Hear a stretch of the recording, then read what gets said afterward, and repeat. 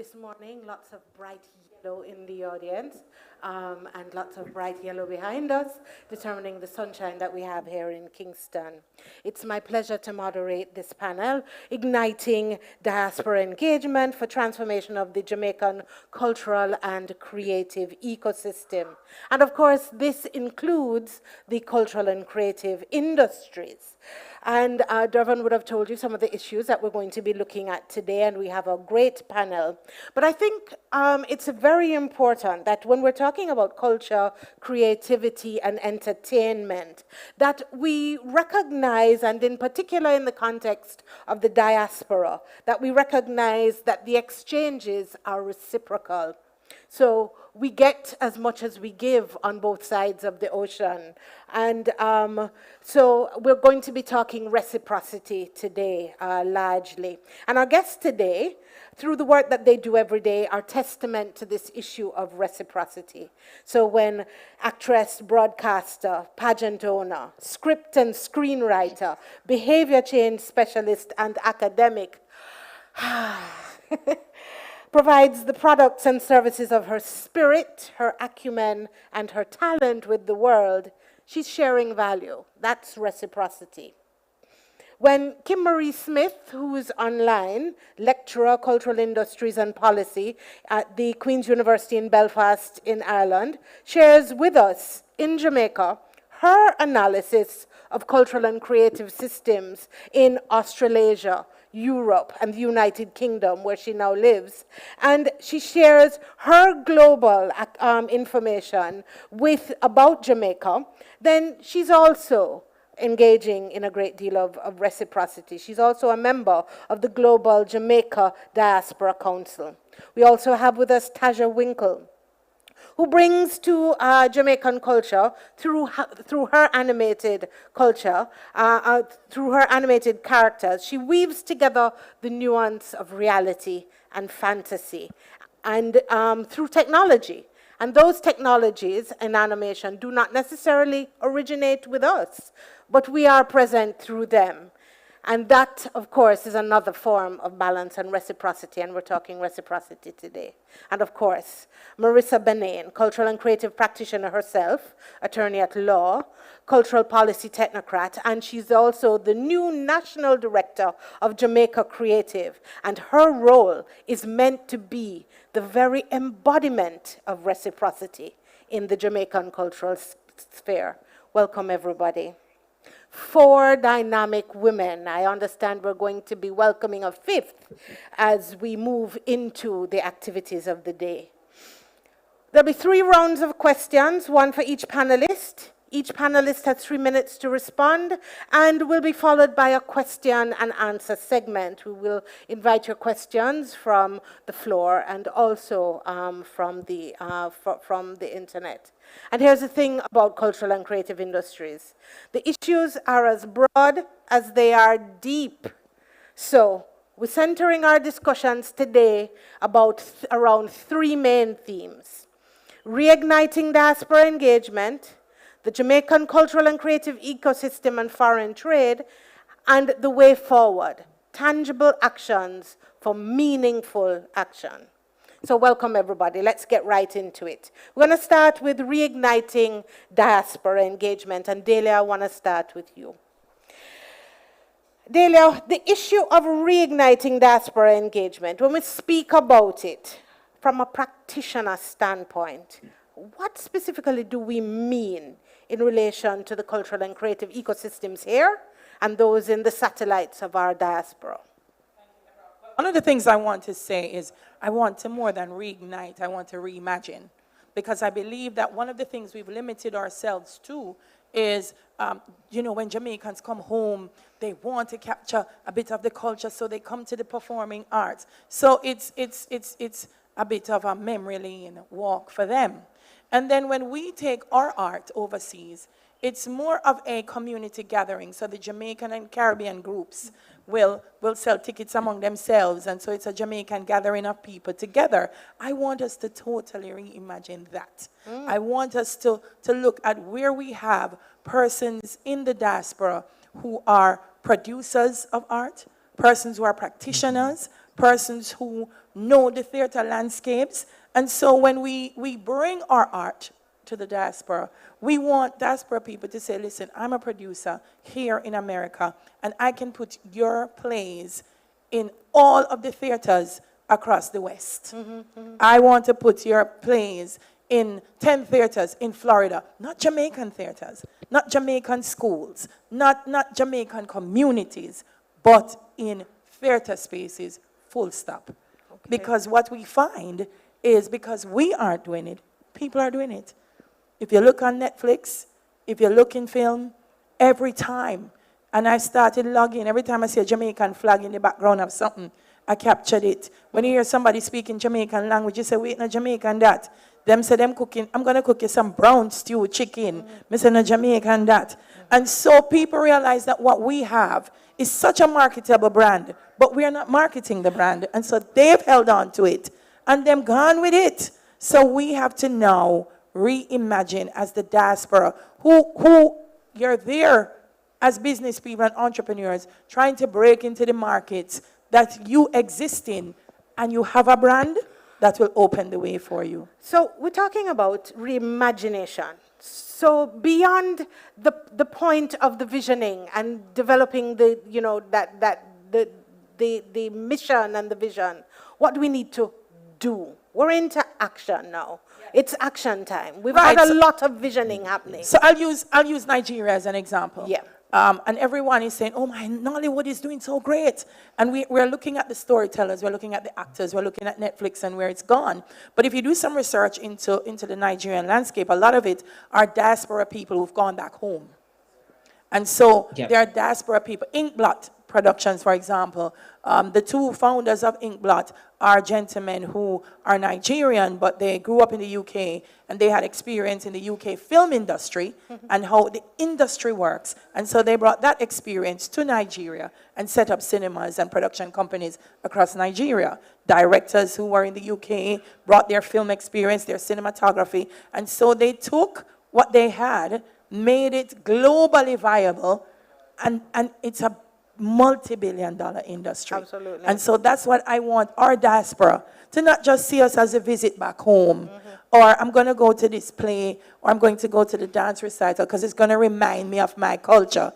I want us to see it as a multi-billion-dollar industry, and that we're going to be peeling orange, as Marvin Morris would say, right? I'm going to move to Dr. Spence, who's in Ireland.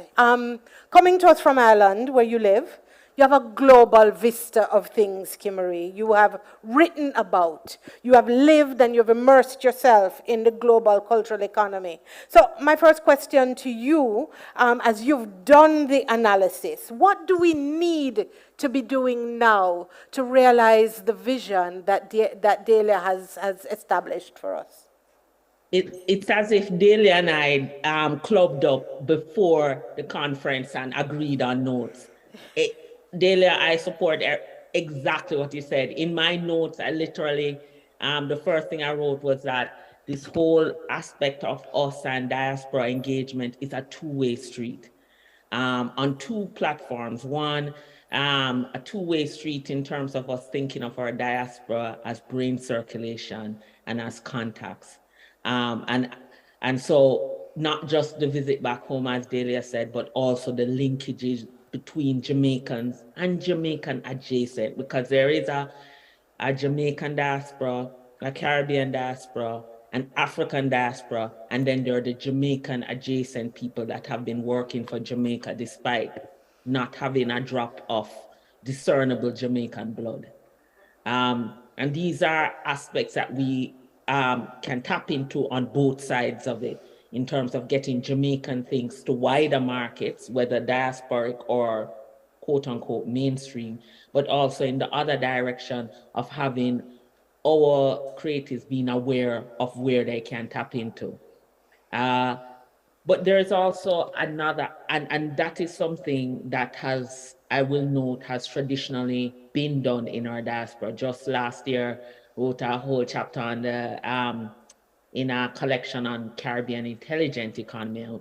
You know, it had me going back to the fact that Jamaican creatives, Caribbean creatives have been doing this in terms of cassette ninjas, CD ninjas, Happy Loss now with the platformization for decades, right? And now it's for us to actually find a way not to recreate these things and over bureaucratize them, but to give them greater strength. So reimagine, but also there is a reigniting and giving more power to what You know, already exists. Kim, we speak, and sometimes as academics, it happens to us. We speak about these ideas, but I want us to really talk about what are the three specific things we need to do to move that from idea to implemented project. All right. So you want these are the things we need to do. One, we need to be more proactive. There is this sense that and having been on the government side and now on the on the academic side, I'm speaking as someone coming from that practical policy experience.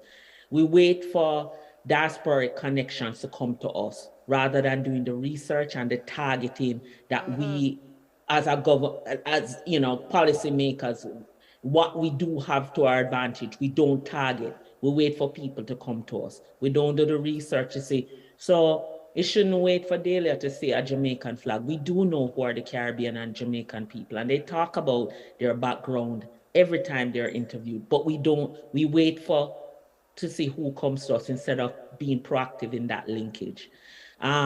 Two, we're not prepared to fail. We don't, the creative industries is not like baking bread or making cars.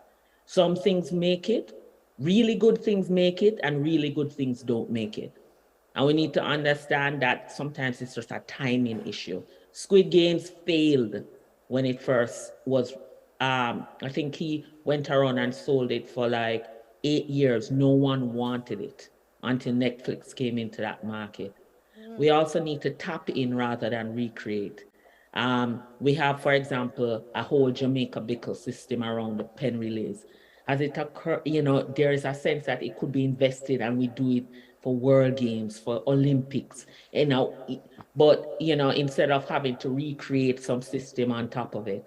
My fourth one is I talked about the two-way street, but there's also the issue of audience. Not everybody is an expert in music or film or etc.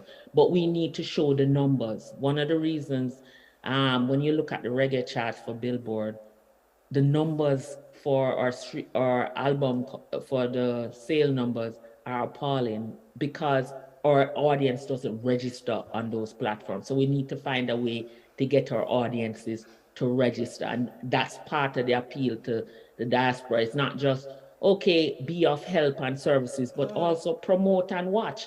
Yes. The Get involved creative by industry. actually purchasing, Yeah, because the creative registering on it. industries is not just physical anymore. You see, in the heyday of reggae, that continued creation of all these festivals, but where and how, despite album numbers, Chronics, Popcorn, Shensia, all these guys still manage to get booked because there's an audience there.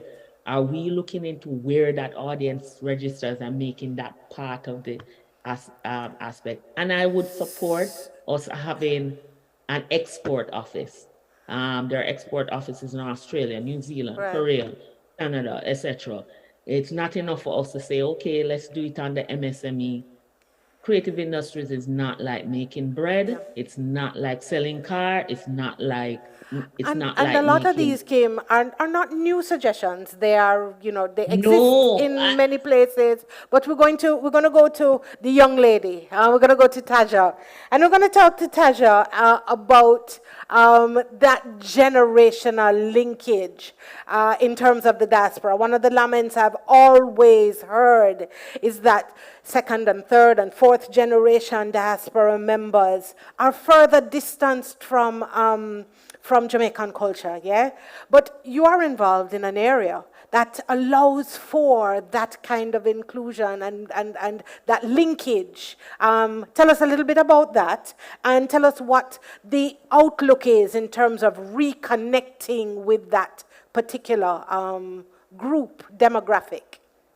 Sure. So The diaspora is very wide. It stretches right across the world. But the common thread, I would say, among them is this interest to really reconnect with the culture. A lot of people, even if it's just their grandmother that came directly from Jamaica, will say, I am Jamaican, or I am part of Jamaica. And when they come back, they always feel this rich connection, to the history.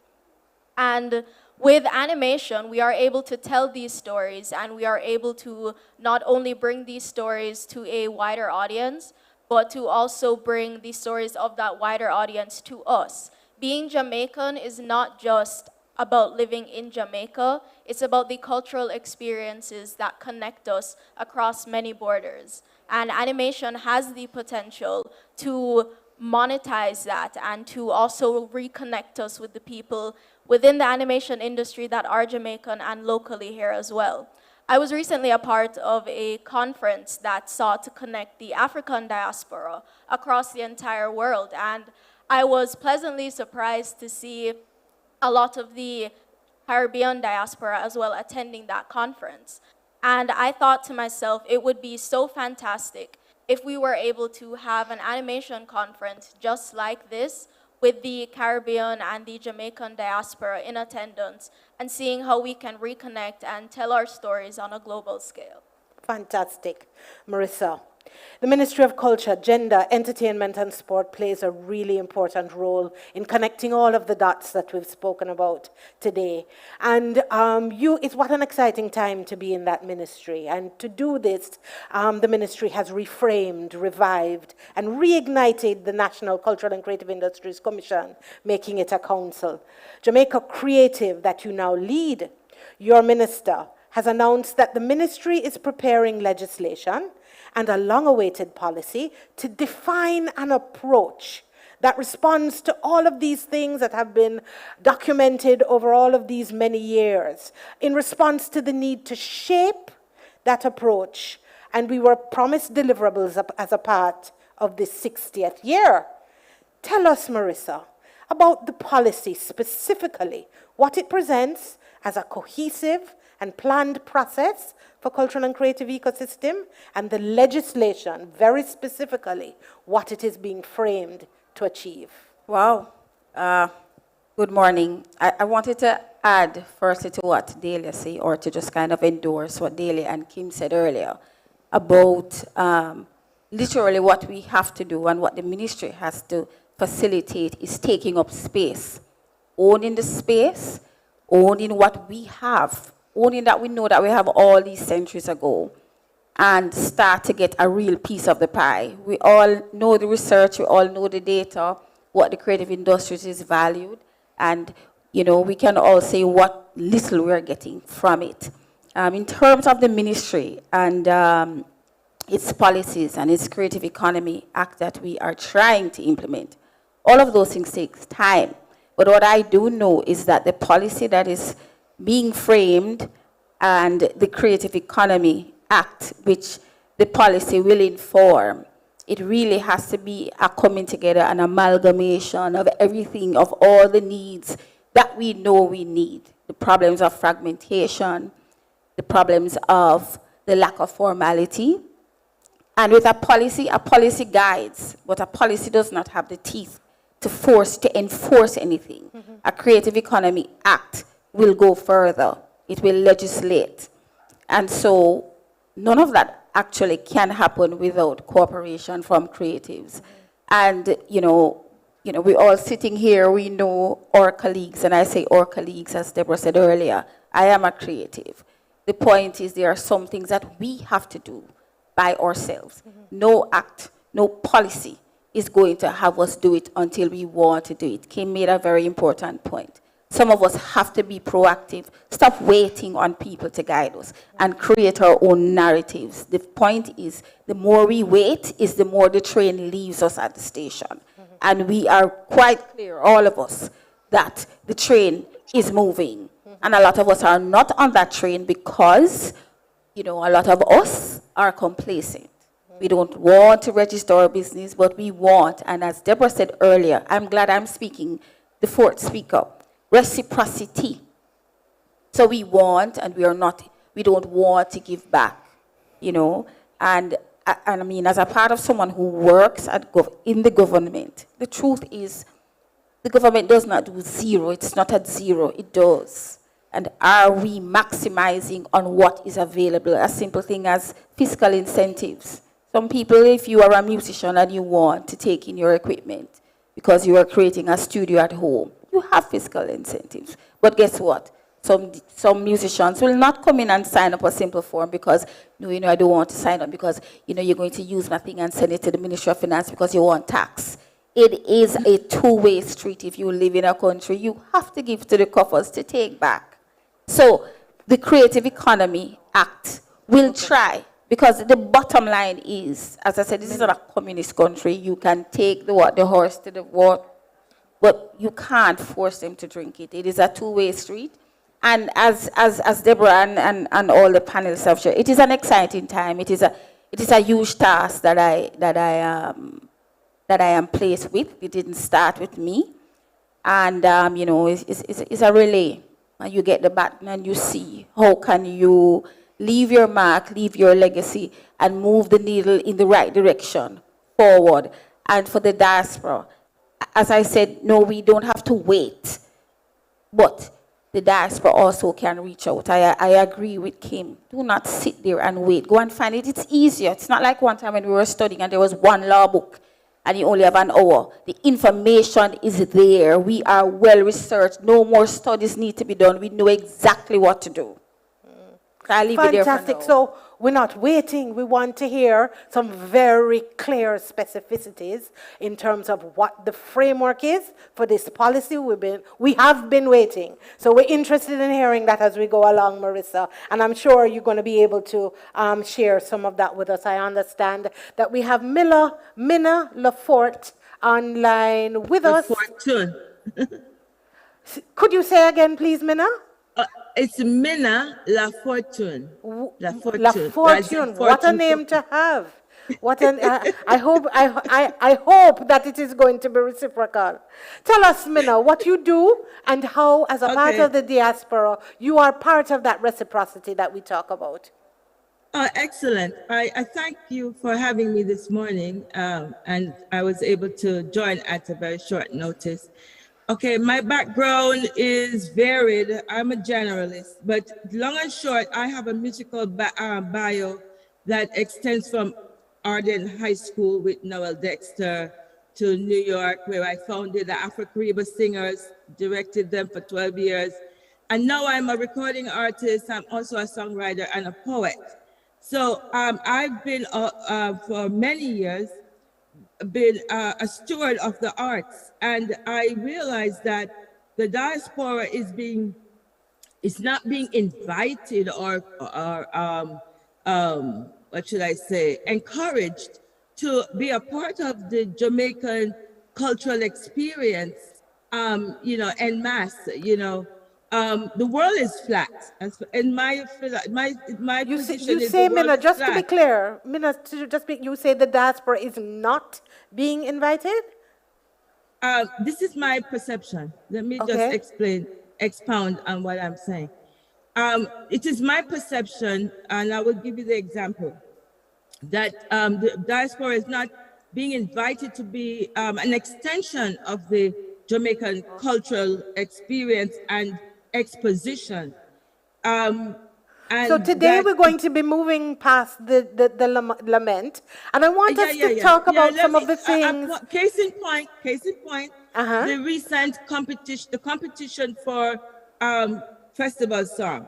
It was not promoted through the Council General's ports, social media ports.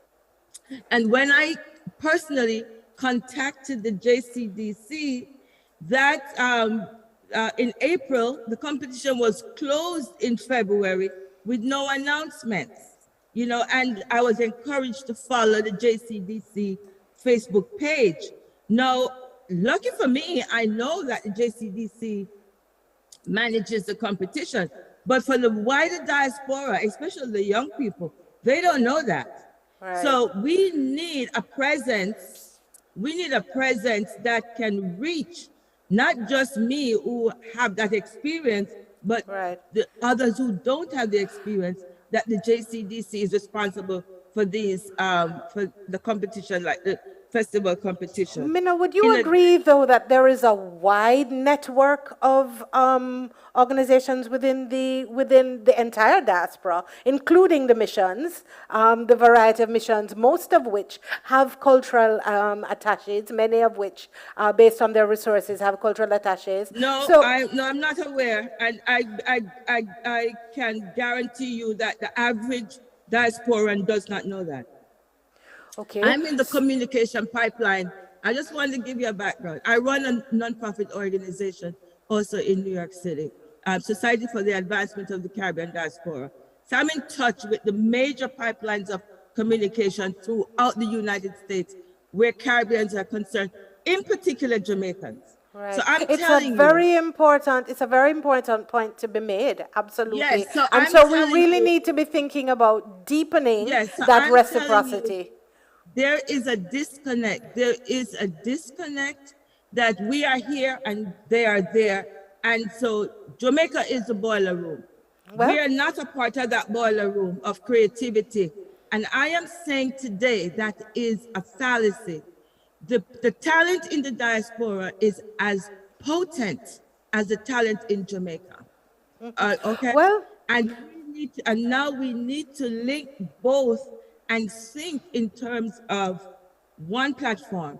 We are Jamaicans and we are equally potent with talent, and we should be encouraged to participate in the national competitions and in the national talent pool. There's been And- a lot of discussion about ways in which to deepen and enrich the ways in which the diaspora can participate in these activities. What I will say is, who have ears to hear and who have eyes to see, the points have been made. Delia, you look like you're chomping at the I bit. am, because this is what I meant by reimagining the diaspora. You know, Jamaica, geographically, we're a little tiny island, you know, and I feel like the diaspora has extended itself so much, but the diaspora is not embracing the fact that you have far more reach than we have here in Jamaica. So I'm looking at Minna and I'm saying, Minna, you know what would really work for me? A diaspora song competition. A song competition that speaks to the diaspora experience. And as Jamaicans, and so, no, wait upon Jamaica, poor JCDC, unearthing, showcasing, and developing talent. But the mandate really, I think, is here. So what I think, Deborah, as a real practical thing, and I hear that's what you want, is first of all, we have to really establish some cultural and creative database. Because Minna, you're in New York, but so is the Brata singers. And I've been to Brata events, but I go Brata events, and I don't know if I've seen half of the Jamaican people in New York. Very and so I important. hear pieces of Jamaicans in New York saying, I'm struggling with culture, I'm struggling with culture. When you have 100 of una struggle with culture, we have 100 of una come together Yes. as Jamaican cultural creatives in New York, it can work. So it needs to me, one of the first things is a database that says, this is who we are, this is what we do, this is how we share information, so that we all know what is happening and that we all can create our own cultural and creative space Absolutely. As part where of we that, are. as part of that coordinated effort. Absolutely. I wanted to ask Marissa, is it possible Can for I someone, jump in at someone some in the point? diaspora to register on the On the e-registry? I believe so. But what I want to do, seeing that we're having a productive day, seeing that I am based inside the ministry, and I may not have known about your organization, and any other organization within the diaspora that deals with the culture and creative industries, my email is mbenain, MBENAIN, at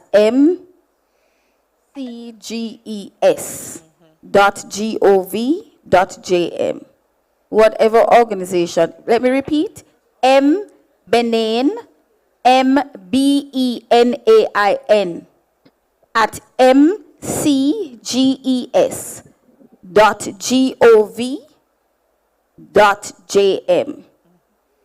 I can't commit to the impossible, but what I'm going to commit to, you send me your cultural organization and we will put it in our database, and I can also commit to sharing information that touches and concerns the creative and cultural industries that is a part of the ministry's mandate. Anything that we're sending out as a part of Jamaica Creative, we will share the information with you.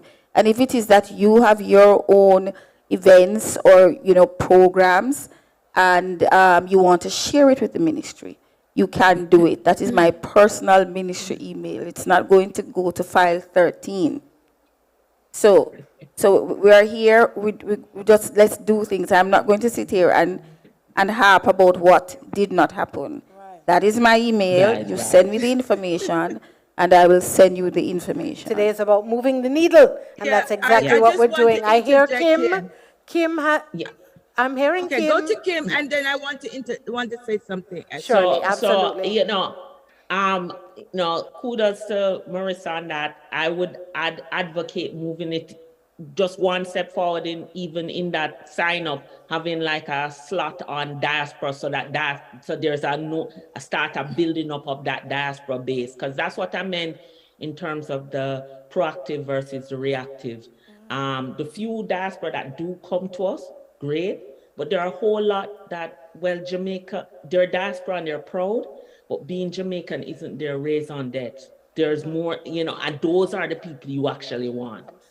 I can say from actually being a board member on Kingston Creative, for example, that has been a big part of getting some of the brainstorming, for strategic brainstorming from people who were willing to give up time, but not be part of the organization because they have other things to do. Another aspect of that would be also read the commissions, the high commissions, etc. Sitting on the Jamaica Diaspora Council, a big part of my role as arts and culture expert has been actually creating this informal database and making the connection. But I do think it would be far more effective because that's a free voluntary job. So when I have to mark papers, the work that pays me has to take precedence. These are the kinds of databases that could be amalgamated, not just at the different high commissions, but you're talking about the kind of communications. Just people knowing what's happening is a big part of it. I mean, the things that created of just having people meet each other and just leave them to work, I've seen, see the results. So it's that tapping in thing. Let people meet and let it move forward. Agreed, Kim. What we found with some of the projects that we've done, and I'm coming right to you, Minna, is that people want to be involved. People right across from here, locally, overseas, they want to be involved, and they want to feel welcome to become involved. Minna, we're going to close off this section really quickly as we move on to foreign trade. Yeah, I just want to underscore what you just said. People want to be involved. And case in point, I made a request to provide some entertainment for the Diaspora Conference, and to date, I have not received any response regarding that, in spite of sending out an email as I was asked to do. As I said before, who have ears to hear, who have eyes to see. We're moving on to foreign trade at this point. We have a whole set of activities. We hear you, and we're going to ensure it doesn't happen again, but we're going to look at some of the other issues as we move forward. We're going to have questions at the very end, and we're going to be talking about some of these issues because we know that they are real to you. We know. Exactly. We're not trying to, but we have a finite amount of time. So I wanted to get to the issue of foreign policy. There is I was looking this morning at the foreign policy that is online, foreign trade policy. And Kim, I want us to talk about this need to increase exports and where we are in actually making that happen.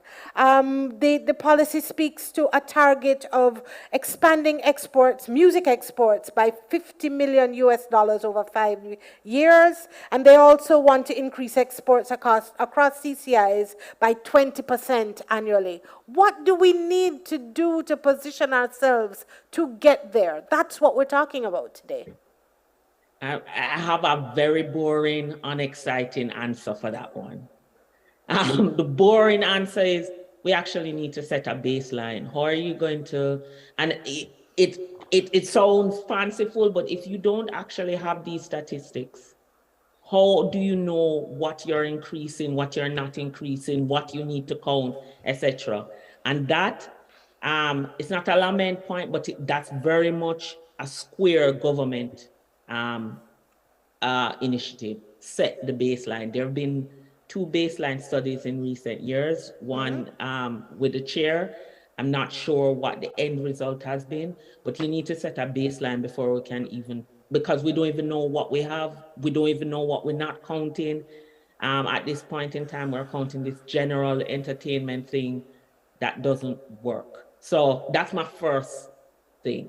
So set the baseline so we even know if we're going to fail the target or make the target. And that's a government initiative.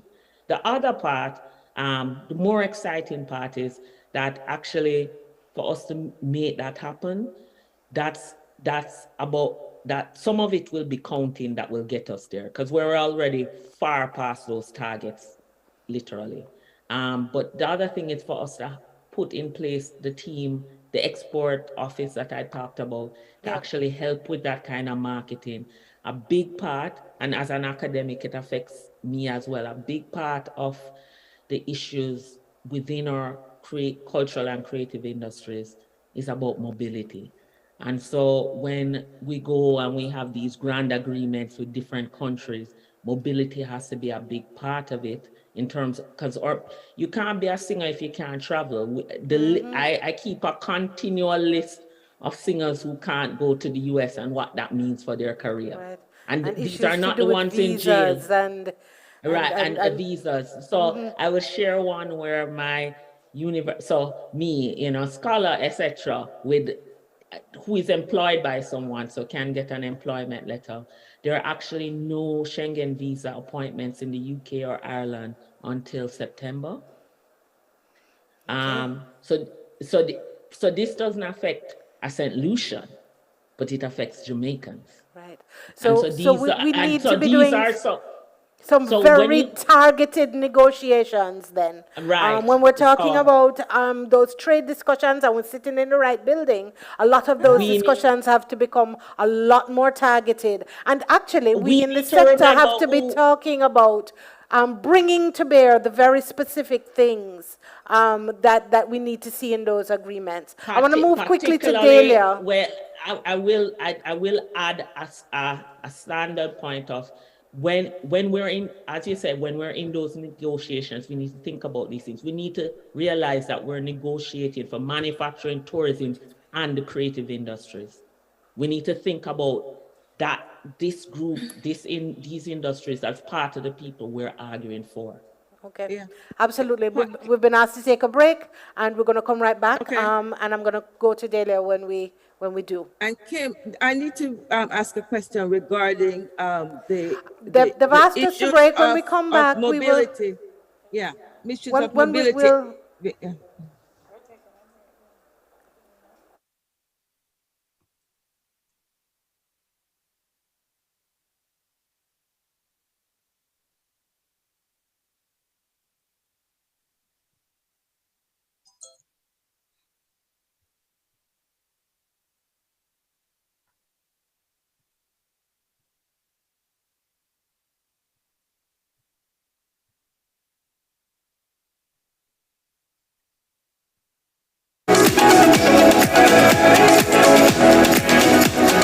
Now you know Jamaica. Do business Jamaica.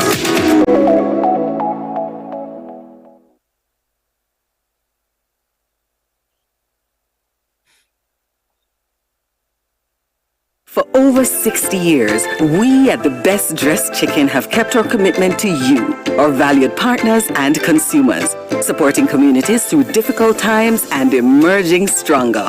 Now more than ever, we stand with you.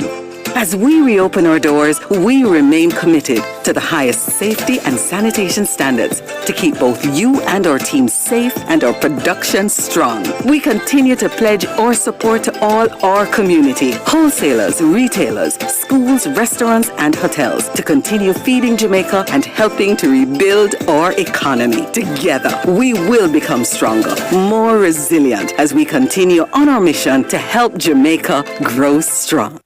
Think you know Jamaica? We are manufacturing.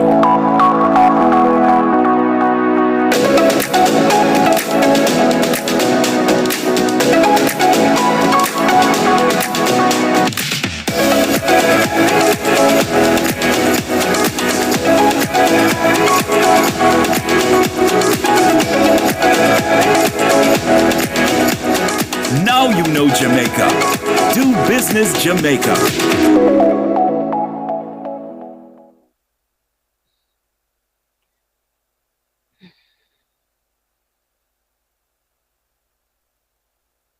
We're doing the panel on cultural and creative industries. Welcome back. I'm Deborah Hickling-Gordon from the University of the West Indies, and we have an erstwhile panel here who's have been sharing a lot of their information about how to develop the cultural and creative industries in tandem with our diaspora. And I'm going to go quickly to Delia, who wanted to respond to a point that was made a little earlier. Our foreign trade. Right. One of the things we have to start looking at also coming out of the baseline is what are the markets that will work for us. We keep forcing the US market, we're forcing the UK market. When we look at content, digital content and content creation, the US's biggest market is Asia. I want us to think about that. Yeah. The US sells most of their content to Asia. And when you look at the Jamaican brand, Deborah, you know Japan and its love for our music.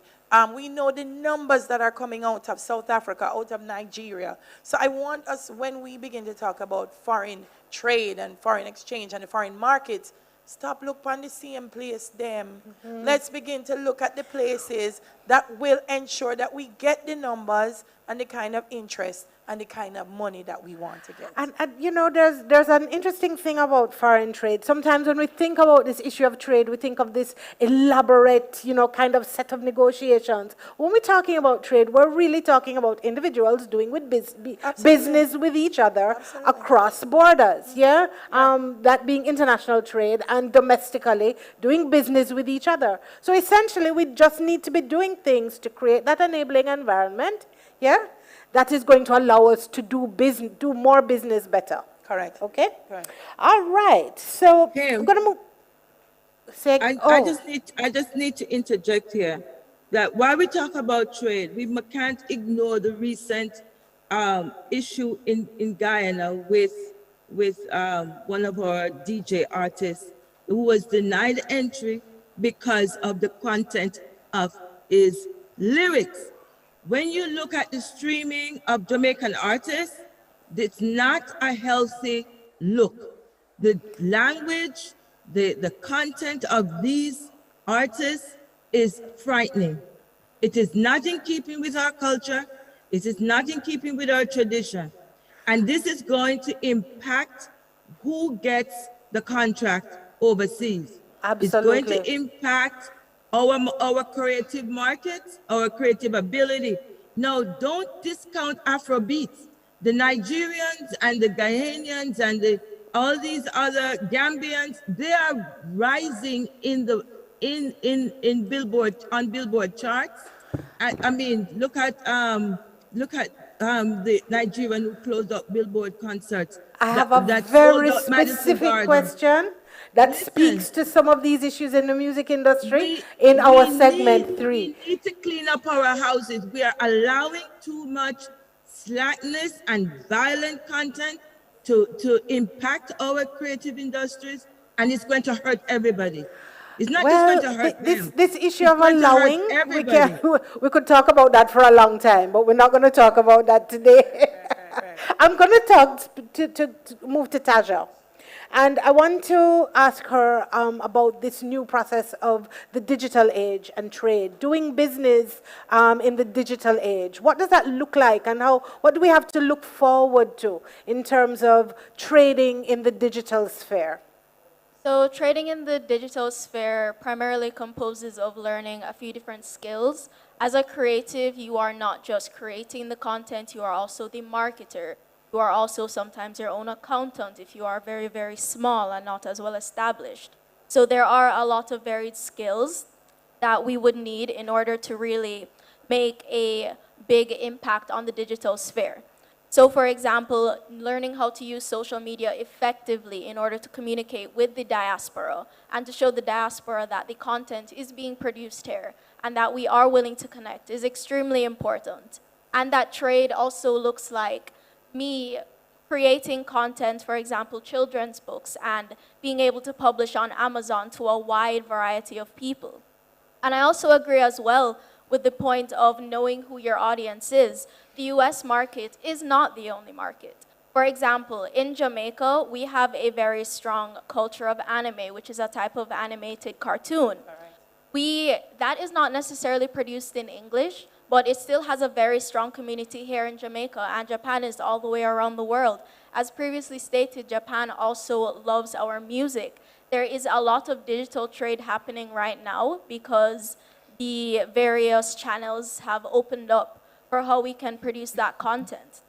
But it is also up to Jamaica as well to push forward our ability to share that content, because not every available channel to monetize is available to us here in the Caribbean, unfortunately.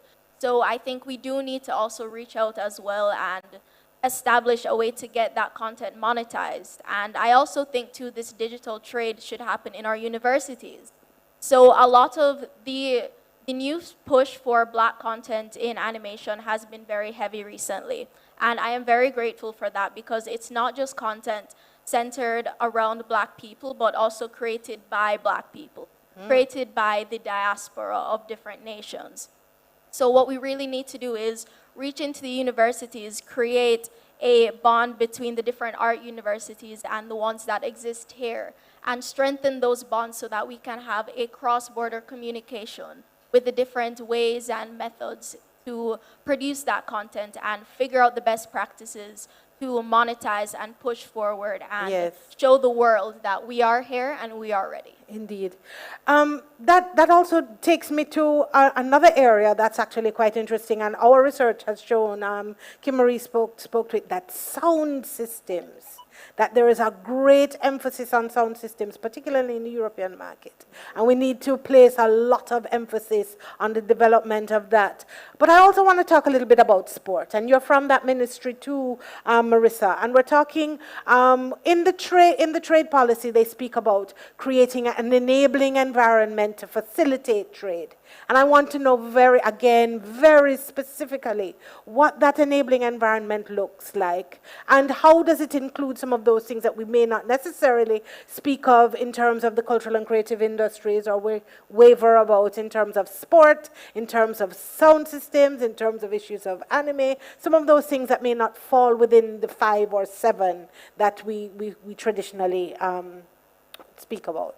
Well, for the area of sport in the ministry, I think maybe that is one of the areas that is facilitated the most in terms of access globally.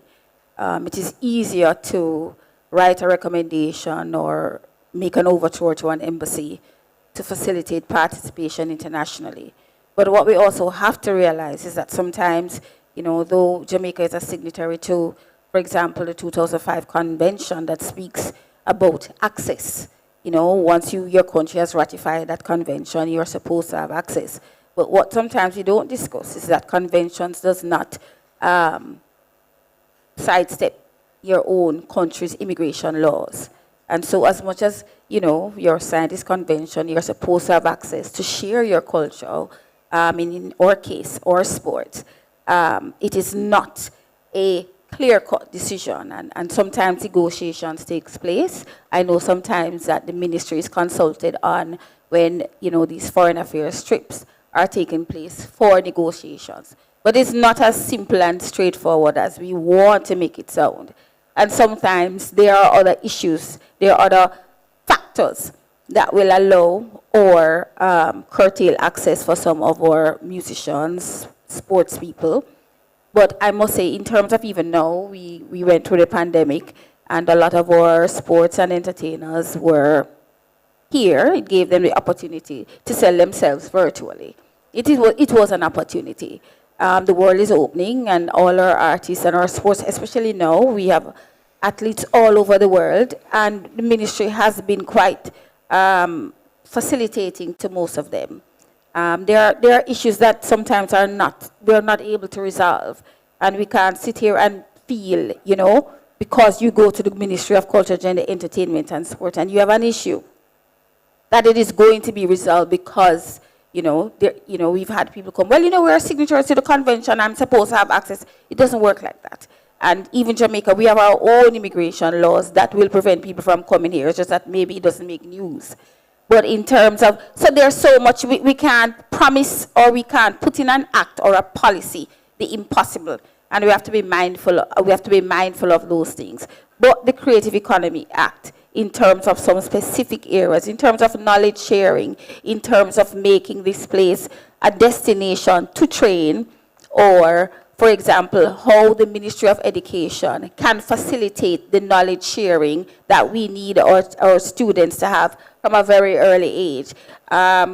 Spoke about the inclusion of the university. We had a creative expo recently, and I was pleasantly surprised. I had to communicate with, there was a degree now at University of the West Indies in animation. I was pleasantly surprised. And what I think we need to do more of, and we cannot do more of, is communicating, going out there and communicating. There are lots of students who I was very surprised, who wanted to hear from us, who wanted to feel like, yes, the ministry knows that I have this creative business and we are doing things. So it's a lot of work, but I think we are moving in the right direction. But the bottom line is we have to keep that communication channel open. No policy, no act will do it. It's going to be a set of paper. We have a whole heap of paper. We are well researched. Every country researches us. People even research us more than we research ourselves. So let's not kid ourselves. We have to be proactive, and we have to actually do. No paper is going to do anything for any of us. We have to reach out, and you have to reach out. All right. So we're going to be looking, Delia, I want you to put on your behavior change hat. And I want us to respond to some of the issues that Minna had raised. I want us to look at the quality of music, and the quality of our product has been raised in a number of ways this very week. There's been the issue of the festival song competition. There's been the issue of the gentleman who has not been allowed into the artist bands in Guyana. There's been the reframing of those activities. So as a practitioner, I want you to talk a little bit about Jamaican artistry and the status of Jamaican artistry, and what we need to do. What are the issues that exist within this diaspora space? So I'm going to say capacity building. Yeah. Because one of the things that we keep insisting on is that the artist must be the manager, must be the entrepreneur, must be the person signing the contracts, must be the publisher, must be the everything. Every time I ask them, the president of Sony, is he an actor? I don't think so. So if you look at the head of the music labels, if you look at the head of the film companies, they're businessmen and women. Mm-hmm. And so we have to get to a space where we engage the diaspora and say, as business men and women, can you bring your global business acumen to my creative talent and help me to bring it where it needs to go? And so I'm glad you were speaking about sport, because if we think about it, the capacity of our coaches in Jamaica is what has made our performances consistent. We've had extreme talent come out of Jamaica, But then when you look at the boys and girls championship structure, and then GC Foster has churned out track and field coaches. And so we've seen that the athletes that come from schools is not just one and two school name calling anymore, because we have the capacity to support it. So when you have an artist who's talented, and he wants to put together lyrics and he wants something that catchy, unless you have the kind of structure around him that will say, hey, this is catchy now, but it's not going to carry you further than Palisados. So when I hear us talk about artists being banned in countries, Bob Marley's played everywhere. Bob Marley's never been banned. Shaggy has never been banned. Sean Paul has never been banned. Coffee has never been, I mean, I could name, for everyone that's been banned, I can name 10 who haven't. And so sometimes when we focus on the one and the two, extremely talented, but who's guiding them? Yeah. To say, you're talented, brother, but you're not going to pass Montego Bay with this. What is your vision? What is the business plan that you have for yourself as an artist? And Deborah, you know, when you go into a lot of the international, they go into A&R. They go into several different departments that say, this is what your career is going to be. This is the path. A&R say, There's a path that song then fit your brand. of development, Put it yeah. down, not touch it. And so what are the structures that we have that are supporting the talent that we have? We're expecting the talent to have the business acumen, to have the A&R, to have the, and they just shouldn't. Yes. Okay. Yes, Marissa. To what Delia said, sometimes the artists themselves have to also trust people who would have studied and researched the area that you are not an expert in. So you want to be a manager, but you don't know how to manage, you know. And also some of the artists, sometimes you have to take personal responsibility. If it is that you only want to end up at Palisados, then so be it. But some of it is personal responsibility. You know, all of us know. You know, we are all not born just singing bad songs. You must know what it is that your end goal is. And if it is that this is the lyrics that you want to pass on, you must also take the responsibility of what will come with it. I will never try and police anybody has to say what they ought to sing or ought not to sing. But at the end of the day, it is your personal responsibility that you have taken as an artist that you want to sing and share some kind of content that you know will not take you anywhere. That is your responsibility. So if you don't go further than Palisados, you know why. Sean Paul has a song, Deborah. It was just a change of a word. I won't get into the song. But when they heard it, they said, this word, not going to work. He took it out. Took it out, changed it. And the rest Global was hit. history. Global hit. We're going to engage individuals who are here. We're going to ask, we only have a few minutes left, and we know that there are people who may have a couple of questions, a couple of issues that they want to raise. Just stand up, say your name, indicate who you will have a question for, and we'll see how many we can get in the few minutes that we have left. The person with the mic is over here, and then the gentleman on my right. Go ahead, please. Hello. Could you stand and identify yourself, please? Let us know who you are and ask your question. Hi, my name is Asha, and I am the regional lead of the Global Jamaica Diaspora Youth Council, and part of, in regards to the cultural expositions and things like that, that's something that's very personal to me. And how can we engage diaspora youth in that realm? Because my mother is an Edna Manley alum, and whenever I come back, she would always take me to Melogaron, and I would see people doing Dinky Mini and different things like that. But there's no place for someone like myself, unless I'm in Jamaica, to learn those things. If you look at different diaspora communities in the US, say like Chinese, they have their own little school that they may go to if their parents decide to do so. Or maybe some Jewish communities teach Yiddish. So let me be clear about the question. You want to find out where you are in the diaspora, where there are opportunities for you to learn about issues to do with Jamaica? Because when you come to Jamaica, there are more than options. Yes, when you're in Jamaica, yes. Yes. But some people, especially young people, don't just have the opportunity. They have school, they have this, they can't just Right. come Yep, to Jamaica. One person that I know is very good at this is Latanya Style in regards to dancehall. She has YouTube tutorials. She also, during the pandemic, did Zoom classes. And I'm wondering if there's a way that maybe the You know that you've just created a business model. And so you need to go with it. So you now need to go and make yourself rich. well, And you yes, need but I can't do the dances. it is a business model and it's an opportunity. And yes, there are people who need to, kind of create that content. We're in the era of content. Content is king. Send me an email. And send Marissa an email. Deborah, I want to just jump on what you're saying. Listen, Jamaican restaurants discovered that in America, people want to eat Jamaican food. And so they started selling Jamaican food. Now people want to learn to dance Jamaican, talk Jamaican. It wouldn't come from here. It's an opportunity, Yeah. I think what Deborah is saying, for someone in the Exactly. diaspora. And that's why I'm saying reimagine Yes. what the diaspora Yes. can do. That it doesn't always have to come from home. here. Yes. Yes. Exactly. This is the foundation. But you're in a space that it's so much more when you do it where you are. The gentleman on the right, please. Good morning, all. Good morning. Morning, I sir. am Bruce Barclay. In 1973, I represented Jamaica and got a track scholarship to a university in the United States. I could not afford $800 for the airfare, so my family couldn't. The alternate was I joined the JDF and took a different path.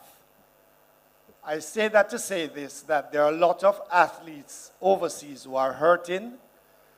And is there a plan to support our athletes on scholarships in the United States and not wait for them to bust out, so to speak, at the Olympic level? They need help. Is there a plan to help our student athletes overseas who are hurting financially? I'm hearing Carol Beckford in my head. Thank you very much The for that second- question. Is there anything? The second quick point is, some years ago we started something in Miramar, a partnership between Jamaica and the US, UTEC and GC Foster, etc. I am asking, is there a plan to take it to the next level and consider in Miramar, the city of Miramar, a Jamaica International Speed Academy where we can earn big bucks. I'm a personal trainer, a strength and conditioning trainer, and people come to me all the time. It needs to be structured. I am tired. I can't do it. It's an interesting That's one. another business And I don't think model. there's Speed at anybody on Jamaica. this panel who would be able to respond to that. But here's what I would say to you. Your email, I'm sure Marissa is a whole ministry, and there are a number of departments. But I'm sure if you route it through Marissa and you were to send the appropriate information, she'll get it to the right person. Have I Thank put you. you on the spot, Marissa? Can it be sent to you? Send it. I know where to send it to. I have 10 more, Yeah, but no, I'll wait until I see them. Yeah, no. Put but them I in think- writing and send them on. You have the email address, right? But like you, I'll get it after. I wanted to add, though, that let's not overlook the developments that have happened, because there was a time when our elite athletes had to go away on scholarship. Yes, But since yes. then, what UTEC has done, what the University of the West Indies has done, what the club teams have done in Jamaica, the MVPs and so on, it's not enough. It's not enough to handle all of the athletes, but I just didn't want us to overlook that when we were able to say to Usain Bolt, you don't have to go overseas, you can train here. Shelley-Ann Fraser-Price, train here. Elaine Thompson-Hera. So when we were still able to say to our athletes, you can stay home and train and get the kind of support that you need, that there's been some development. But So but that's a business idea for the diaspora as well. The Why thing not is, a have- perfect example without laboring the point. Otto Bolden is training Brianna Williams. If Brianna needs to go to the next level, Stephen Francis or Glenn Mills has to take charge of her I say it publicly. Otto wouldn't appreciate what I you're love saying. Otto. I love Otto, but there's a feeling that she needs to go to another level. This sounds like a whole program all of its own. Yes, Marissa? Okay, so I'm not going to address that Brianna situation at all.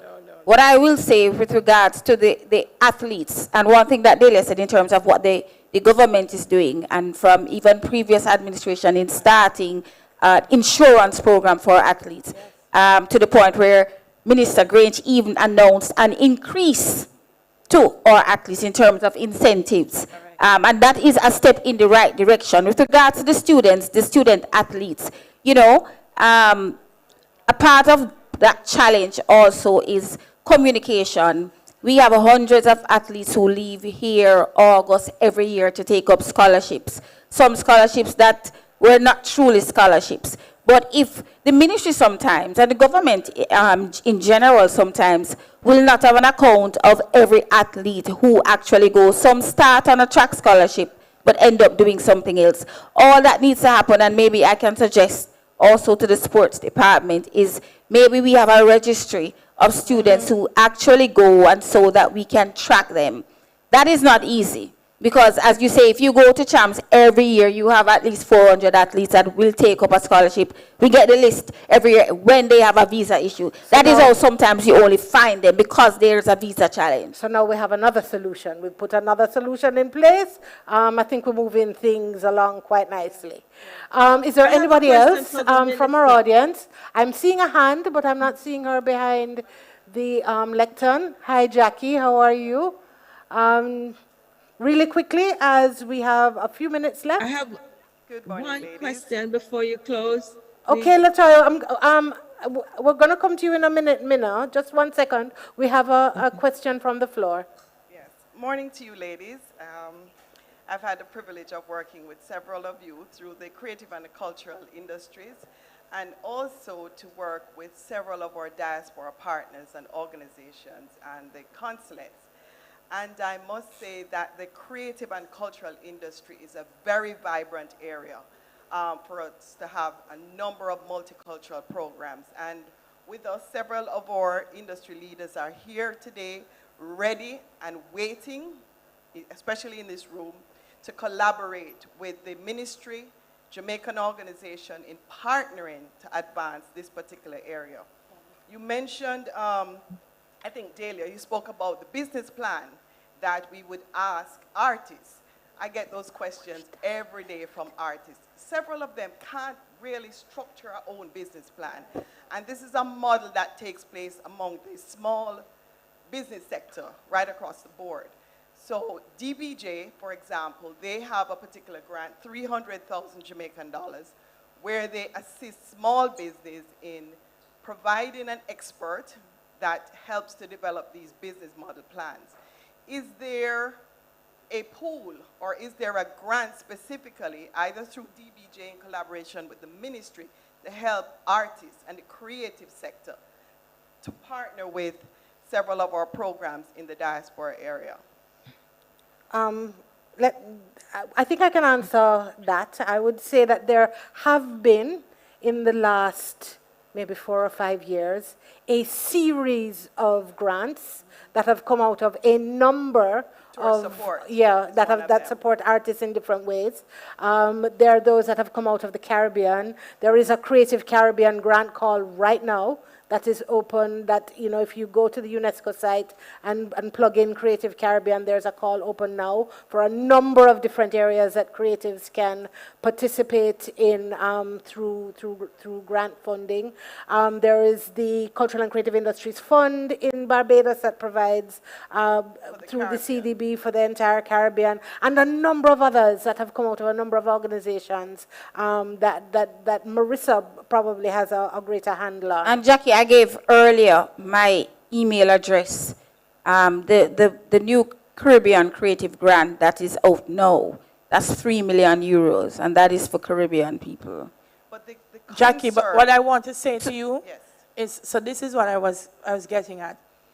The singer is not going to access the grant. I was just So about what I'm suggesting, therefore, is there's an opportunity for a business person who understands how to structure, to access the grant On their and behalf. say, what I want to do is to offer assistance or consultations to artists, to singers, to dancers on how to That's a frame great their idea. business plans and what they want to do, and then step in and fill that gap. Also, Jackie, there is currently, in the next 2 months or so, Jamaica Creative will also be hosting a series of business training programs. They don't have to pay anything, they just need to turn up.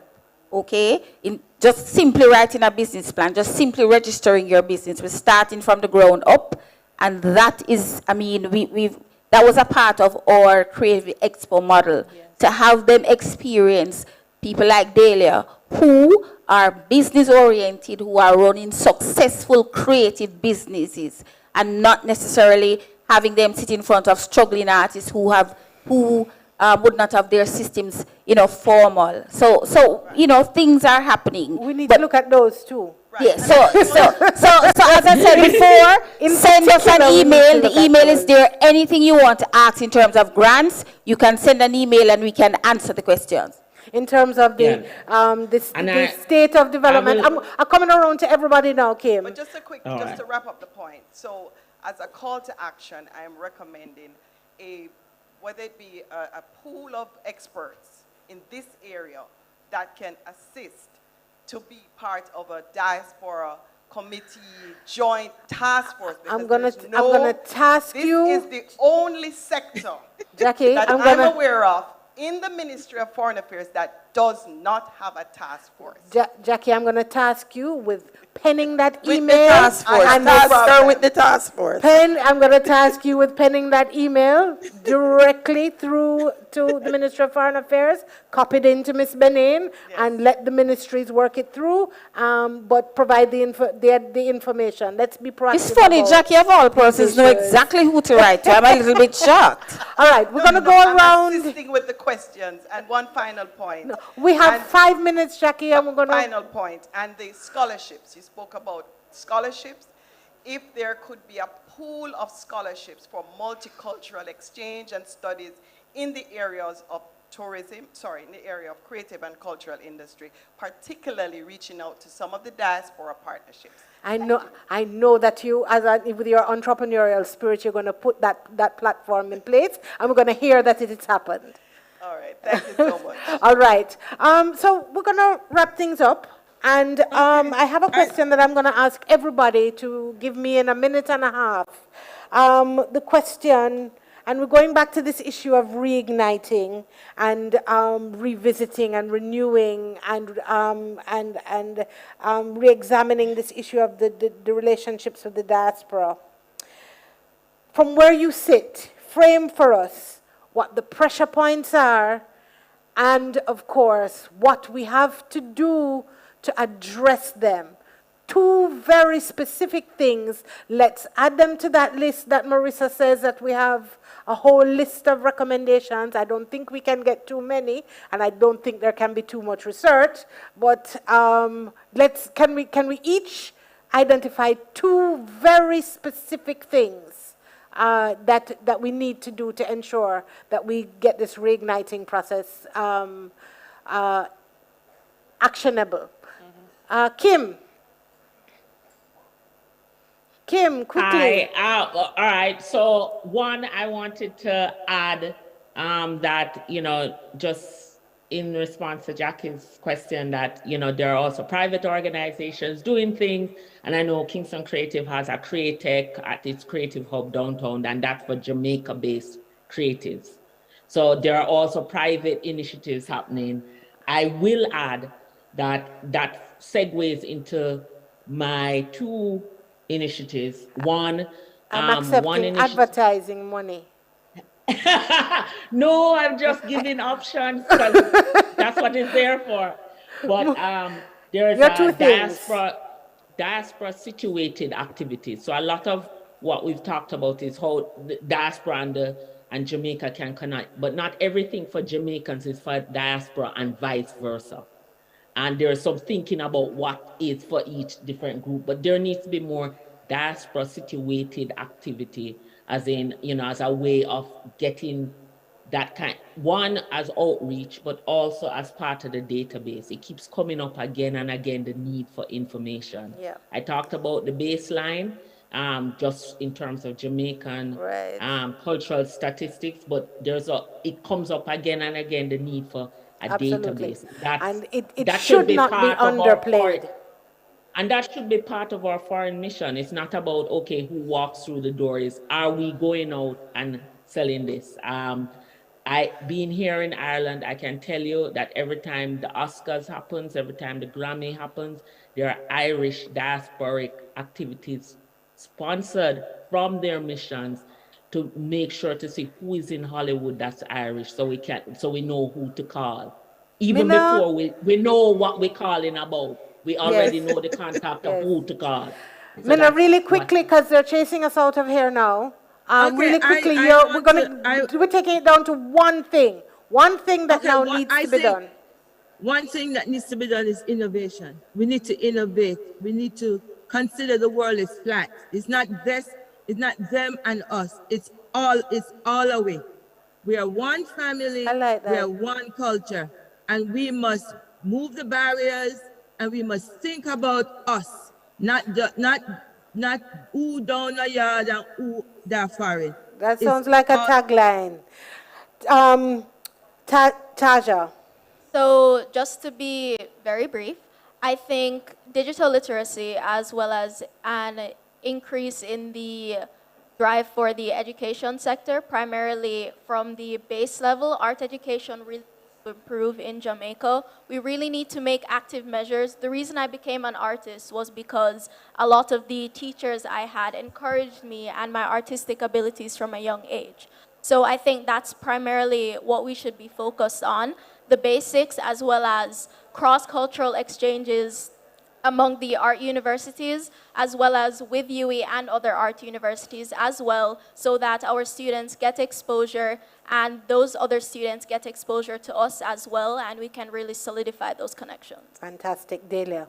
Right, so I just want to say the database is a collection of information. What I want to see from that is now action happening from the database. And so I feel like the consular offices, the citizens, and the Caribbean communities, Jackie said a task force. I want to see consistent coming together meetings, cultural and creative industry meetings within the diaspora.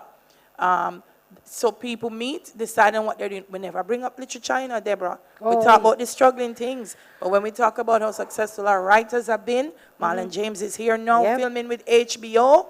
And so there are things that work, but we have to meet consistently and not just at a diaspora conference like this. I had a question too about why is it that our artists, like especially our literary artists, have to go away to find their. But that's okay. That's okay too. That's okay. All right, Marissa, take it home. Communication. Two-way. You all have my email. Let's talk. It's been a wonderful morning, ladies and gentlemen, and I thank you all for joining us as we have moved the needle, like we've had a number of very, very specific areas of movement on this needle, on the development of the cultural and creative industries and ecosystem in Jamaica and its diaspora. I'm Deborah Hickling-Gordon. Thank you so much for staying with us. Great job, Deborah. Thank you for having me. Thank you. Great conversation. Thank you very much, Dr. Hickling-Gordon, and your panelists. Thank you very much. Can we have a round of applause once again for our participants, please? I think we're going to be checking in with New York, and I'm wondering who we're going to see because I'm seeing so many familiar faces from New York here. So we'll see who's left in New York. Take it away. Yeah. That's what I'm saying. Let's break and come back. Cool. Find Hi, the morning. businesses to help you live a better life, a beautiful life, a graceful life with Grace Kennedy Financial Group.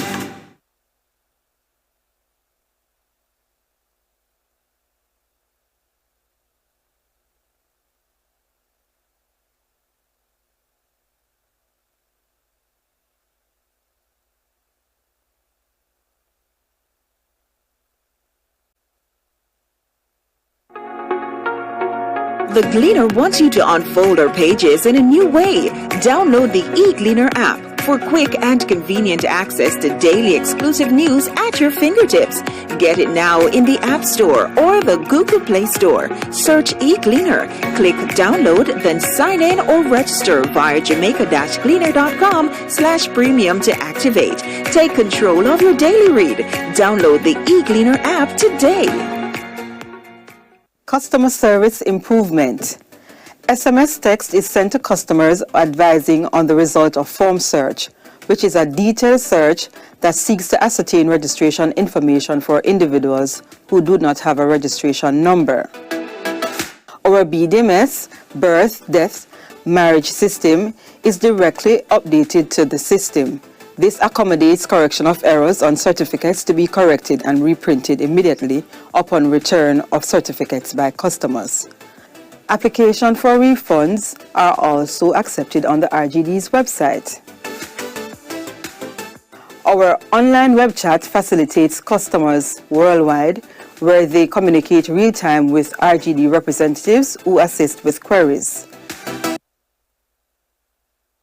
NIS pensioners, your new life certificates are now pressure sealed. Here are 5 easy steps for opening and returning the certificate. Fold and tear the 2 short sides. Now fold and tear the long sides as well. Gently pull the sides of the envelope apart and detach the certificate. Fill out the certificate with your name, signature date, and telephone number. The certificate is to be signed and stamped by a JP, Notary Public, or any of the persons listed. Return the completed life certificate to the Ministry of Labor and Social Security, 14 National Hero Circle, Kingston, or the parish office nearest you by the given date. If you have changed your address, complete the change of address form and return to our offices immediately. For further information, contact the parish office nearest to you. The National Insurance Scheme, always working for you.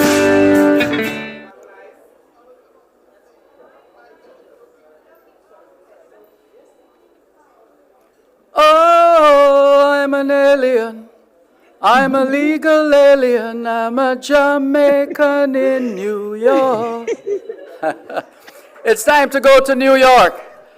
Let's go straight to New York right now. Oh my God.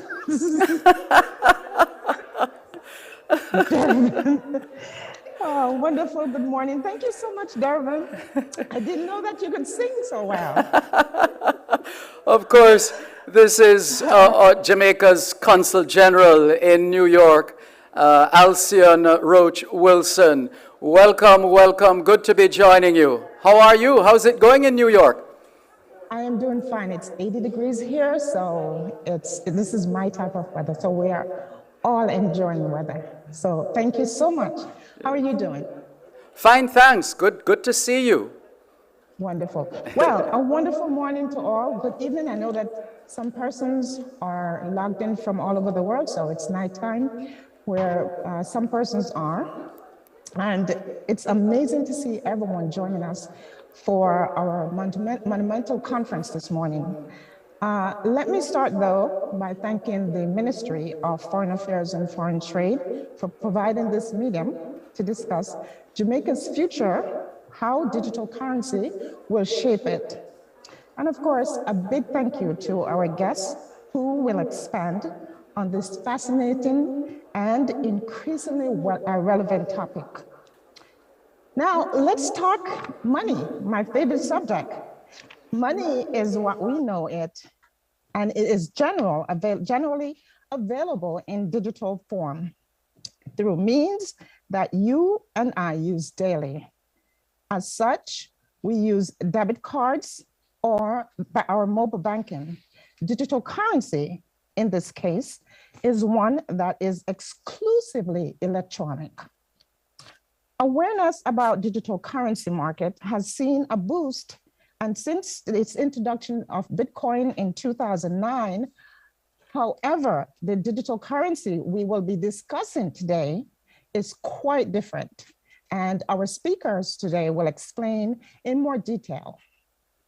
Ladies and gentlemen, what do we know about Bitcoin? Bitcoin is a currency, is a cryptocurrency. Cryptocurrencies were designed for users to store value on a decentralized medium for discrete person-to-person transactions across the network of computers using a blockchain database. Cryptocurrencies are completely independent of commercial or central bank. Cryptocurrencies have largely treated as a digital commodity by the average person rather than as means of buying everyday items. The volatility of cryptocurrencies has been especially evident in recent news. In fact, the value of the popular cryptocurrencies, Bitcoin and Ethereum, has seen a 70% decrease from their peak values, causing some investors to lose over $2 trillion in less than a year. Even more recently, Mr. Bill Gates, during his presentation at a seminar in Los Angeles last week, took a strong position against NFTs. On the other hand, the new central bank digital currencies have been emerging across the globe and envisioned to be convenient, reliable, and secure alternatives to physical cash. The central question before us today is this: are digital currencies simply a new way to hold and transfer value? Or will they have a far-reaching transformative and effect that will change our economy forever? Currently, Jamaica's economy is primarily cash-driven. However, the Bank of Jamaica's introduction of its own digital currency, known as the JAMDEX, aim to transform the way that our Jamaican society uses and views money. In fact, Jamaica first announced the JAMDEX pilot program in 2020. JAMDEX opens the door for innovative, digitized trades and modernization of our enterprises. As early adopters of the central bank digital currencies, Jamaica is well poised to be at the forefront of the ever-changing digital landscape. In addition to the efficient and ease that the JAMDEX promises, this new digital currency will foster increased inclusion of our people in the banking system. This program will bridge the gaps for our citizens, allowing more Jamaican access to new opportunities. On that note, I am excited to hand over the reins of this compelling conversation to our guest speakers for today. Our speakers for today, of course, are Mr. Richard Biles, the Governor of the Bank of Jamaica, Mr. Mario Griffiths, Director of the Payment Systems and Policy at the Bank of Jamaica, and my dear friend, Mr. Dan Keeler, the Editor-in-Chief of Blockworks, the leading information resource on digital currencies. I will now turn over to my friend, Dan. Thank you. Thank you, Asia. That's a wonderful introduction. You've given us a really good grounding in cryptocurrencies and digital currencies as well. So that's very helpful. We're going to go into a lot more detail and hopefully find out some of the benefits of creating a central bank digital currency, which is, as you mentioned, very distinct from a standard cryptocurrency like Bitcoin or Ether. Delighted to be here. Really appreciate you bringing me into this fantastic event. I have to say the previous panel was just really exciting and interesting. So it's quite a tough act to follow, but hopefully we'll keep you engaged and educate you in the process. So I'm delighted to be joined by Rich Biles, who, as you mentioned, is the Governor of the Central Bank, and Mario is joining us too. I'm looking forward to hearing your insights. So Richard, I'd love to kick off with you. We've already touched on what a central bank digital currency is, but I'd love to hear from you how you would describe it and how it works. It is obviously a new technology. It is as far as I understand, it's a direct corollary with real traditional currencies, but I'd love to hear your perspective on how it works.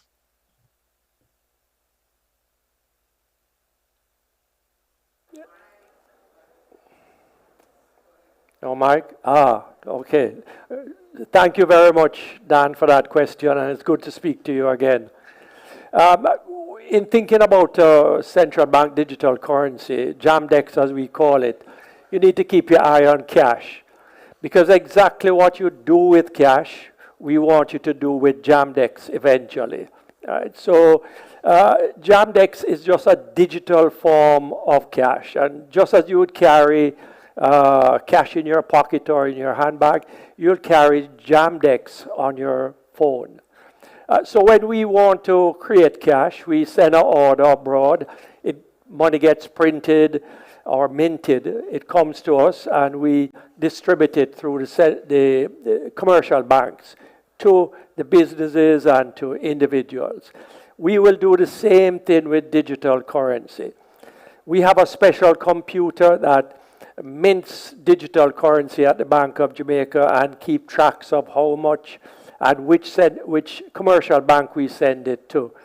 In turn, the commercial banks have their special computer that keeps track of where that money is distributed to, which businesses and how much and so forth.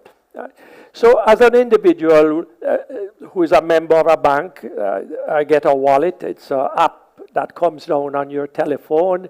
You download it, you put your currency in it, you transfer it from your savings account or checking account, whichever, and you walk to wherever you want to go and buy something, and you say to the shopkeeper, I want to pay in digital currency. He in turn either takes out his phone or he has a point-of-sale machine, and you say how much and you send it to him. Much in a way that you would send talk time on a mobile phone, same way in which you send it. So it's remote, or you can send it to your cousin or to a business that is 100 miles away or right in your presence. Doesn't matter, it's digital. And so it works just like you would be sending credit on a mobile phone. The great advantage of it, of course, is that it is secure. It's on your phone. Even if you lost your phone, there's no access to it without your code. It is convenient because you can send it over far distances. It's instantaneous. And it's costless. Just like cash, you don't have to pay to get it, and you don't have to be charged for using it. It's just like cash. It's costless. So in that way, we are hoping to move more and more Jamaicans to using a digital currency, which is far more convenient and cost-effective and efficient. So how does it differ from just standard mobile banking? I mean, if you're using your phone to pay for something, how does that, for a real person going to a stall to buy some fruit, for example, how does that differ from just using your bank account through your phone? Good question. When you look at the people who are customers of banks in Jamaica, it's a pretty high number. I think somewhere in the region of high 60s of our adult population have a bank account. But guess what?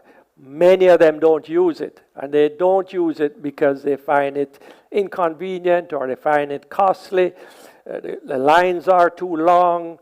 Whatever reason, they don't actually use it.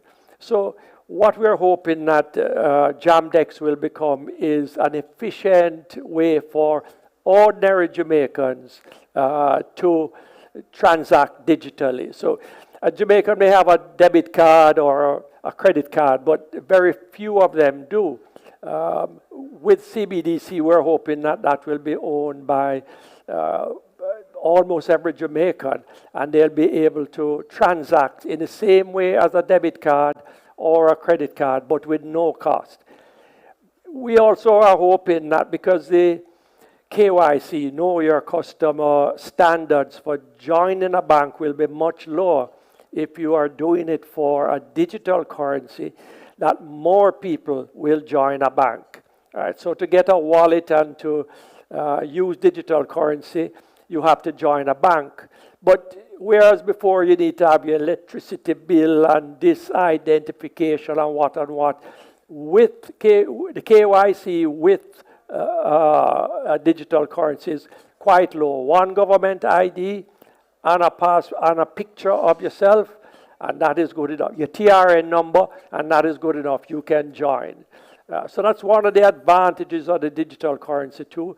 It is inclusive. It tries to bring more Jamaicans into the banking world and in a digital manner.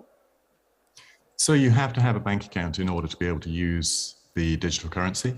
Yes, you do. But it's easier to join the bank using a Right. digital currency. So you're hoping that that will actually encourage more people to establish a bank account?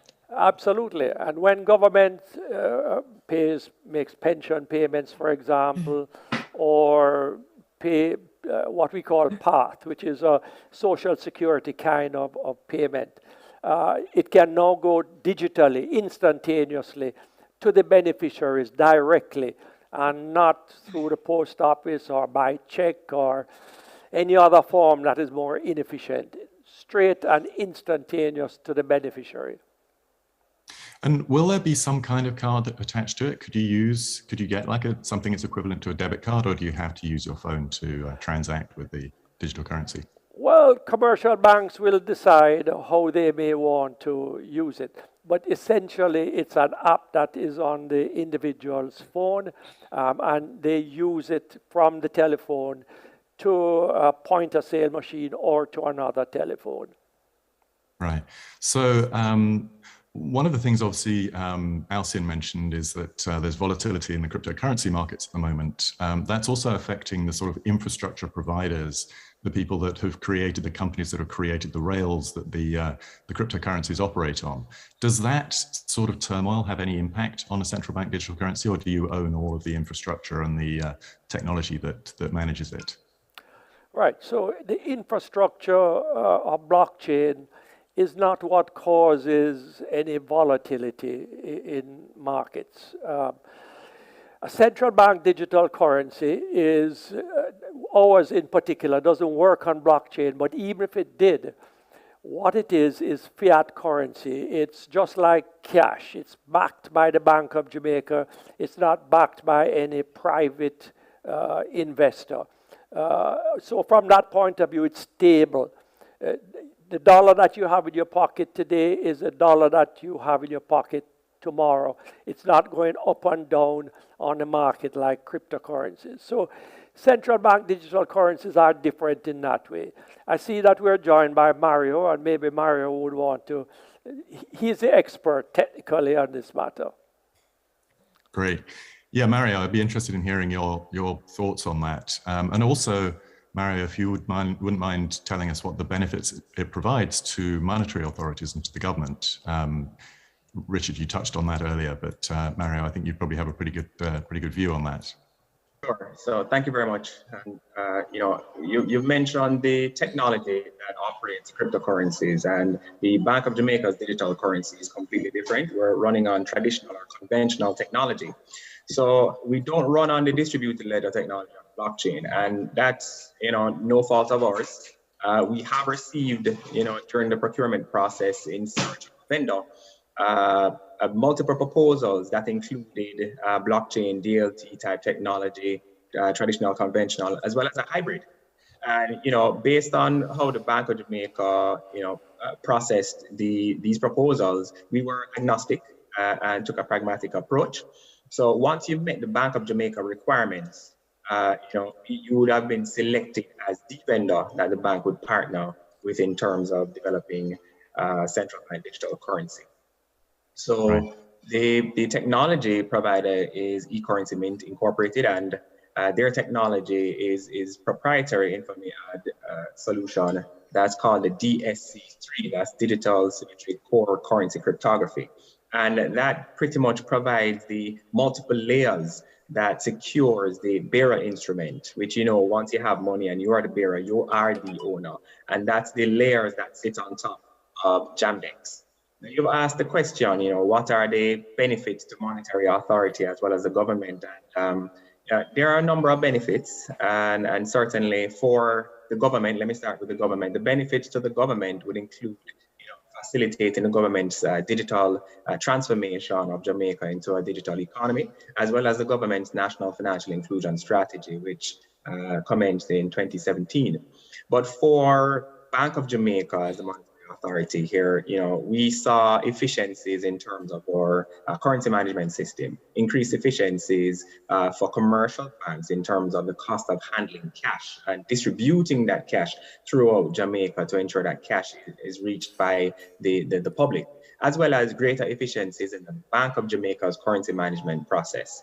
At a national payment system level, we wanted to achieve interoperability and the solution provided for interoperability. And as the governor mentioned, persons utilize cash, debit card, credit card, and we're adding Jamdex to that socially optimal mix of instruments where the public can choose. Yeah, I should imagine the efficiencies are pretty valuable. Cash itself is extremely expensive to manage, to produce, for both businesses and for the government, or for the monetary authorities. One question that comes to mind is, do you anticipate that this will completely replace physical cash in the long term, or do you imagine that it will always run in tandem with physical cash? No, so we always say it's go ahead, go now. I think they're going to coexist together for a while, but hopefully more and more we will see that the digital currency takes over and cash becomes the smaller part of the transactions. And you only have to look at some countries in the world, in particular Sweden, for example, where even without a digital currency, most of their transactions that occur are digital, meaning credit card, debit card, or any other kind of payment, digital payment system. And I think that's where we think we will be in 10 years or so. So every year, we hope that it will gain more and more of market share. But cash will always be there. Yeah. So I was in Jamaica relatively recently, and obviously I was using cash to pay for things from time to time. And the tourism industry is hugely important in Jamaica. Will tourists be able to use digital money, or will they have to have a local bank account in order to be able to use this digital currency? Well, just like if a tourist comes to Jamaica, no one wants to change their dollars, their US dollars to Jamaican dollars. They do so at a cambio or a bank. They can change into Jamdex also and use it just as they would use Jamaican cash. So it's up to them. Or, many of them use their credit and debit cards. So it's not a big change for them. But if they want to use Jamdex, they can. And this conference is obviously focused on the diaspora. And presumably people outside the country must want to have access to this as well. Is this going to affect the diaspora and how perhaps they can send money back in remittances and so on? Well, that's a very interesting question, Dan, because Jamaica is such a big recipient of remittances, and it's very important to our economy. And if I could take this occasion to thank the entire diaspora for the support they have shown to Jamaica over decades, but in particular in the last 2 years during the pandemic. Tremendous. Jamaica owes a deep debt of gratitude to the diaspora for the support that they showed us. So, CBDC or Jamdex is going to be purely within our borders. And it will be issued by commercial banks and other payment service providers who know their customers. So remember, we have to be very careful how we allow financial flows to happen between persons or institutions that have ill intent. For example, terrorism or money laundering. So in our borders, all of our commercial banks and payment service providers have to know their customers so that anybody who wants to move money around, it will be from a bona fide customer to another bona fide customer. When you go beyond our borders, it becomes more difficult to establish who is bona fide and not. And so that is why we always, every Jamaican bank has a correspondent bank in the United States, Canada, wherever, that is doing the KYC on those customers. So the short answer to your question is this. If a Jamaican member of the diaspora wants to remit, they have to remit in the usual way. But once it hits our borders, it can go through Jamdex immediately to the beneficiary. Eventually, I'm sure that what will happen is that either the existing remittance agencies or new ones will make that system of transfer even more seamless and even more immediate. Yeah, I mean, that's a really interesting point. Obviously, one of the things that people get excited about with cryptocurrencies is that you can transfer them cross-border with no inefficiency at all. So if you want to send money, I think El Salvador is doing this now. If you want to send money to somebody in El Salvador, you can just send them Bitcoin, and there's no fee, there's no transfer fee, and so on. Is that how you anticipate this working, that there would eventually be no fee for transferring money into Jamaica, provided it obviously goes through the legitimate channels? So long as the person sending the money is bona fide, meaning KYC has been done on them. And so long as the person who is ultimately receiving the money, KYC has been done on them also, it can move immediately, seamlessly between the two. So there's a bit of work to be done to get that to happen.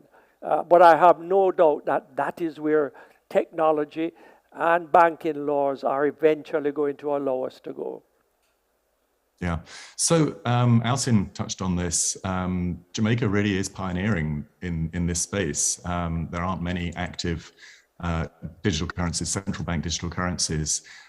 So congratulations on making that move first. But also, do you, as you're adopting what is essentially a brand new technology, are there any models that you're looking at to guide you, or are you really kind of starting this from scratch and developing it as a unique system? Yes, started it from scratch, and I would say the last 2 years have been big learning experience for us. And even today, where we are at the point where the central bank is ready, and we're waiting on the commercial banks to be in a position to distribute the currency and to have transactions occurring in the currency. That's been a big experience and a great learning for us too.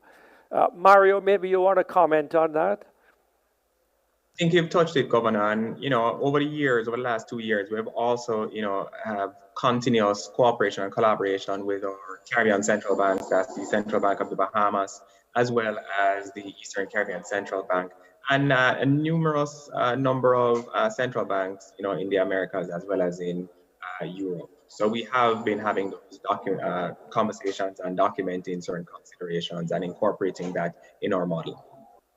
Yeah, I'm sure a lot of other central banks will be watching this extremely closely as well as they try and roll out their own or anticipate rolling out their own digital currencies. I know we're supposed to finish at 12 o'clock, but we did start a bit late, so I'm hoping it's okay if we squeeze in an extra few minutes in here. Alcin, jump in and tell me if it's not. No, you're okay. You're okay. Okay, great, thank you.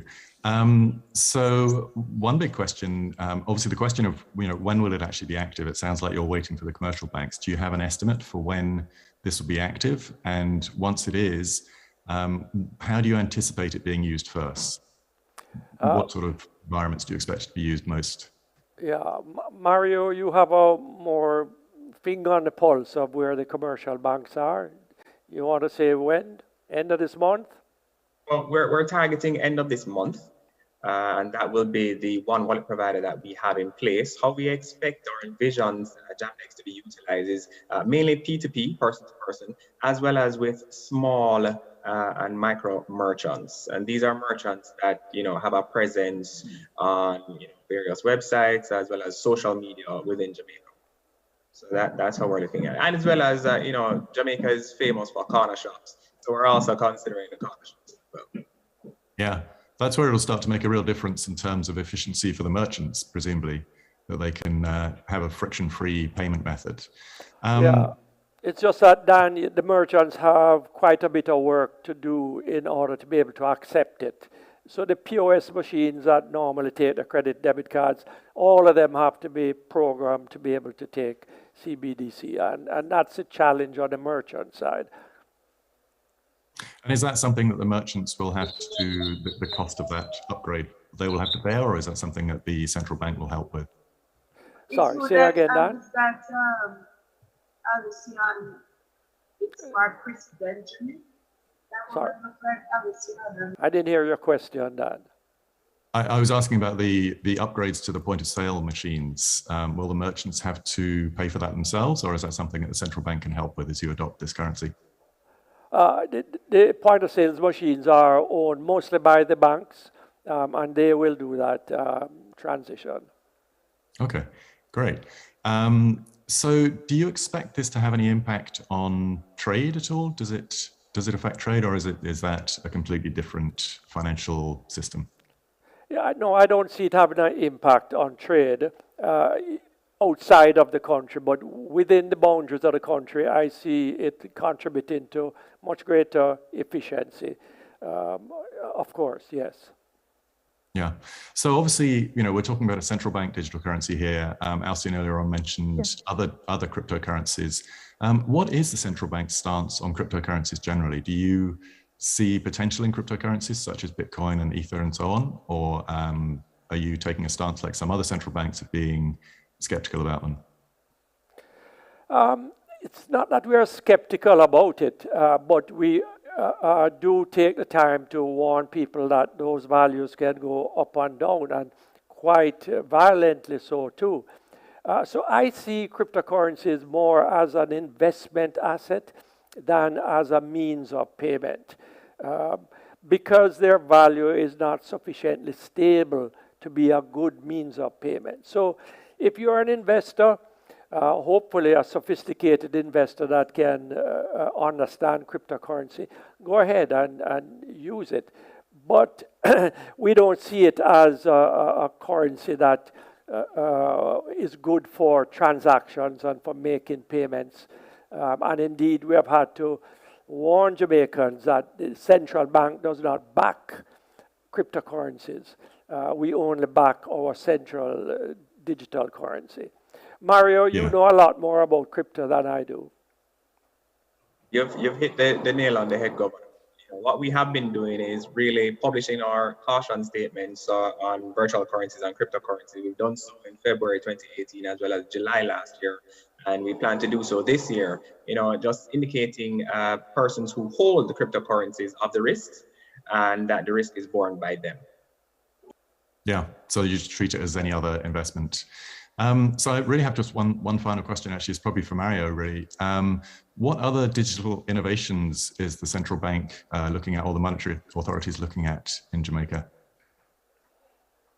All right, so we do have the Bank of Jamaica FinTech Regulatory Sandbox, and most of the innovative products fall within that sandbox. Over the last 2 years, we've launched in March 2022, and we've received at least 37 applications, and we have approved at least 21 of those.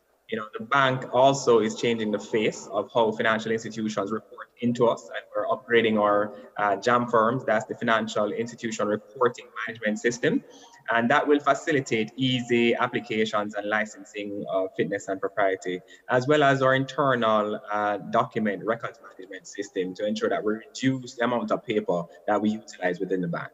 So those are the three main innovations that are coming. Yeah, all about increasing efficiency. So I really appreciate you both explaining this, what is essentially a fairly complex technology, but a really simple idea, which is just replacing cash. I have one final question for the Governor, for Richard. When you issue digital currency, do you take physical currency out of circulation? Is it a sort of one-for-one exchange? In a sense, yes. I mean, let us say that we don't want to increase the amount of cash in circulation. Yes, if we issued $100 million of digital currency, we would reclaim $100 million of physical cash too, yes. Yeah. Okay, great. Well, any other thoughts that you want to share while we're on? I've run out of questions. No, well, just to thank the ministry for putting on what I consider to be a fabulous event. I hope that there are lots of members of the diaspora watching. And once again, on behalf of Jamaica, and particularly the Bank of Jamaica wants to thank them because they have been a tremendous support to the country with the remittances. Keep it up. Governor, I have one question. Actually, I have several, but there's one question that I would like to pose. As it relates to security, will there be a sort of a digital wallet that will be created so that will allow the user of the Jamdex to store his or her user ID and password in that digital wallet? And Absolutely. that, yes. Absolutely. Okay. Thank you for that, Alison. Yes, absolutely. So everybody who wants to use Jamdex has to get a wallet, which they get from a bank. And that wallet has in there security features that allows only you to access. So even if your phone is lost or your phone is stolen, nobody can access your account, your wallet, because they don't have the PIN code or any other security feature that goes with it. And so that's much safer than walking with cash. I mean, it makes me cry when I hear of people walking on the street, hard-earned wages for the week, and somebody sticks them up and takes the money away from them. If you have CBDC, Jamdex, that's the end of that. You may lose your phone, but you won't lose your money. That's a compelling case for the digital currency. So Mario and Richard, thank you so much for explaining all that. And Alcyon, thank you so much for inviting me to join this discussion. Really appreciate it. Thank you so much, Dan. Thank you for joining as well. And we look forward to having further dialogue as it relates to Jamdex. Ladies and gentlemen, I'm sure that you will all agree that today's presentation is absolutely empowering. If you were not familiar with the Jamdex, I am sure that now you have, you're now aware of the Jamdex, which is coming soon. And you might still have questions for the governor and Mario. We ask that you continue with the dialogue, pose your questions, and then let's get moving to an age of digital currency. Thank you so much, Governor, Mario, and Dan, for joining today on this on our presentation as it relates to the new Jamdex coming soon. Thank you. Mr. MC? Thank you very much, Consul General Roach Wilson. Thank you, Governor Biles and the other participants in that session. We need to take a break, and then we'll be back with much more on this day 2 of the Jamaica 60 Diaspora Conference. This is the 9th biennial conference. More in a moment.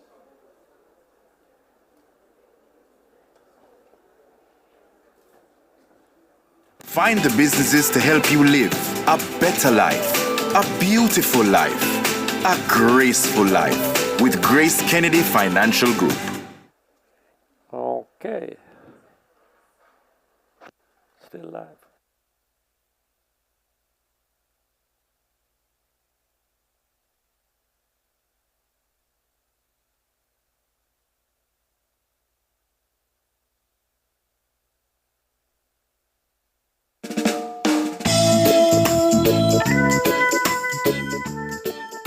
My name's Carlton Brown, and I'm the proud owner and founder of Marshall & Brown. We were privileged in 2017 to have the opportunity to visit the Jamaica Diaspora Conference in Kingston. That conference was the catalyst for us and inspired us to develop this wonderful brand called Marshall & Brown. We were able to network, to meet with highly accredited international suppliers of foods in Jamaica. But it also gave us the opportunity to meet with JAMPRO, the trade and investment arm. As a consequence of that, we have developed what we now consider to be the most premium brand to come out of Jamaica, delivering luxury Caribbean foods. It's been an amazing journey, but that conference was definitely worth the investment, the time, and the opportunity.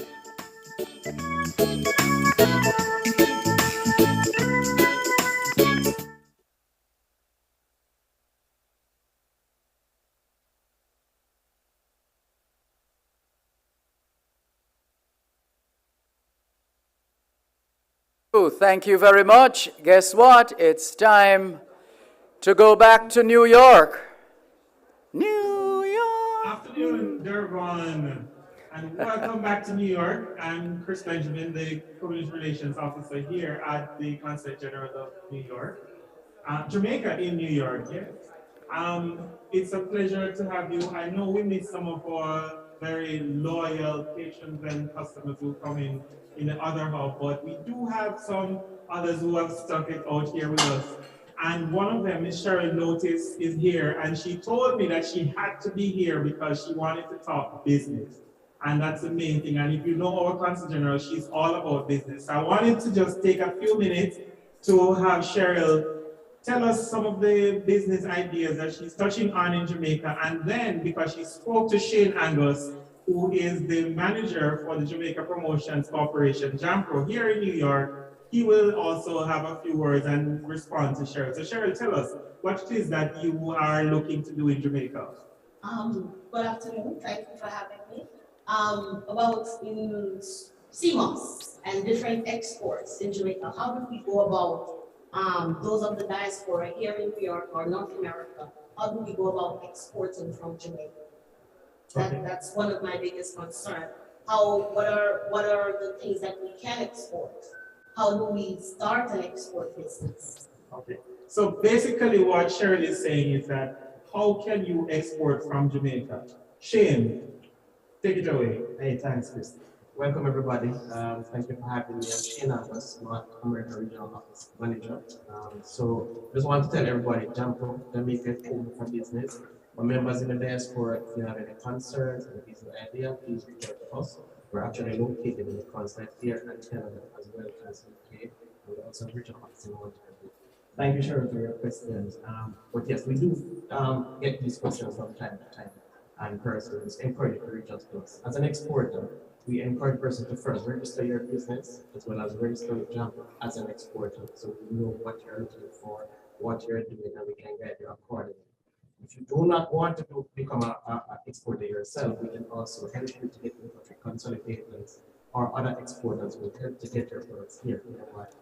On this side of the market, we encourage you also to work with brokers here to understand the laws here and to ensure you're registered here before you try to export from Jamaica. And there might be some limits along the way, so please check on both sides before you do the business. Yeah. All right, thank you for that, Shane. Is there anything else that you had, Cheryl? Yes, Shane. So, how is it? Is it simple for them to just come into the Jamaican consulate? Is there a website that potential exporters can go to get the information? And you mentioned about registering. Is that registering as a business here in whatever country they're in, or register in Jamaica as a business? I'm more than aware register in Jamaica as a business. It's good for us to know people doing this. Whatever you're doing, because it's local, it's good to have those type of relationships. It's quite easy to get us. You can visit our website at whovisitjamaica.com. As I said, we're on the consulates. You can actually call the various consulates. Even if you're calling Florida, or Washington, we're quite accessible. All right, so thank you so very much for that.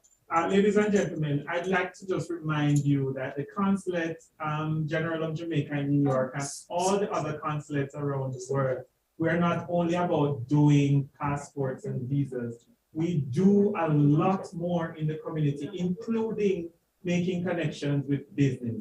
So if for any reason you want us to make that connection with Jamaica, you want to reach out to one of the ministries, you want to touch on doing business, call us here at the consulate. I know that when you dial, it may be a little while for getting through, we admit that, but at the same time, you can call us, you can email us. You can email me, cro@congenjamaica-ny.org, or you can email the Consul General directly. I know that she's not going to curse me for saying or her email, but cg@congenjamaica-ny.org. She responds to all of her messages. So if you are having a concern, you can always reach out to us and we will be more than happy to assist you with whatever it is that you have. So again, thank you so very much for joining us here in New York. Master of Ceremonies, Mr. Durban Malcolm, over to you. Thank you. Thank you very much, CRO. It's time for us to take another break here on day 2 of this 9th Biennial Jamaica Diaspora Conference, the Jamaica 60 Hybrid Edition.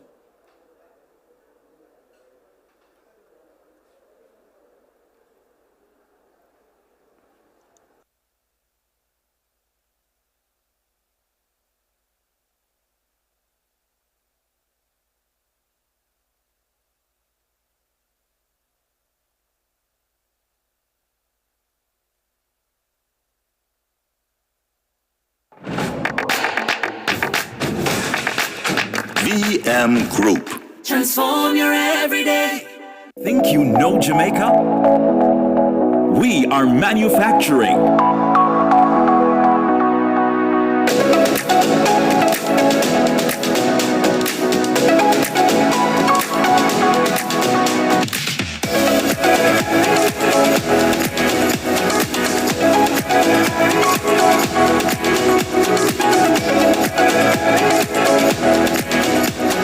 Now you know Jamaica. Do business Jamaica.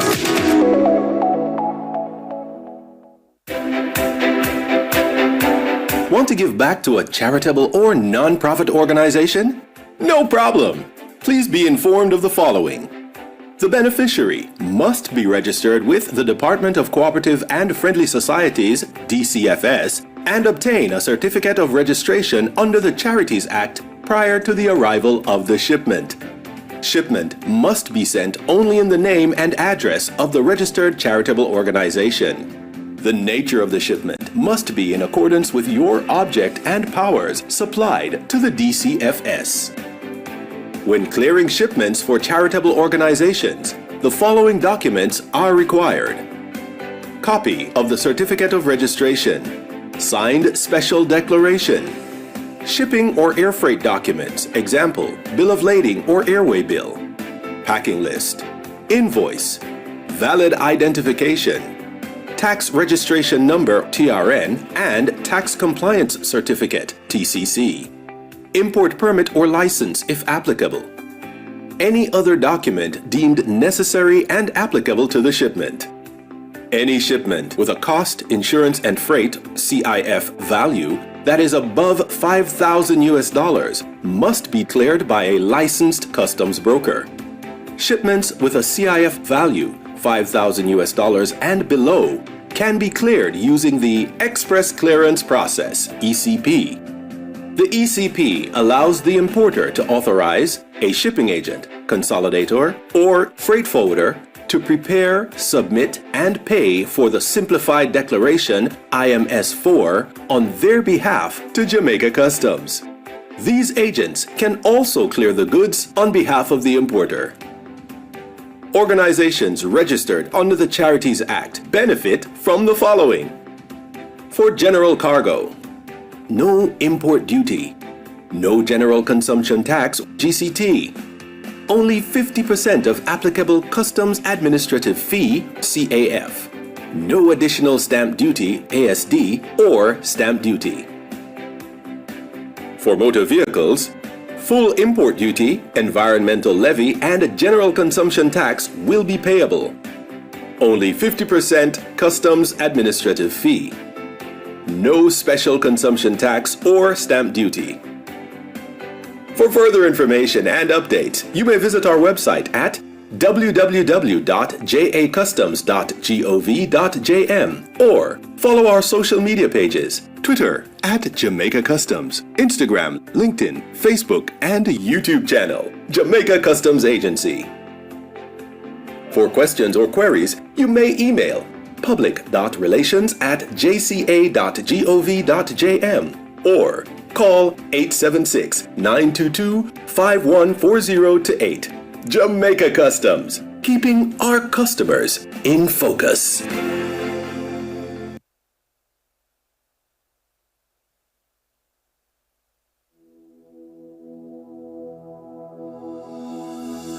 Anyone can adopt a school. Public or private sector companies, service clubs, social organizations, educational institutions, community members, individuals, or non-profit organizations. Adopting a school provides a way to give back to the community, a better school and community relationship, and access to a well-rounded, diverse education for students in need. Ways you can help: purchasing or donating books and other resources, mentoring students, providing enrichment opportunities through drama, art, and music, sponsoring events such as after-school projects, field trips, and competitions, creating opportunities for students to visit business and historic community sites, contribute funds to assist in the construction of school facilities and other programs at the school. Please see a list of 30 schools that you can pick as a part of our Adopt a School program.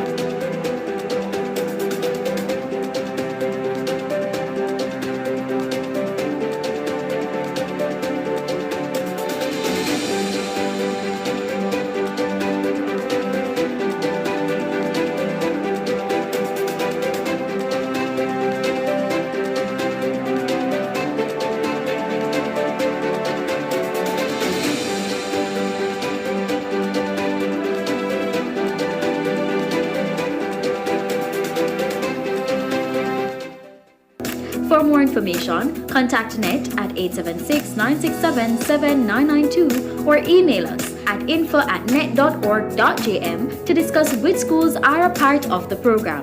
Help us empower the future of Jamaica. We look forward to your support. Hi, I'm Latoya Harris, Executive Director for the National Education Trust. Have you heard about us? Well, let me give you a little background on the organization. The National Education Trust is a charitable organization in Jamaica operating under the Ministry of Education and Youth. And here at NET, we mobilize financial and quality resources for schools in Jamaica to help our children. We build relationships with donors and investors to acquire resources that will improve the educational infrastructure and meet educational needs of our children. Since our inception in 2010, we have processed donations, secured grants, and assisted over 1,000 schools across the length and breadth of Jamaica.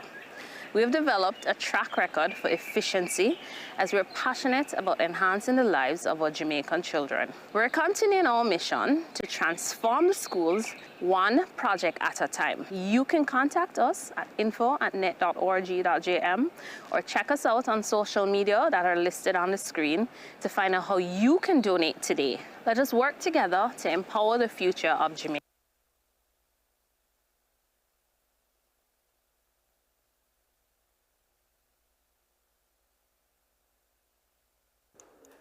The 9th Biennial Jamaica Diaspora Conference, the Jamaica 60 Hybrid Edition, continues live from Kingston Hall in the Hugh Shearer Building, which houses the Ministry of Foreign Affairs and Foreign Trade here on the waterfront in downtown Kingston, Jamaica. It is time for the first Ignite Talk. Listen to this. Plant something. Plant something. How Farm Up Jamaica Limited leveraged the Biennial Diaspora Conference and connections made to create a sustainable agro-investment model and movement. Our speaker in this session is the air rights specialist at Douglas Elliman's Curtis Group, which is making high-rise development possible in New York City. Although he is dedicated to the development of New York City's architectural landscape, he has decided to pursue a long-time, heartfelt objective to tackle the current economic situation impacting the globe, but not least of all, and in particular, here in Jamaica. Naturally, we play our part in advancing the welfare of the whole human race. But as I like to put in the disclaimer, passing christening picnic fuss. And if you think that something is wrong with that, just remember, those of you who flew in, what the flight attendant told you, put on your mask first before helping others. So that's my interpretation. But now, with a strong family history in Jamaican farming, our speaker understands the value and tradition of farming to live. During the 2013 iteration, and for those who don't put a lot of premium on the work that takes place and the kind of engagements that happen at a diaspora conference, people who, even without attending a conference, say it's just a talk shop. Well, listen to this. During the 2013 iteration of the Jamaica Diaspora Conference, our speaker, who will remain nameless for the time being, met members of the diaspora from the USA, UK, and Canada.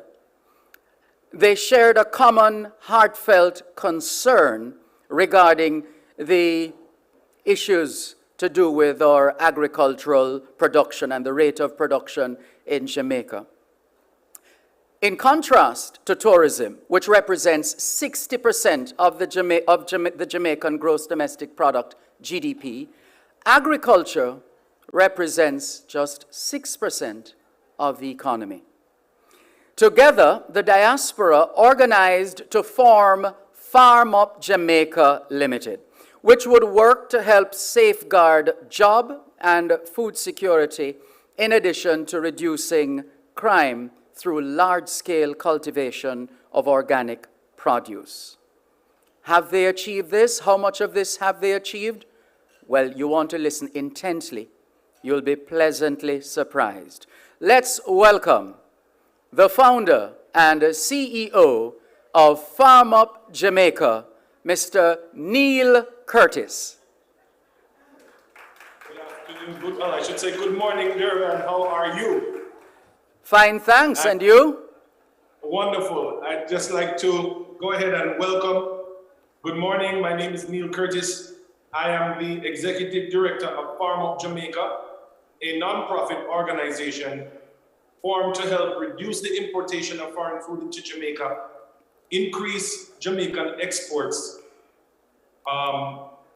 put young people and farmers back into sustainable agriculture, and to also help reduce crime and poverty by creating opportunity.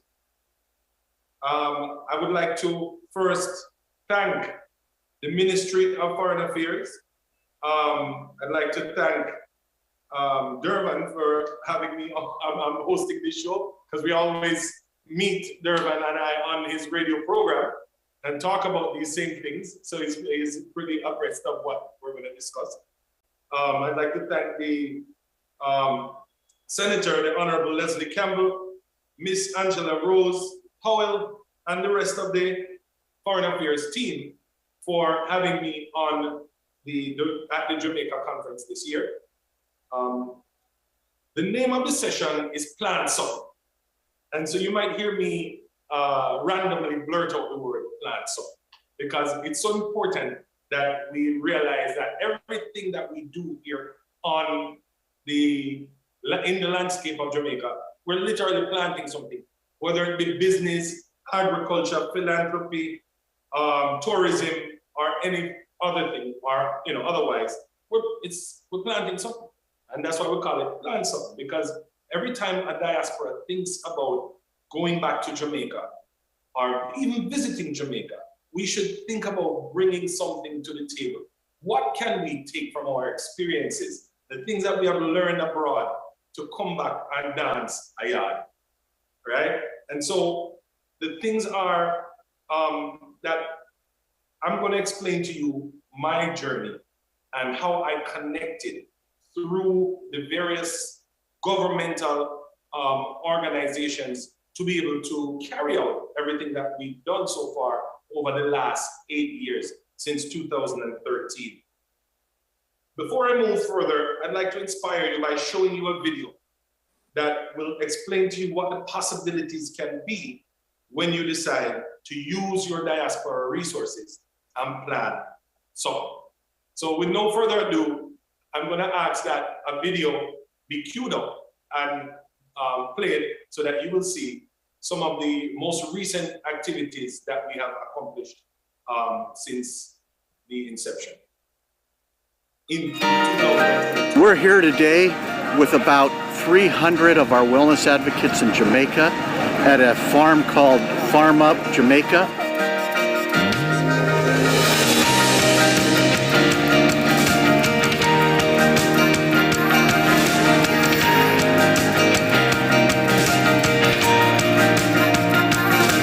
So Farm Up Jamaica is here to help reduce the importation of foreign food into Jamaica, increase Jamaican exports, put young people and farmers back to work in sustainable organic farming, and help to reduce crime and poverty by creating opportunities for people who need them most. We call it putting idle hands to idle lands.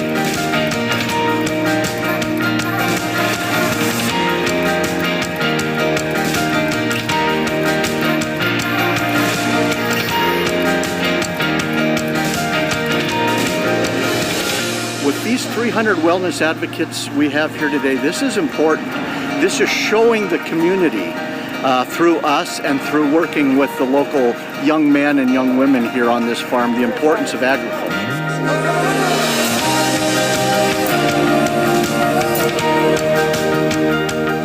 Among the various tasks that our wellness advocates are involved with today, it's planting pineapples. For instance, we take the tops, the suckers, if you will, and strip them and prepare them to be planted.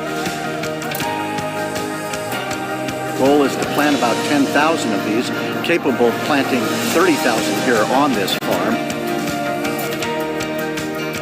Planted pineapples to sustain Jamaica pineapple production. So you guys came and you did an amazing job, because if it wasn't for you guys' help, we wouldn't have all of this done.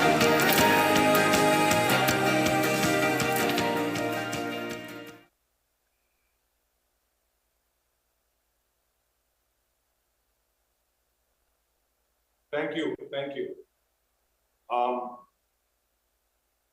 Yeah, so again, this is just Farm Up Jamaica reaching out to its diaspora partners. And diaspora partners are people that you know in the industries that you work in, people that you've come across or made friends with along the way, inviting them to come to Jamaica and to enjoy things that they probably wouldn't enjoy if they just went to the beach or just, a hotel or what have you. So we give people an experience. And that program that you just saw is called Adopt a Crop and can be accessed on our website at farmupjamaica.org. But to tell you that it has been a very long journey. The journey it's worth our while, because we love Jamaica. And we want to come back to Jamaica and bring success to not only the endeavors that we're doing, but to the people on the ground. I always tell people, when you want to help persons in Jamaica, try to get them to feel as if they don't need to get a passport or a visa to go abroad, because they are comfortable at home doing what they love and being able to make life. Right? Because sometimes the amounts of monies that they're bringing in just in a regular job won't give them that. And so it is our job, because we've been abroad, we've seen the light, to share some of that light with our loved ones and people from Jamaica. So in 2013, we went to the Jamaica diaspora. We met with people within the diaspora, Canada, London, Florida, like Durban said earlier. But the chain of events that took place after us agreeing to do Farm Up Jamaica were very interesting. We were able to meet with the head people from JAMPRO, and those persons at JAMPRO then connected us to the Ministry of Agriculture.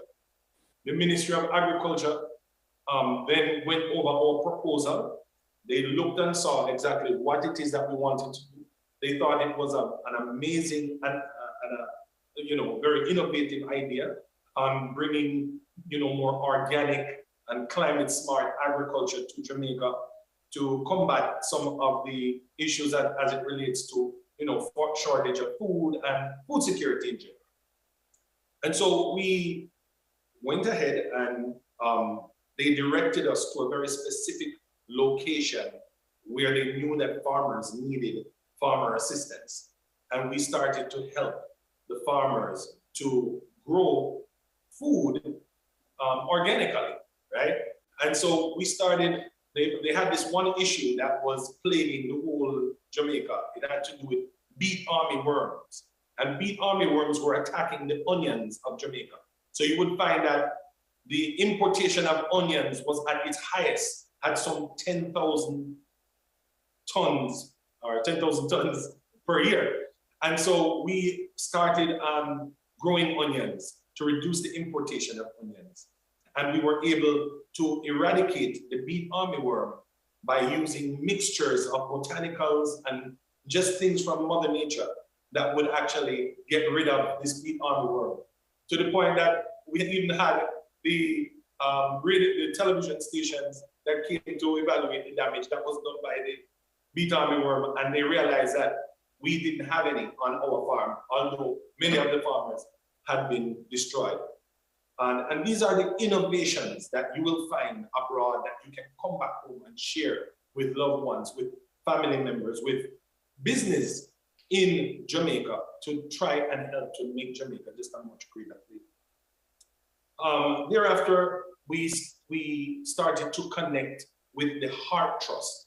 All right, now Heart Trust is an organization that I didn't realize was so profound in its reach to the people on the ground of Jamaica. Heart Trust, really when they say heart, it's because you're really reaching into the heart of Jamaica and getting young people from places that are very either rural or inner city, and maybe in many cases other places also. But we started working with Heart Trust. We started taking young people somewhere between the ages of 17 and say 22. We started taking them to the testing farm and teaching them how to farm organically outside of the normal conventional practices. And they were learning organic, climate smart agriculture. And so we then started to train more every weekend. We would take them from the school every weekend, keep them from Friday till Monday, and they would all learn how to do this organic farming. And they were completely amazed and wowed at what was happening because they didn't need all of those harsh chemicals to grow the food that they were growing. Thereafter, we went back to Heart and got into a meeting, and Heart decided that the partnership between Farm Up Jamaica and Heart was inevitable.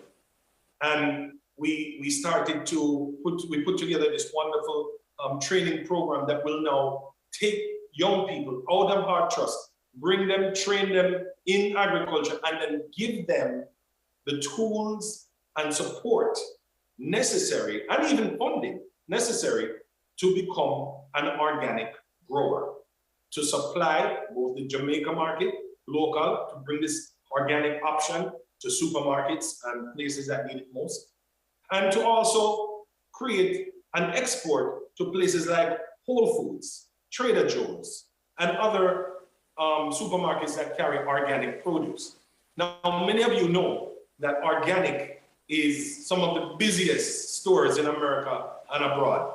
And so here's where we have an opportunity to leverage again in not necessarily competing against all of these larger companies like a Mexico or a Canada, but having this niche product that we can now provide to the markets that need it most abroad again and otherwise. We are now working with Heart Trust on that farm that you saw in the video. That farm has 35,000 pineapples that we have planted, all organic.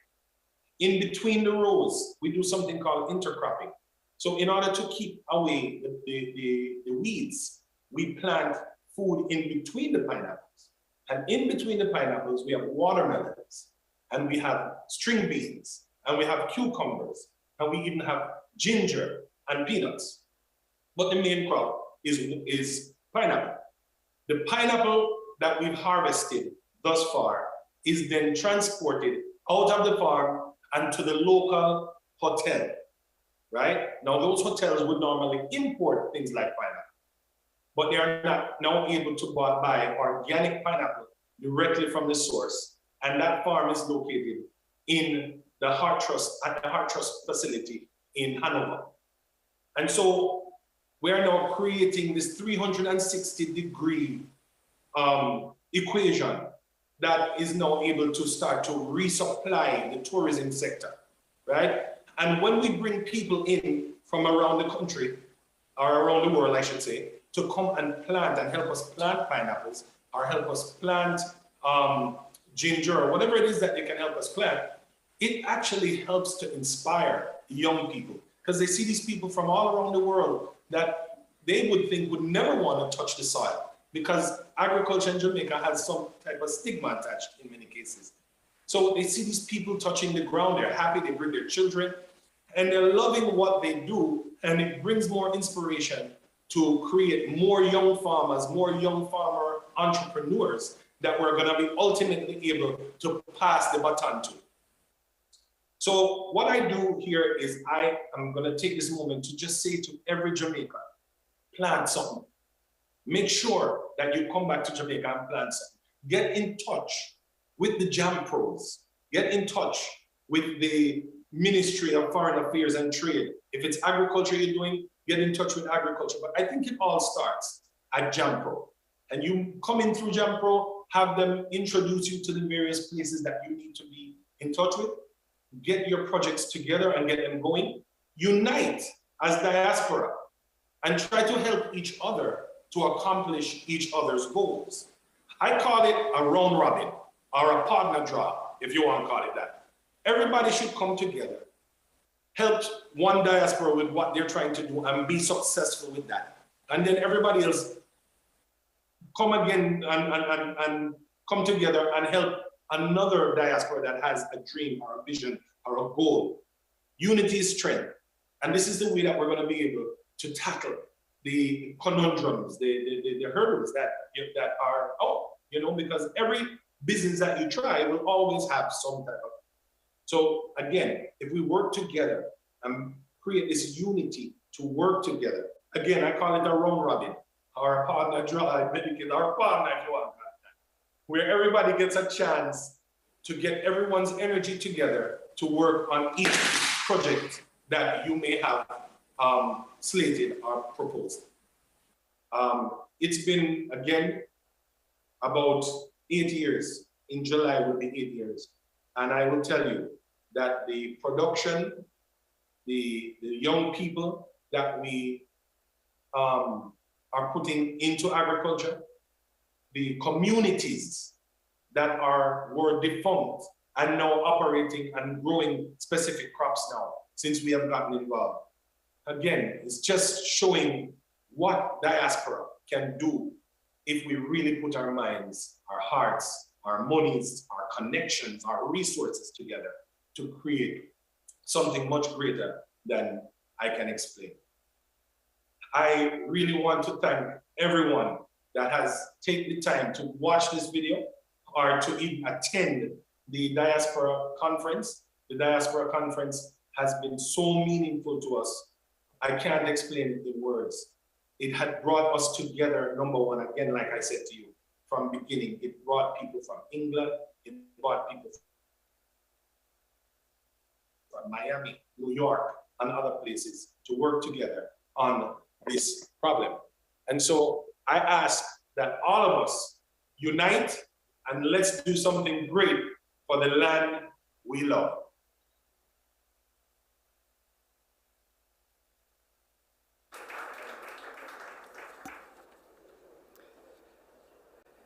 Thank you. Thank you very much, Neil Curtis. It's time for us to take yet another break. After all, we have to ensure that our legacy partners and indeed sponsors get maximum respect, in a manner of speaking. You know what I'm talking about. And so we're going to take that break now and come back with more in just a moment.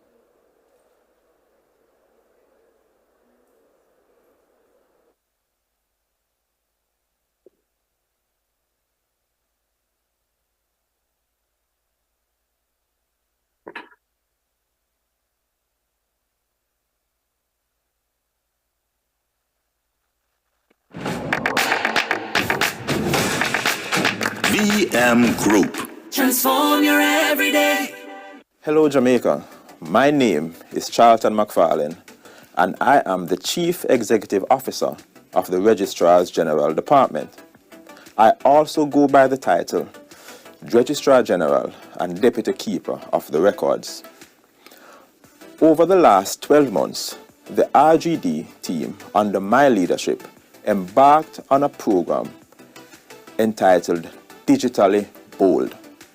What does Digitally Bold mean? It means two things. Number one, we will migrate as much of our services to our online and digital platforms as far as possible. And number two, it will mean that our customers will have greater access and greater convenience in access when they access our services. All they need is a smartphone and internet connectivity. The following feature showcases and highlights the steps we have made along our Digitally Bold journey. Do enjoy. And salutations from the Global People Work Group, convened under the auspices of the Global Jamaica Diaspora Council. I'm proud to serve as your chair. My name is Karen Dunkley, and I represent the Jamaica Diaspora Northeast United States. Allow me to introduce our illustrious team members, our regional members, Ms. Denise Dixon, the Caribbean, Ms. Anne-Marie Brown, Europe, our sector leads, Dr. Chris Parker, Health and Wellness, Dr. Kim-Marie Spence, Arts, Sports and Culture, and Dr. Renee Rattree, Education. Our youth leaders, Ms. Kashane Denton and Ms. Tara Johnson-Reed, and of course our elected member, Ms. Naila Gorin-DeCiccio. Let's applaud our Secretariat, Mr. Lloyd Wilkes, sitting in the Diaspora Unit at the Ministry of Foreign Affairs and Foreign Trade. We are excited to share with you that we have worked diligently on the people's behalf, achieving in several areas, notably aligned to our Sustainable Development Goals, education, to facilitate the provision of quality education at the early childhood, primary and secondary levels to aid the development of confident individuals and active communities, health and wellness, to promote overall health and wellness with increased investment towards improved healthcare facilities and services, youth empowerment, to give priority focus on engagement with young people of Jamaican heritage to strengthen their affinity to Jamaica, and community development to strengthen networks and build communities. The People Work Group must acknowledge our partners who continue to support our efforts to alleviate poverty and improve socioeconomic welfare in Jamaica. Ms. Lisa Doyen and Ms. Melanie Sobrati, Separate Foundation, Dr. Lorna Gal Morrison, Sam Sharp Teachers College, Mr. Alvin Lawson, Michael Teachers College, and of course our very good friends and partner, Ms. Audrey Badai and Permanent Secretary Courtney Williams, members of the Jamaica National Task Force Against Trafficking in Persons. We must also recognize and applaud the tremendous support of the Jamaica Diaspora Northeast United States think tank. As we look to the future and we continue to emerge from the unprecedented COVID-19 pandemic and we weather various crises, let us take full ownership that Jamaica is now a borderless diaspora. Let us maximize this potential. Welcome to Diaspora Conference 2022. Let us reignite a nation for greatness. Let us reignite our diaspora for greatness. Let us reignite our people for greatness. The People Work Group recognizes and continues to stand on its commitment that the capsule is action. Have an amazing conference. Thank you and walk good.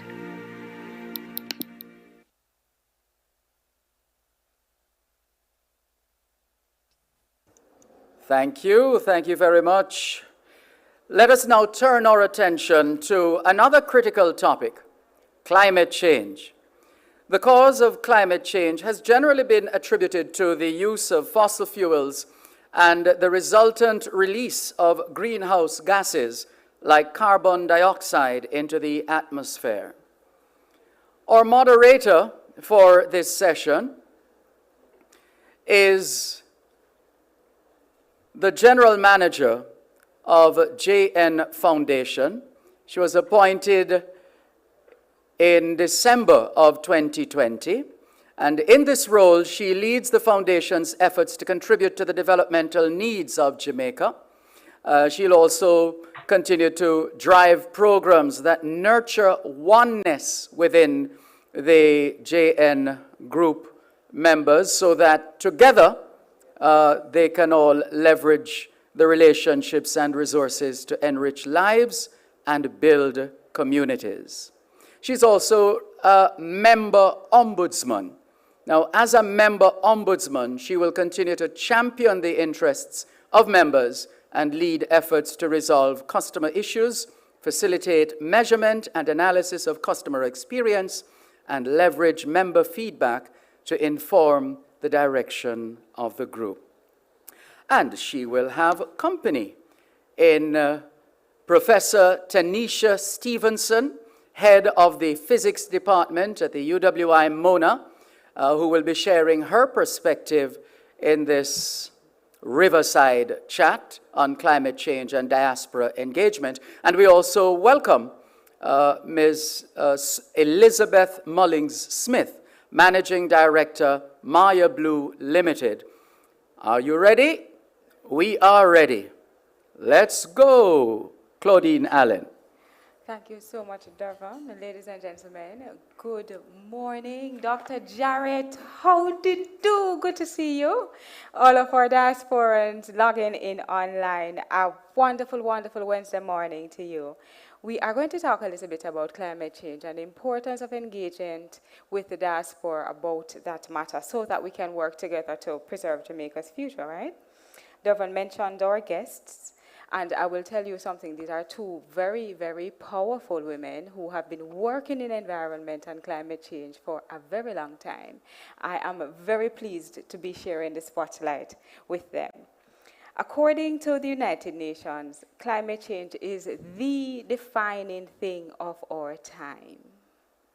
Defining thing. And for me, the other defining thing that happened was that Big Bang, which resulted in the complete eradication of some of our animals and plant species, etc. Just in my mind, as somebody at the end of the spectrum, right? Somebody who is not researching or is not into academia where environment is concerned.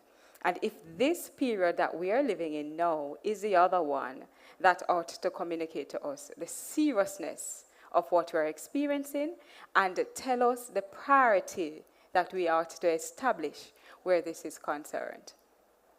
Now, here in Jamaica and the rest of the Caribbean, we have been feeling the effects of climate change.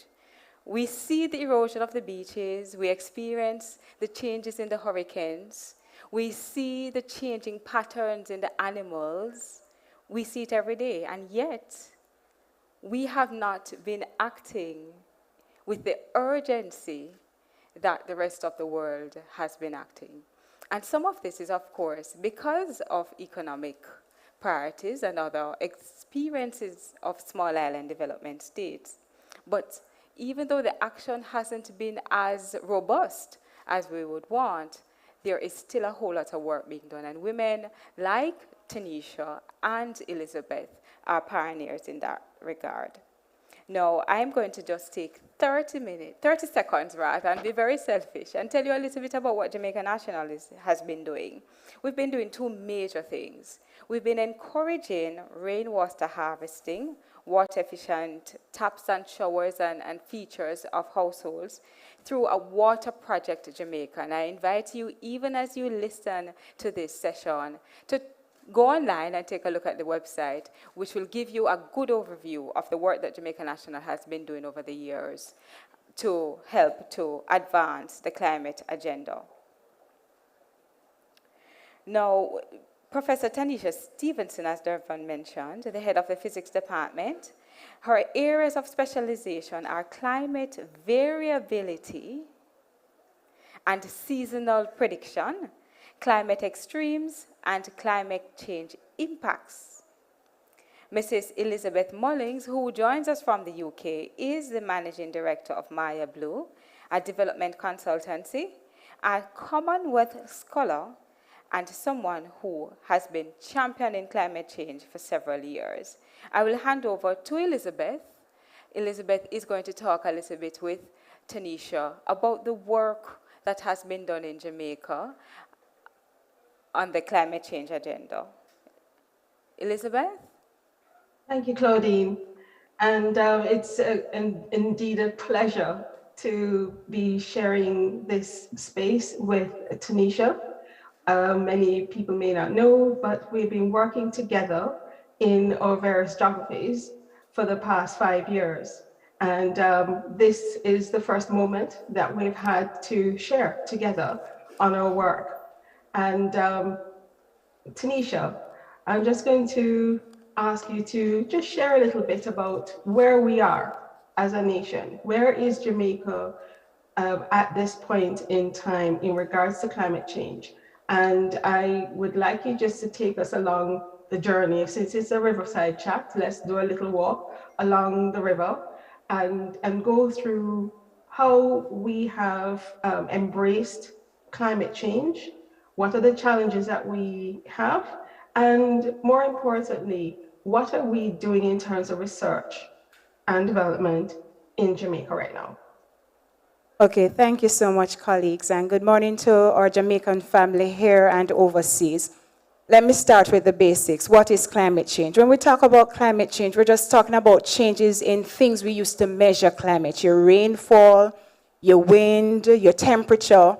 These are changes that last for decades and longer, and changes that we attribute to our own activities, how we use energy, the burning of fossil fuels, oil, gas, coal, or treatment of the forests when we cut down our forests. All of these activities and others have resulted in an increase in what we call the greenhouse gases in our atmosphere, and therefore a warming of our atmosphere.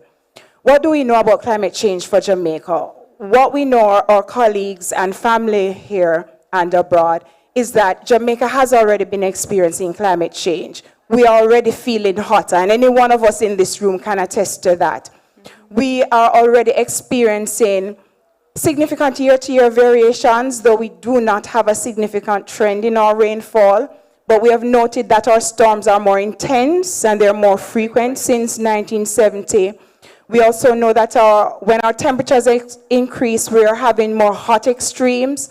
When we speak of rainfall, our rainfall is more intense, and we have more occurrences of intense rain events, and we can see that in our news and the impact that is already having. And so these are some of the changes we're already living. What our science does, it also projects what are possibilities of future climate change. And so what the models, these are just computer models that have equations or physics equations defining the atmosphere and how it works and the oceans. And what they suggest to us is that we're only going to get warmer as we move into the future and towards the end of century, and we're going to get drier, and the drier will intensify towards the end of the century. And we're just coming out of a session looking at agriculture, and so already our minds go to the impacts. And yes, we're going to see impacts in agriculture, in tourism, in water, and any one of the sectors that our country relies on. Projections of hotter, warmer conditions. Projections that our hurricanes will be more intense. And you already know, our family here and abroad, that the hurricane doesn't even have to hit us. Just passing by, there is significant impact on our country. And the last one I will leave with us is sea level rise. Already we are seeing rising sea levels. We just have to look at Hellshire, for example, and the projections that our sea levels will continue to rise. So that's a state of knowledge with what has already changed and what is anticipated with respect to change. Wonderful. Thanks very much, Tanisha. And from your experience and the experience of the research group, what have been the key and critical findings, and how do they inform the platform of reporting and preparing and shaping climate resilience for Jamaica, for our nation? All right, so we have just discussed what are changes we have already experienced and that we have been able to quantify some of this change. And we have spoken to what's a change that is anticipated, and we have quantified that. So let me start with something that has been done for Jamaica is we have produced a State of the Jamaica Climate. And so since 2012, updated 2015, and we are about to release the latest version. What we have done for our country is we have characterized, we have quantified what's the level of change already experienced, what will be experienced, and what are impacts that are likely to be experienced as our climate continues to change. Now, this information has been very important for us, important for planning, because one of the urgent things for us is response to climate change, and I imagine we're going to move in that direction. How do we anticipate what is the response for our country? Typically, we speak of mitigation. That is, we have to decrease the greenhouses that caused the impact in the first place. And even though we are among a region that contributed something like 0.6% in 2019 to the global greenhouse gas emissions, because of the urgency of the challenge, all of us are still called upon to conserve energy and do our part in reducing greenhouse gas emissions. Two, what the science helps us to do as well is to prepare ourselves to cope with some of the change that will still occur irrespective of action. We are committed to some amount of climate change. And so we speak to adaptation. And so we speak to communities using the information that we're going to be hotter and drier and positioning themselves, more intense events, positioning themselves to do river training, to change agricultural practices. And we heard of some of the practices earlier.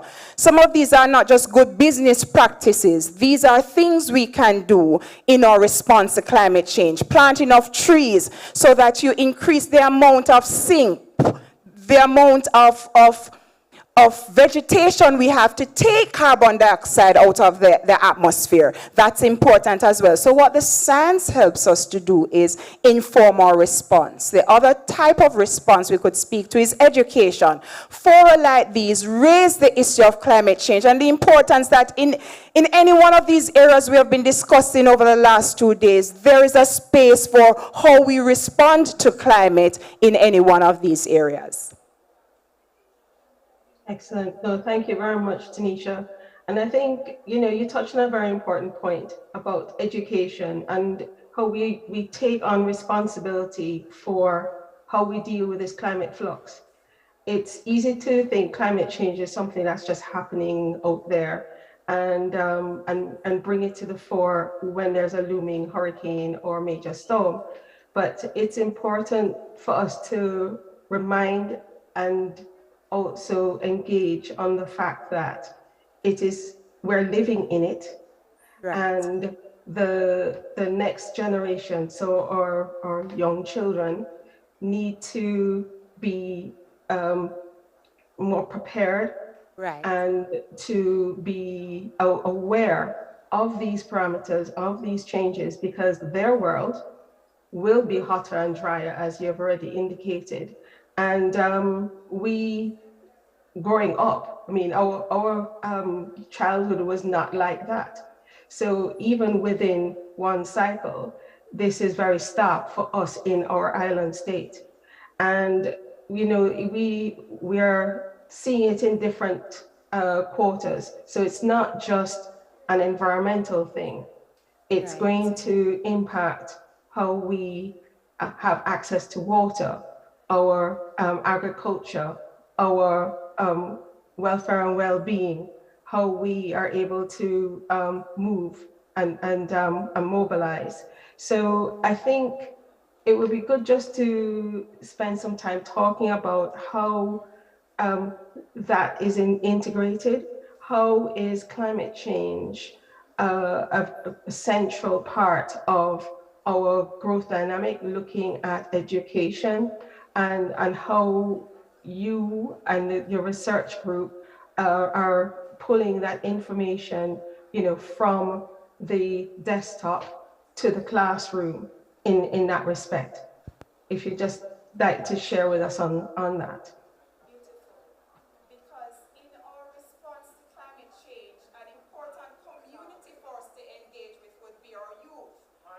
They are among those that are most vulnerable, as well as our elderly, the disabled. These are communities that are at the forefront of the climate change impact, and therefore it is important that we build awareness on the impact of a changing climate on these communities. And so one of the things that we would have done, Sorry, Tanisha, I think your mic just went off. one of the things that we would have done, ladies and gentlemen, is that one of the things we would have done is that we have produced a textbook that speaks to climate change at the primary school level. And so what we have done, and this is through multilateral funding. Funding becomes important to different initiatives that we're able to undertake within communities and across our island.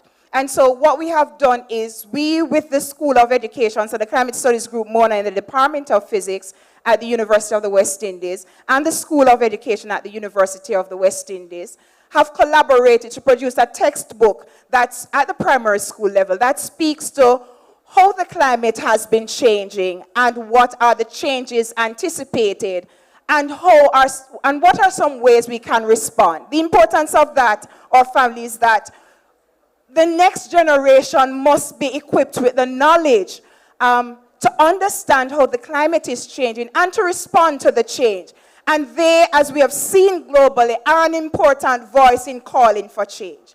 And so as we empower our young people to understand how the climate is changing, then they are better equipped to respond and to call for the change that is necessary locally and internationally.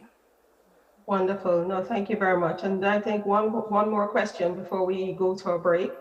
Just we have been working in different geographies within the Caribbean, as a team, and enabling various ministries, department agencies in other island states to grasp the nettle, so to speak.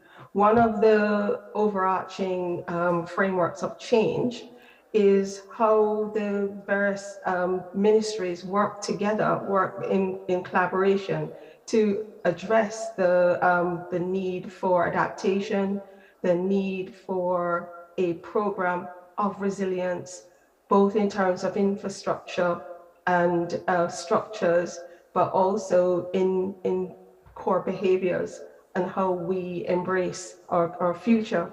So I think I'd like us to just explore that aspect and the need for greater collaboration across ministries, because in our home, Jamaica, it seems that we have compartmentalized climate change in one ministry, and that ministry has a very important job in actually pulling together their other ministries, their other colleagues in addressing the issue of climate change, so that it is a collaborative, one governance structure approach to the building of resilience for Jamaica. I just want to explore with you your experience in being the hub of the data and information to inform these ministries and to inform the development of strategies, development of policies, development of plans, from high level, at ministerial level, and at grassroots. Thank you so much. So the response to climate change is everybody's business, and that's a message we have to all, private sector, public sector, communities, schools, institutions, and you spoke to the ministries. And so something that our ministries would need to treat with is to evaluate what's the impact of a changing climate on their areas. And so one of the activities that was recently undertaken is a vulnerability risk assessment for different ministries, for different sectors. We did for housing, we did for water, coastal areas. I think we did health. What we looked at was, what are the risks as a result of climate change and how do we respond? So something that was also done was a development of climate change action plans. We say all of this to simply say, within any ministry, within any sector, there's a need to understand what's the impact of a change in climate on that sector and how do we respond. And so what this work does is it empowers any sector to treat with the problem of climate change. And in doing so, you've raised an excellent point. It cannot be done in one sector or another sector in discrete manners. It must be a collaborative effort because the impacts are across sectors and the responses, therefore, will necessarily be across sectors. And so, yes, the collaborations across sector, as we look at the risks, as we look at our responses, has got to be collaborative. Wonderful. Thank you so much, Tanisha. Over to you, Claudine. Thank you, Tanisha and Elizabeth. We are going to move right on with our discussion. What has come to the fore so far is that there is a whole lot of work being done in this area in terms of research. Yes. And now we are at a place, because we are experiencing climate change, and it is an urgent problem we need to solve. We need to put those research findings into action. Absolutely. Doable actions that each Jamaican company, each Jamaican ministry, each Jamaican living overseas can help in that fight as well. Yes. Some of the things that came out of the discussion earlier, which I thought were opportunities for us to press a little further and to look at a little bit more closely, the knowledge products that you have created, the textbook for children, to educate kids about climate change. Yes. If we can get that information more widely accessible and out there, and I'm throwing my hat in the ring for the Jane Foundation to help it to get the knowledge out using our own networks, right? Absolutely. But if we can get that textbook into the hands of every Jamaican student and possibly develop a multimedia version of it as well, so we can reach kids in the digital platforms too, so the message evolves and takes life.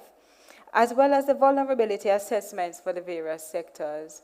We do need to take a closer look at these findings and engage about what the findings are so that our actions can be informed by actual research and not just intuition or a desire for profit or income.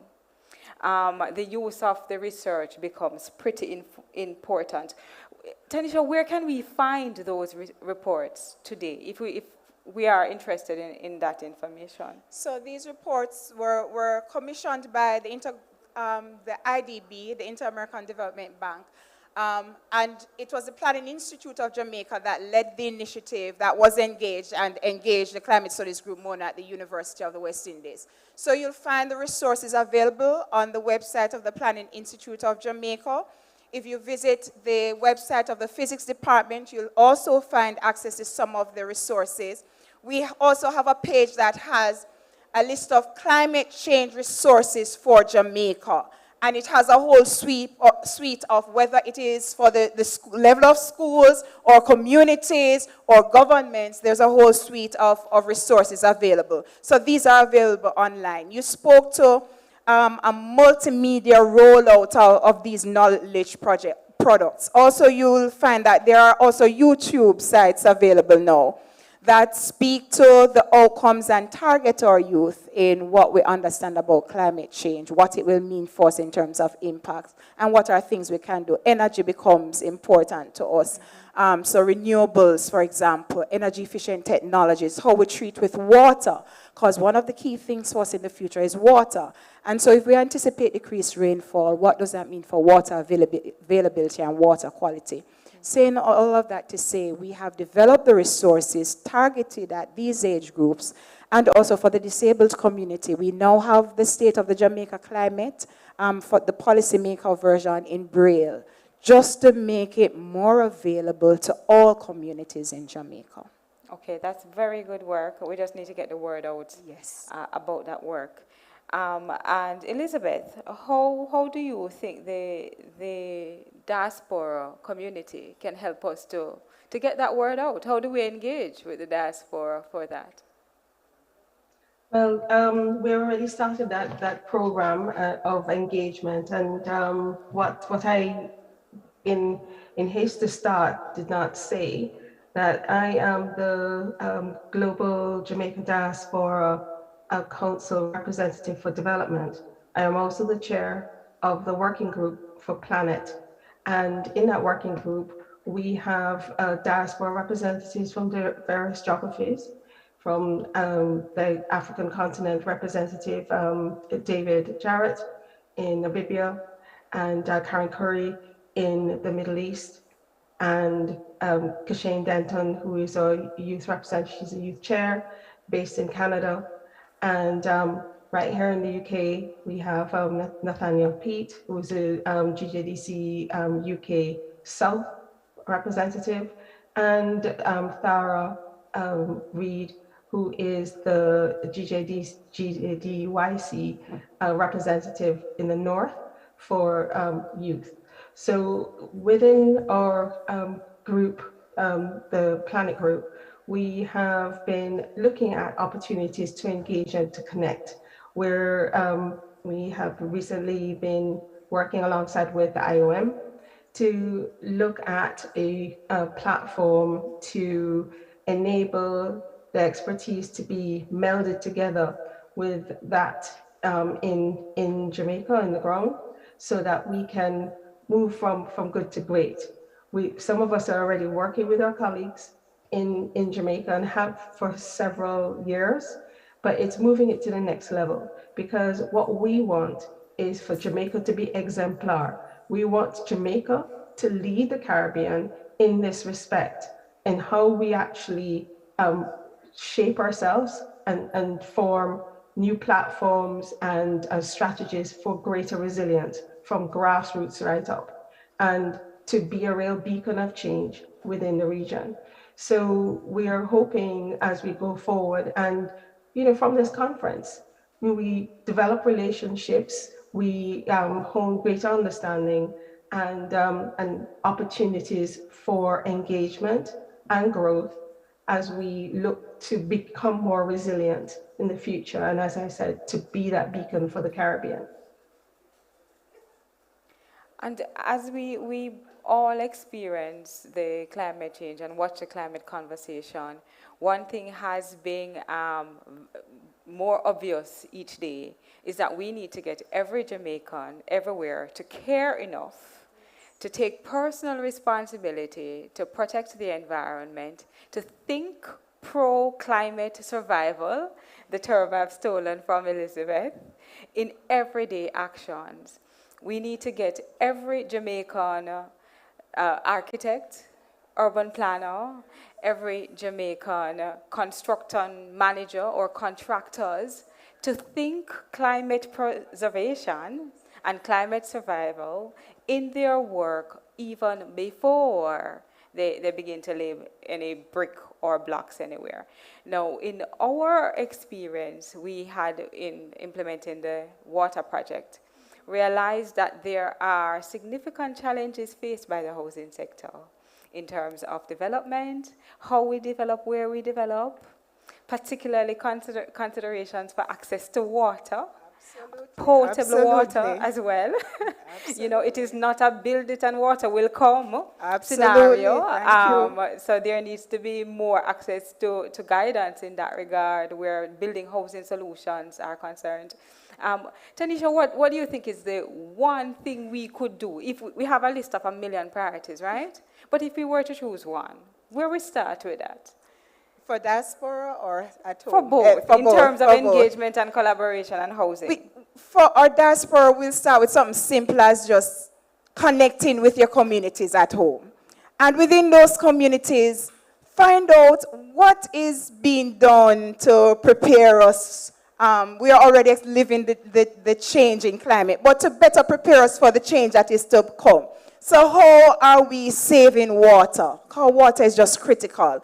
Are we planting trees? Simple things. How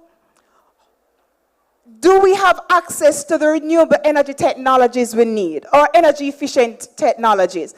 There are just some things we can do on the ground. And because energy is crucial to where we want to go, we talk about energy. We talk about our trees and planting trees. We talk about water. Agriculture, we have a number of agricultural communities that are being hit with significant variability year to year. How can we empower them to better prepare for a changing climate? So I think just for the diaspora to link with communities at home is important.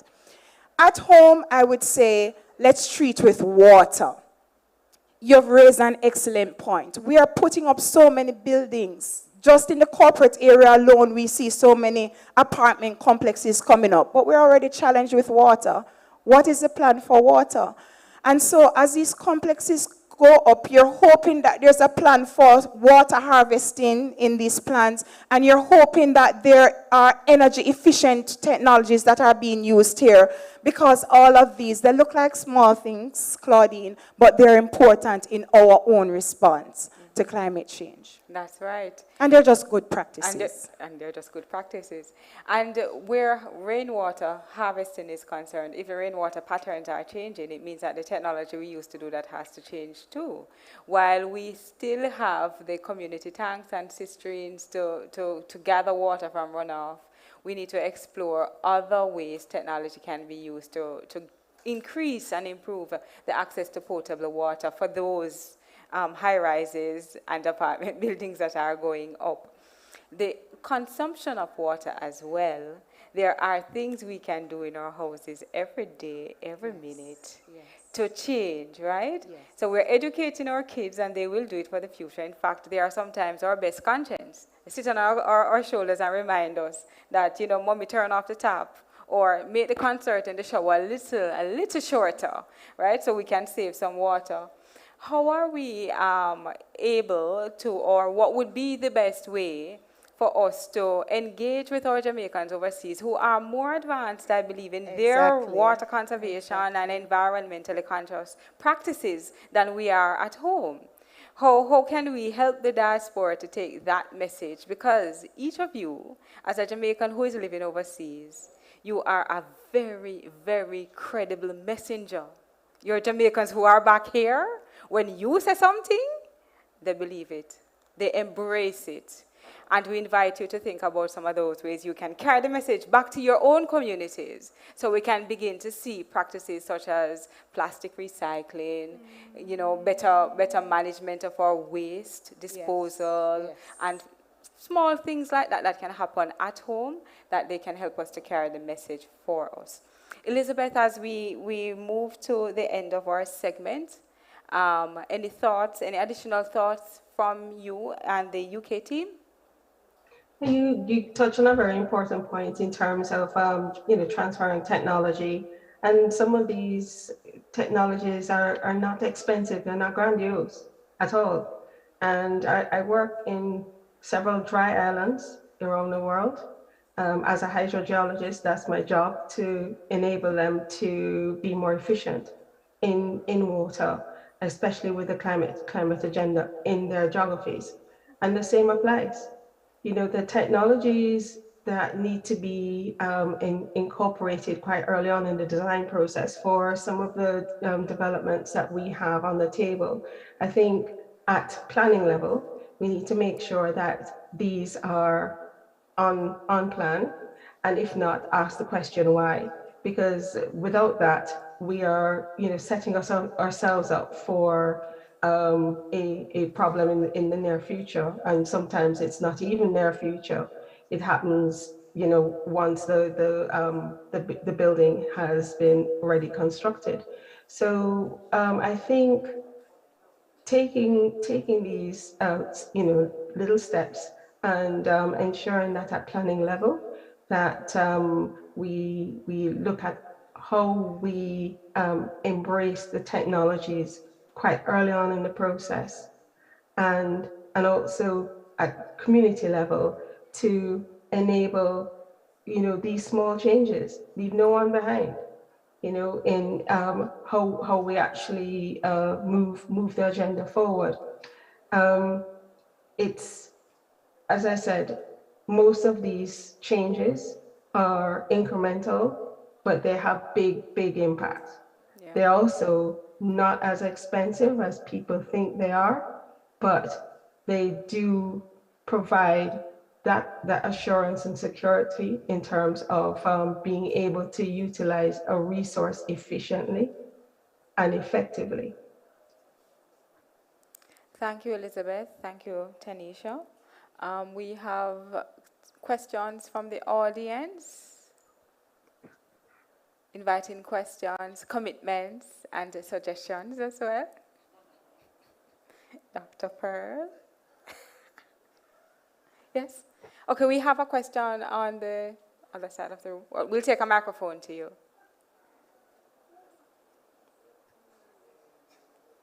We ask you to identify yourself and to ask Hi, my name is Karen Witter. One of the things that has been quite a burden on me since I've been out here is the lack of recycling points. When I stayed in hotels, like the Grand Bahia, they have everything, paper, bottles, plastic, metal, everything. In the average household that I've stayed at, everybody puts everything in the bin. I have been watching the news. I haven't seen any campaigns on TV that are really pushing this.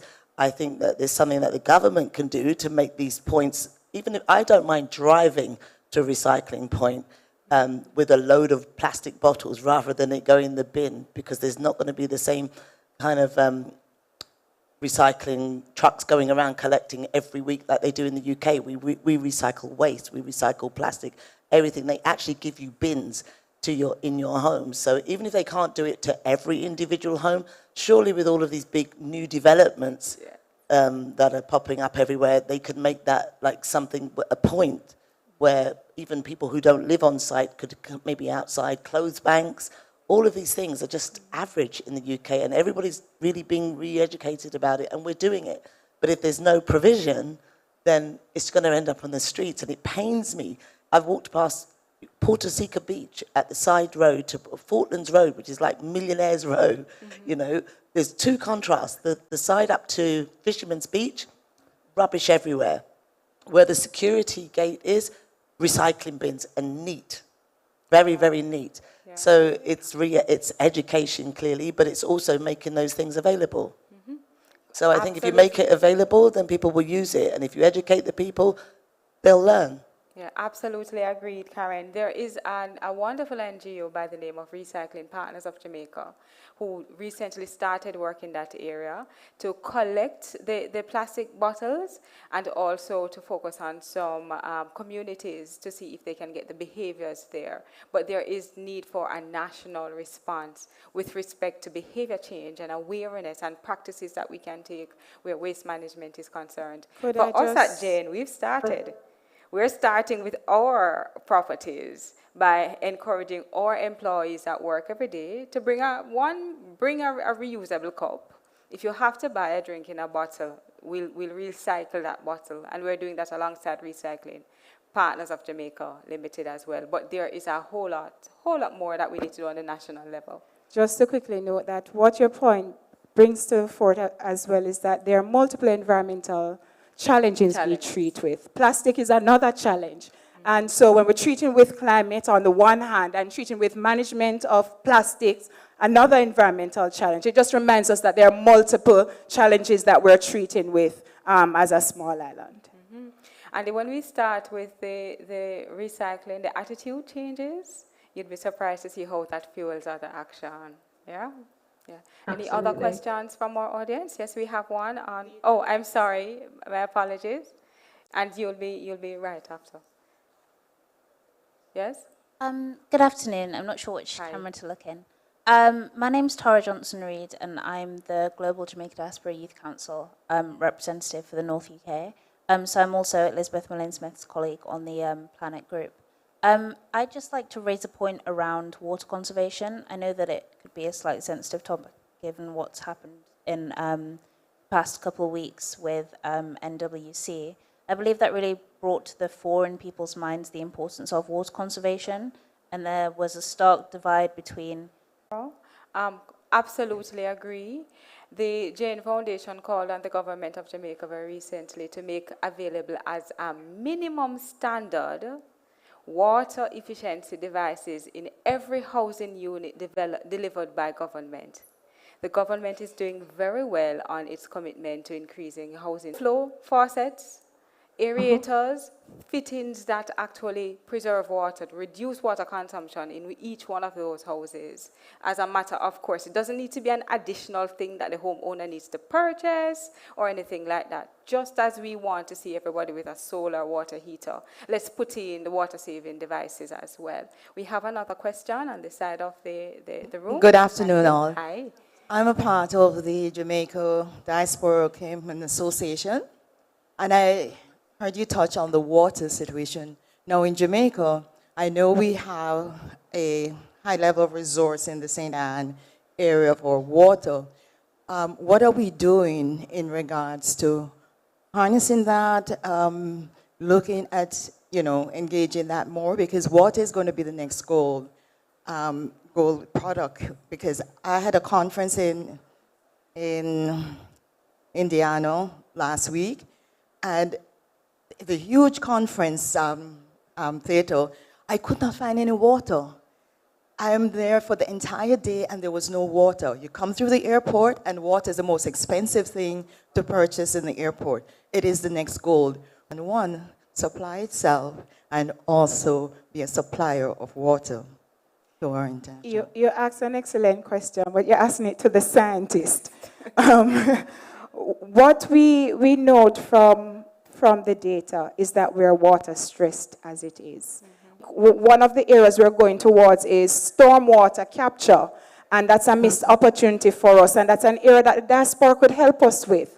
What is the learning internationally on stormwater capture that may be transferable to Jamaica, and that's something we'd have to investigate, but there's some crucial lessons being learned overseas that I think our diaspora can help us come to terms with, help expose our teams to, and some membership on local teams become important, think tanks, because as we plan for an approach to water as a country, we're going to need the help, not just from the local experts, but the learning internationally. Access to information, subject matter experts, so that we can share skills and, of course, collaborate. Yes. We have come to the end of our session. My timekeepers are on me. Thank you, Professor Stevenson and Mrs. Mullings-Smith, for your participation. I would just want to remind our audience, the research is available. There's a lot of work. Our Jamaican scientists are working. Let us put that information to use. You can access the information at the PIOJ's website, that is the Planning Institute of Jamaica. There are many publications on that site, as well as on the site for the University of the West Indies Mona Physics Department. There is research there as well. With respect to information about practical ways that householders can reduce water in their homes, you can check out waterprojectjamaica.com or janefoundation.com. We have a homeowner's guide on that site. We also have a guide about how to build a rainwater harvesting system or a grey water recycling system, available for anybody who wants it. And we know that the Heart Trust NTA is teaching their students how to do that using that information. I thank you so very much for joining us today.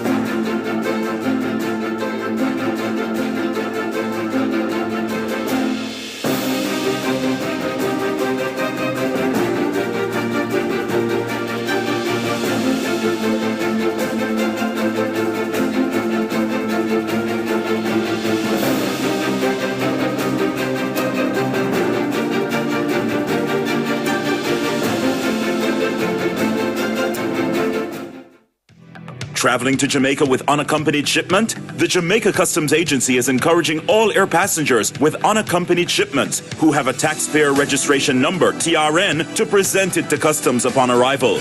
This will subsequently facilitate faster processing when clearing your unaccompanied shipments. The Jamaica Customs Agency will continue to implement measures to improve our service delivery and your service experience. You may contact us at 876-922-5140 to 8 or email public.relations@jca.gov.jm on this and other customs-related matters. Jamaica Customs, keeping our customers in focus.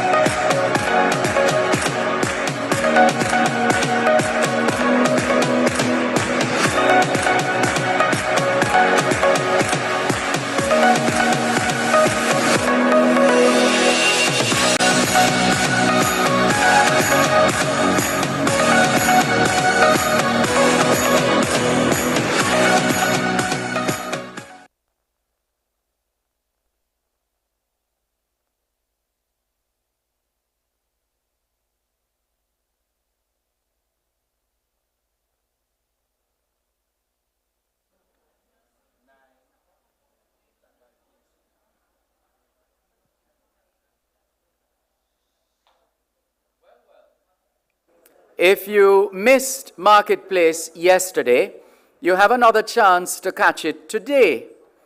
As a reminder, the Marketplace is open from 7 a.m. to 5 p.m. each day. Once the business segment is a wrap, the real business will just be getting started.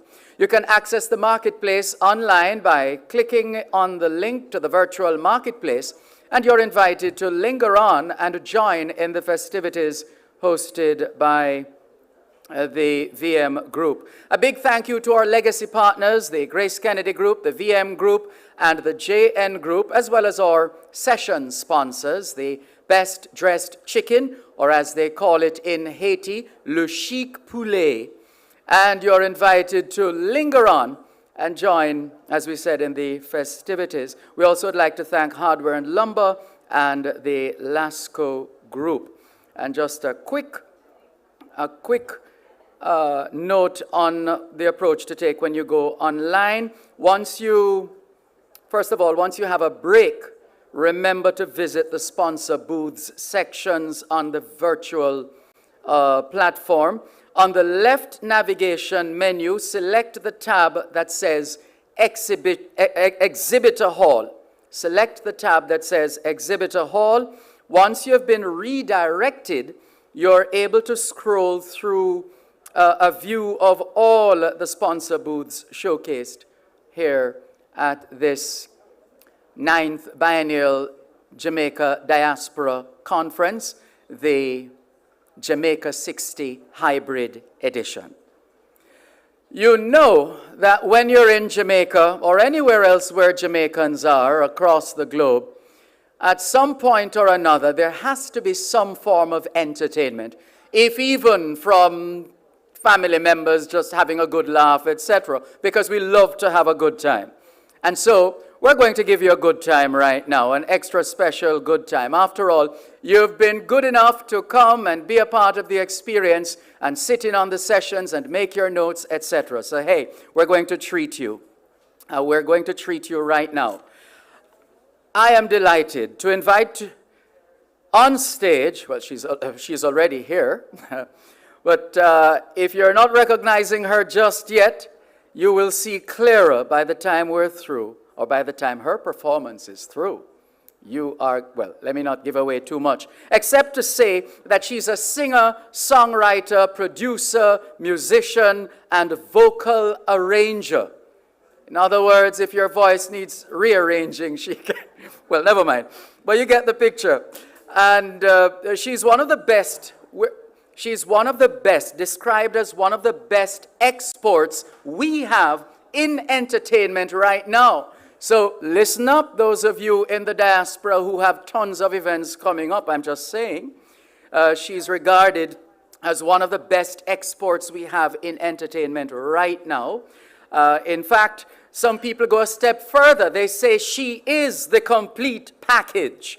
Ladies and gentlemen, at home and abroad, please welcome inside Kingston Hall on the waterfront in downtown Kingston, Jamaica, at this Jamaica 60 Biennial Diaspora Conference. Let's hear it for Sherita Lewis.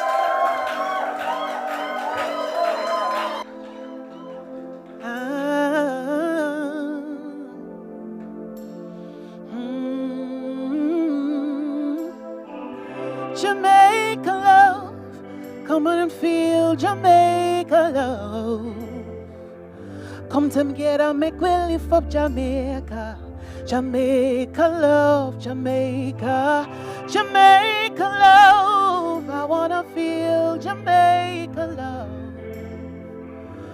Come and reignite our nation. Jamaica love, Jamaica.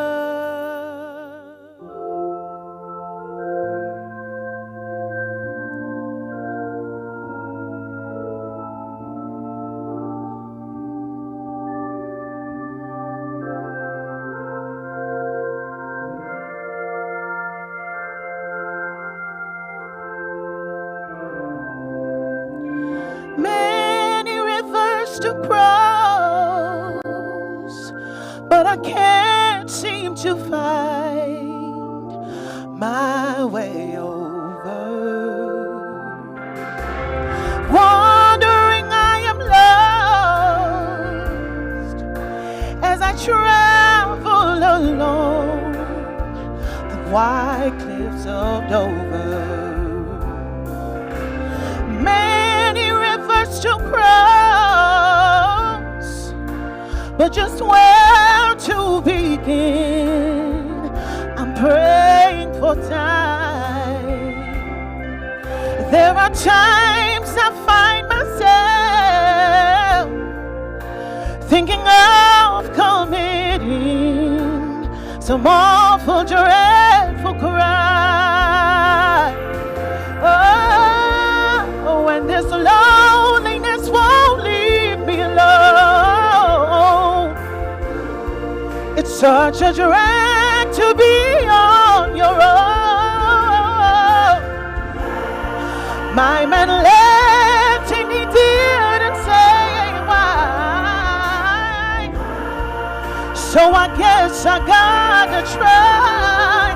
I've got many rivers to cross, but just where to begin?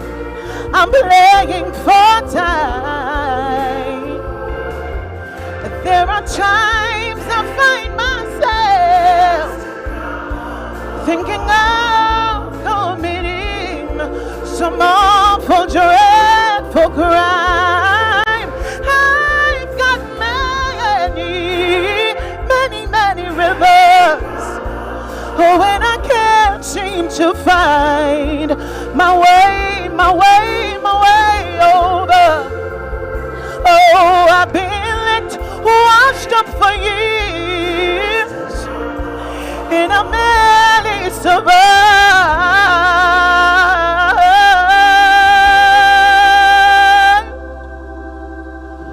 because of my pride. So many rivers, so many rivers. Oh, I gotta cross over.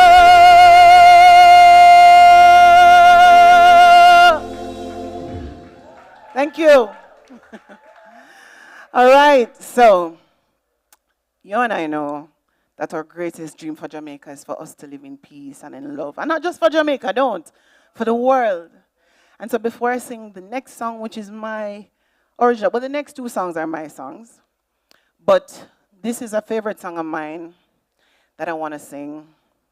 And if you know it, when I reach a chorus, feel free to join in, all right?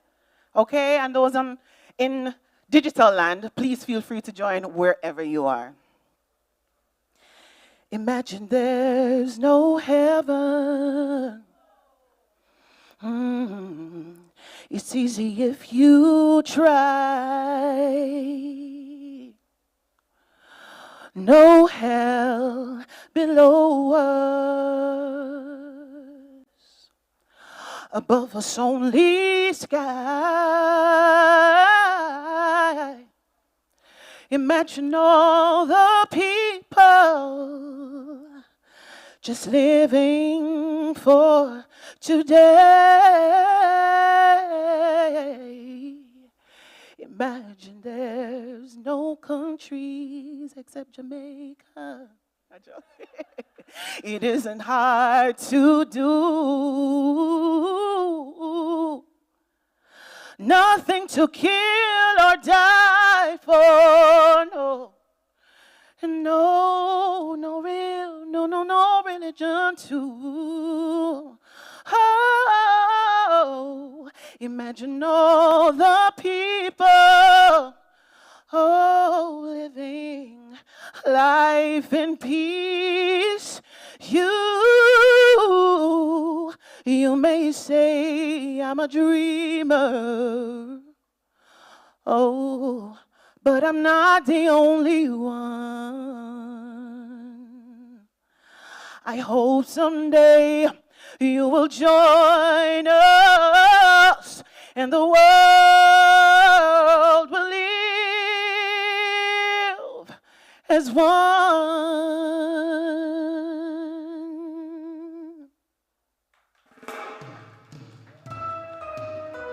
Yeah.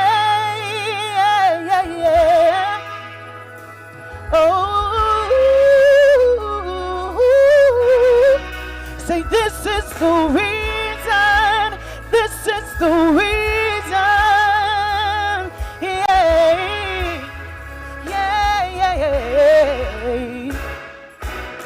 If I could teach the world one lesson, if I could make them understand, just like a tree for every season, there is a road for every man. Oh, I would teach them this. Ooh, looking for ways to justify all of the footsteps in your journey, because fortune changes with the tide. That's just the way life is. Say no matter who or where you may live, yeah.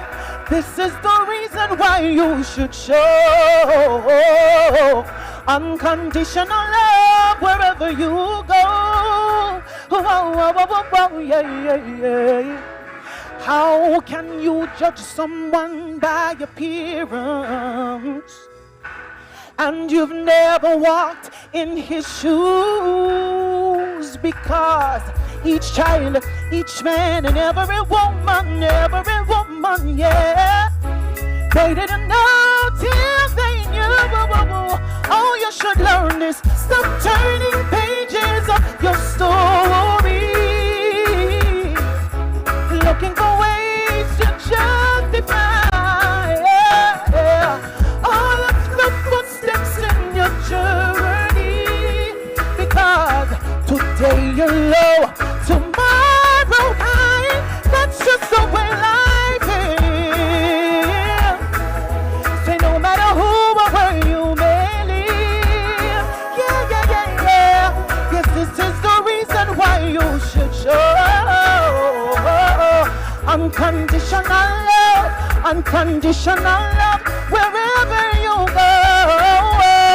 So alright, so to the woman sit down in a wheelchair, and to the child when not no bus fare, and to the man we living in a upper class, give love. To the man you pay for come cut your grass, give love. To the people who are living with AIDS and many other things they just can't change. Nothing to do with the size of your wealth. Just love your neighbor like you love yourself. Yeah. Say no matter who or where you may live. Yeah. This is the reason why you should show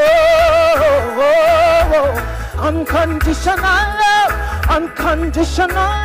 wherever you go.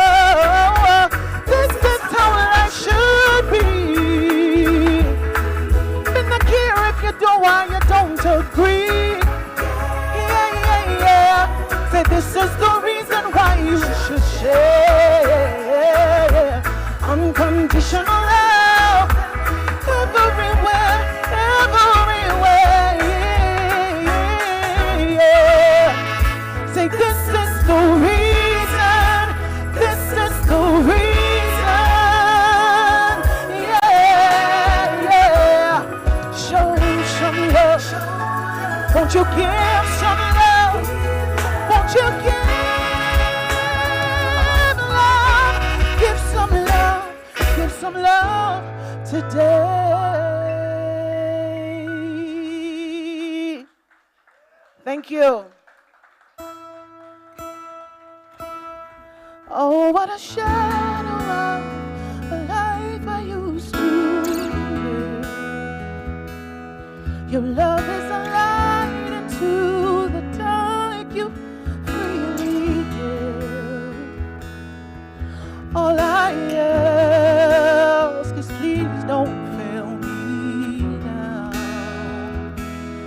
'Cause on my own I might lose my way somehow.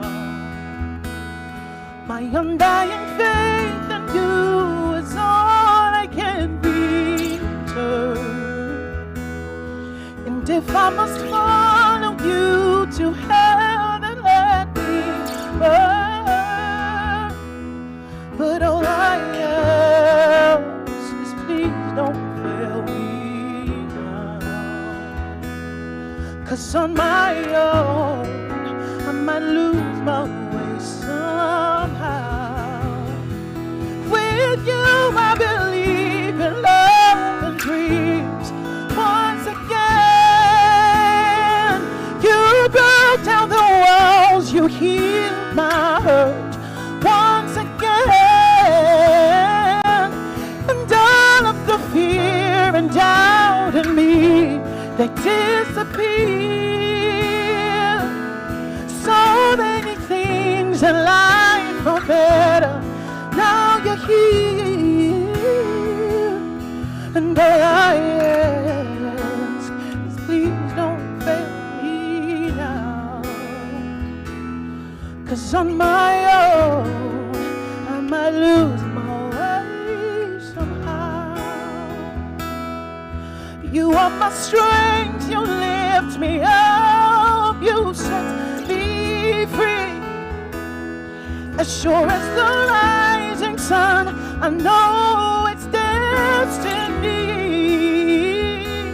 And all I ask is please don't fail me now. 'Cause on my own I might lose my way, lose my way. With you I believe in love and dreams. Once again, you broke down the walls, you healed my hurt. Once again, and all of the fear and doubt in me disappeared. So many things in life are better now you're here. And all I ask is please don't fail me now. 'Cause on my own I might lose my way somehow. All I ask, please don't fail me now. 'Cause on my own I might lose my way. High seas or in low seas, say I'm gonna be afraid. Say I'm gonna be afraid. In high tide or in low tide, I'll be by your side. You know I'll be by your side. Oh.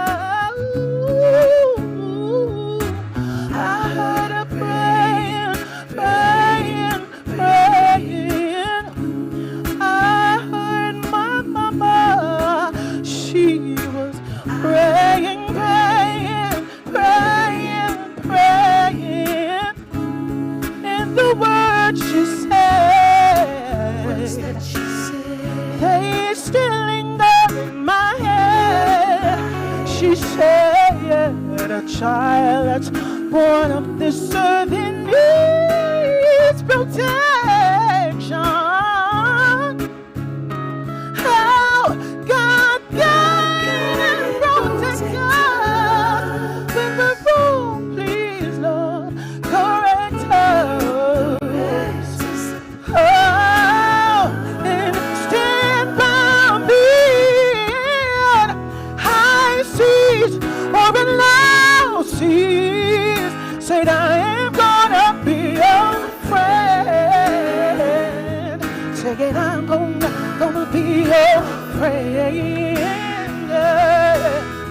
In high tide or in low tide, please stand by my side. 'Cause I don't wanna lose my way. My name is Sharita. Thank you.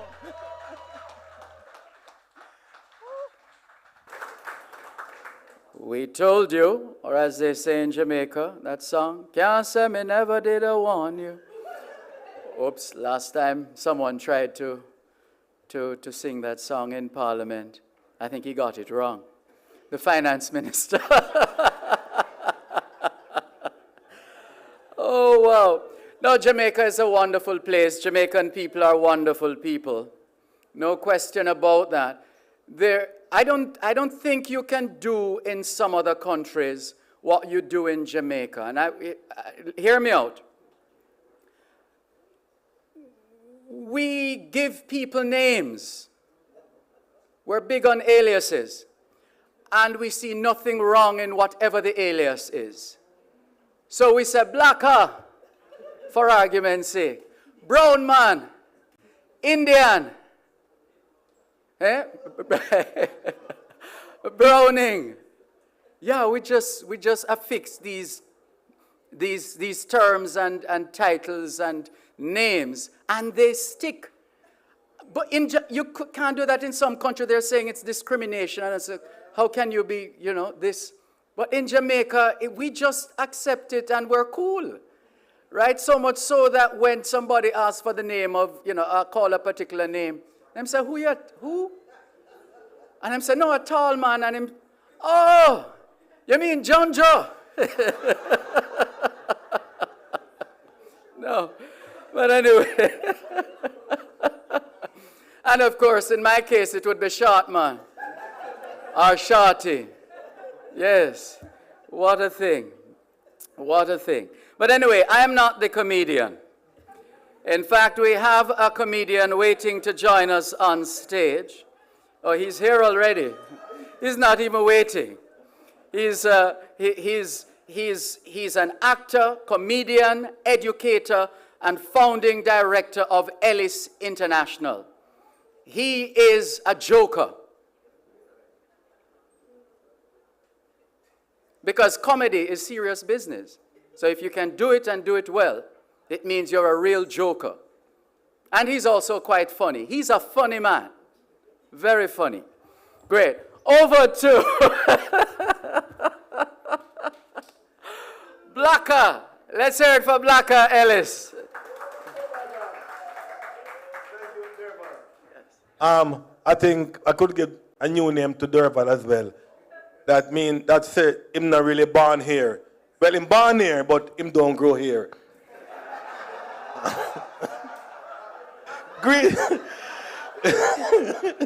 Greetings, Jamaica, at home and the diaspora. It is good to be here. Hello, one Coco. Hello. That's why I am here, because I'm full my basket. Because somebody else couldn't be here. But watch out for a head dropper. Oh, now good Jamaicans, clap on yourself. My. Jamaica is a wonderful case study in contradictions. We're good, we're bad. I'm a good bad. I'm a bad good. We are marvelous. And the Jamaican capacity for us embracing impossibility is what I want to celebrate. We can do anything in Jamaica. Trust me. We can do all things and everything, plus more. I was told by an expert years ago, say I can't be an actor because I have what he called two speech impediments. Yes. The man said, because I lisp and I stutter, I can't be an actor. Mr. Hello, impediment are things that hold you back.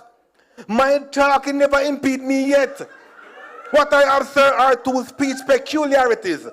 I'm simply, hello, my father have a severe stutter. It never impede him. In fact, it impede him. My father have 9 kids with 6 different mothers. So it never impede. In fact, it may have helped my figure. When he met my mother and him say, la. She said, all right, take me. Argument done. Because I thought my father invented jazz. To me, it wasn't that thing when come here, boy, you know, I was like, yeah, daddy, you go. Groove. We're Jamaicans, we don't take things that we don't take put down, we step up. You can't shame me because me a Jamaican. And you say, yeah, I agree with you. That's how I became a comedian. I discovered that I have 2 options. Them go and laugh at you, and you become the joke, or them laugh with you, and you become the joker. You own the joke. So when they call me a nickname, I embrace it. That's how I became blacker. In grade 3 at Trenchtown Primary School, we're learning about adjectives, comparatives, superlatives. Teacher said big is the adjective, bigger comparative, biggest superlative. Now class, look around the room for some examples. One boy said, Miss, we black and him blacker. That became my name, and you'd have a next boy who was blackest. So it's okay. Jamaica, we are a wonderful place. We are the best piece of rock on earth. And they're all right. We don't understand. I've tried to live in Toronto, and I came back home because I couldn't deal with the challenges with the fact that them don't understand that we just stay a certain way. So when the lady fat, you can't call her fat because that's impolite. In Jamaica, if you're fat, your name fatty. If your head big, your name big head. So I couldn't deal with it because we're just special. But sometimes our special, our exceptionality can get in the way and get us in trouble. And that's why I miss the good old time days. I miss the old time days. Those days when love was love. Those days when romance was romance. Those days when I'm born like a girl and tell her stupid nonsense. It's so nice. My love for you is like a pound of sugar and a teaspoon of water. Oh, for your love, I would climb the highest ocean. For your love, I would swim the deepest mountain. It don't make no sense, but it's so nice. You like it. Because in those days, in love, you would promise to thrill a girl. Nowadays, them boys not promise to thrill you. Them are threatening to kill you. See if I will you, a murder. Hey, my love for you, boom. Oh, hey, oh, my love dark and ignorant. Hey, yo, hey, oh, my love fatal. Hey, oh, it's a love me kill you with it. I miss the first time these songs had lyrics. You know, verse, chorus, bridge, real songs. Nowadays, songs them have one phrase and the song done right. You want breadfruit? Breadfruit. Song done right. 2 lines. Look at the bird. Song done right. First time these singers had names like first name and surname. Alton Ellis, Bob Marley, Ken Booth. Nowadays, singers' names sound like onomatopoeia. Chi-ching-ching, ding-dong, skilly-bang, and skeng. I'm like, what is the real name, young man? I miss the first time days, man. Those days was days when Pitney behave like Pitney. Nowadays, as you born, you're big. And I think, at the risk of getting in trouble, I'll say this. You see that song, One Love? That everybody love over one love and everybody get all Bob Marley. It's not true, no, it's not one love. One love is a lie. Because you have enough kind of love. When a man say, oh, me love Aki and Dumpling, I want different love from me love Boys Town football team. A different love from, hey, lady, me love you, you know. So I know one love, enough different love, and love has been framed in different ways in Jamaica. Let's go back to late 50s, John Holt. You have a rhythm in them called Love I Can Feel the Rhythm. The bass line does talk to you. The bass line goes, stooby-dooby-dum, stooby-doo-dum. And John Holt said, I want a love I can feel. That's the only kind of dooby-dooby-dum. And that was love as a feeling. You with me? That's one love, you know. Feeling. John Holt said, a love I can feel. Then pan the same rhythm, stooby-dooby-dum, stooby-doo-dum. Came Tony Tuff who said, first time I met you, I could not forget you. Girl, I know, I really had to get you. I saw you down, so it moved from feeling to seeing. Him see her and him want her. One, a two love that down now. I know one love, a two love now. You with me? Same baseline. Stooby-dooby-dum, stooby-doo-dum. Then came Barry Summer now. Hey, little girl, each time you pass my way, so it moved from feeling to seeing, to touching. I know one love, I three love that now. And I see him loving her. And them all talking about love. And then came Sanchez, who said, you say you love me, baby, and we should be. See him with him, you know. And it moved from now, I can't wait. So it moved from feeling to seeing to touching to impatience. Love I get deep now. It I get back and front and side now. It I get shape now. And the same love. Feeling, seeing, touching, and then came with receivers now. Who the shape I'm in? Would you believe I lost the race again? Because I'm trying to move now to effort. Impatience, then effort are the same love. So 1, 2, 3, 4, 5, so 12 love. And then on the same rhythm now, Tony Rebel taking out the kitchen. Love you like a fresh vegetable. And are the same love. But love is a wonderful thing. I fall in love every time I see my wife. But Jamaican men, we don't fall in love. We stand up in our love. Because we have to reframe everything in Jamaica. We have a particular thing with language. We make words, and the word them sound like, you know, when the people in North America say, ooh, Ghostbusters, we say, Duppy Conqueror. Which one sound nicer? When them say, ooh, I caught a firefly, we say, hey, one catch one penny wally. Which one sound sweeter? We have a beautiful language, man. And when a Jamaican man start the lyrics, you know, hello, I tell my friends overseas, say if you feel unloved, if you long for some attention as a woman, come to Jamaica. Man I go want you. As you land some man and make proposal to you. Whether if you love or visa, two different things. Because in Jamaica, we don't make a lady pass without telling her how we feel about her. That's Jamaican cultural thing. And sometimes Jamaican men don't understand concepts like out of my league. It don't compute. Out of my league, boy they at the roadside, a white green screen. Him have no job, no shoes, no shirt, no future. A lady a drive past in her X5. And my boy lyrics are. And hello, he thinks he has a chance. I mean, she might want me. You don't know mommy and me if you take care of you, you know. Him can't take care of him teeth. But he must step to you with confidence. I mean, you don't know. I mean, he must shoot him shot. That's why we're so good. Because we have no snow. But we got a bobsled team. Hey, we special. We're special. I'm convinced, a friend of mine convinced that if she die and get sent to hell and say a Jamaican down there, she'll go relax. That means the escape is afoot. Because we not take it. We are sending the devil mad. We are special. We are special. We are so special. Tell you something. My father, who by the way, my father passed. I mean, don't be sad. I mean, him passed like, yeah, but that means him say, oh, I'm not playing a game here. Him just pass. Him never take on the father thing too tough. So him pass. That never enough him under the domino game.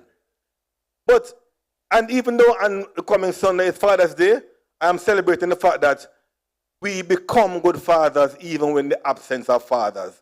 Because we are Jamaican. So if we don't have the model, we're going to find it somewhere. Because we can do all things. Because we just yeah, I want to go on. Any event I keep, you have 3 Jamaican men who can find them way in there. Jump fence, beggar bly, and beat gate. Yeah, I want to go on. When them say a Diaspora conference, yeah man. I mean him there, my friend named Spora. They will die, get sent to hell, and end up at heaven gate. Yo, St. Peter, tell the big man something there. Me a Moses' cousin by him anti-side, you don't know. We have this knack for beating the system, for getting by. If we could transform that knack into productivity, we rule the world. It was smart, we understand, and yeah, we'll find a way into everything.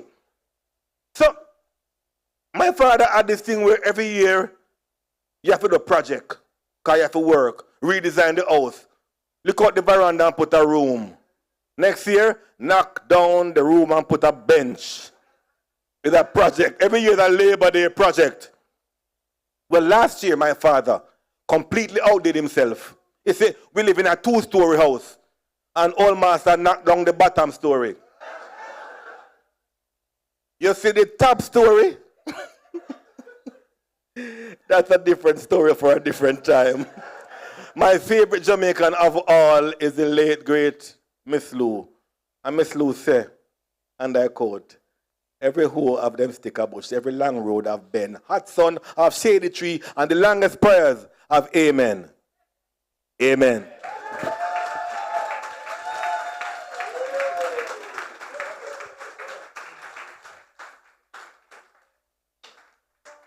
I must go off there, man. Yeah.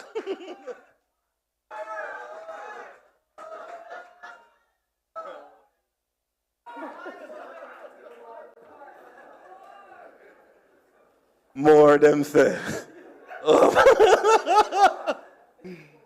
But Jesus bear the cross alone and all the world go free. No, there's a cross for everyone and there's a cross for me.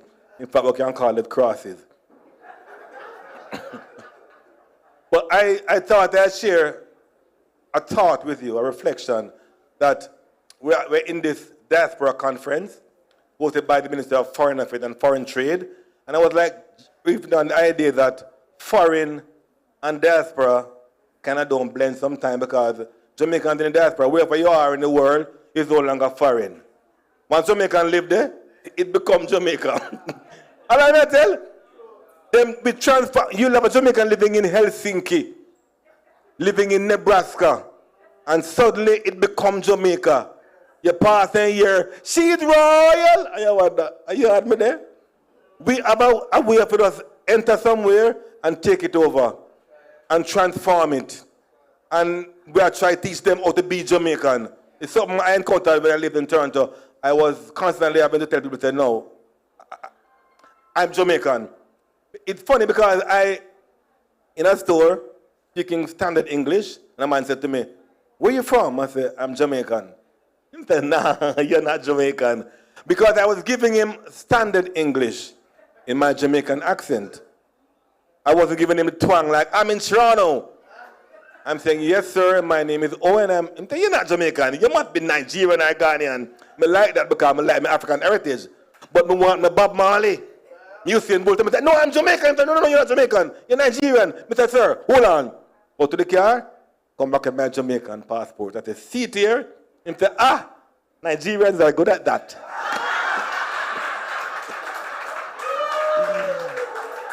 I'm like,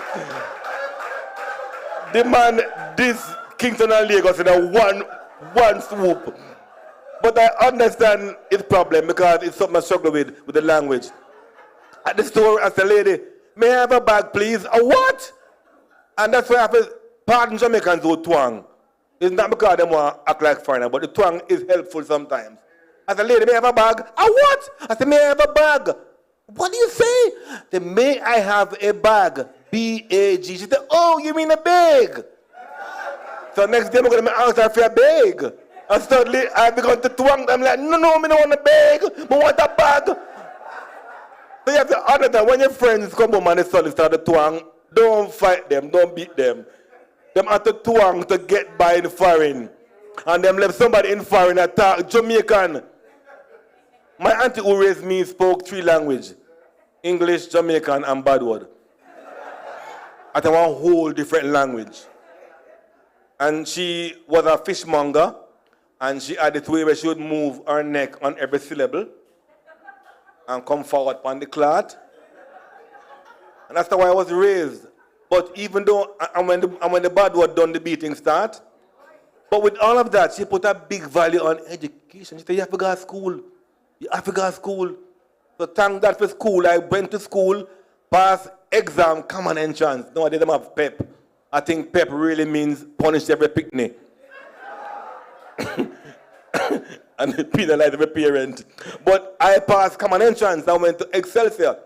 And that's where I discovered that I was different. I discovered when them other boy have on Clarks and ballet and chop I had on anti-boyfriend hand me down old man shoes. And kids will laugh at you. So I began to show off my shoes before them see it and me first start laughing and them say, why you're so funny? Wait, come back tomorrow. I don't want shoes me have. But them wouldn't know. So we have found a way as Jamaicans to make the best of bad things. That's what we call Jamaica, take kin teeth, keep a heart bun. So the cure your heart a bun, laugh. People, if it's one thing I want to leave with you, laughter is good thing. Laugh, your teeth now catch cold. And you may not laugh because you're happy, but trust me, you'll be happy if you laugh. Let me say it again. You may not laugh because you're happy, but sometimes laugh with a shock. But if you keep laughing, you'll be happy. Because the science already agree on it. When you laugh, the body does things. Release endorphin, you feel good. The people laugh. Behind your mask, around your mask, laugh. Even when the mask on, we can see if you're laughing. And mask is a good way to prove what you are in Jamaica. Because if you pull the mask, if the mask not on and knows they're you're FF1. Familiar face. Mask cover your face, them to know they're you're FF2. Familiar face and famous forehead. So laugh. Make your forehead glow with laughter. Laughter is good medicine. Laugh. Laugh. Laugh with yourself. Laugh at yourself. Laugh because of yourself. But keep on laughing, keep on loving, and keep on being Jamaica. God bless you now.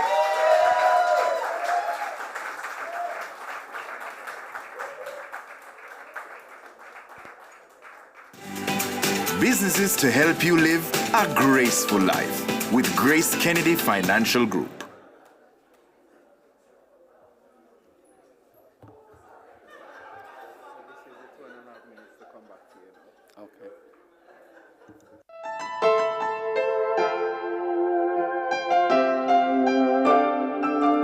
We all have big dreams and even bigger hills to climb.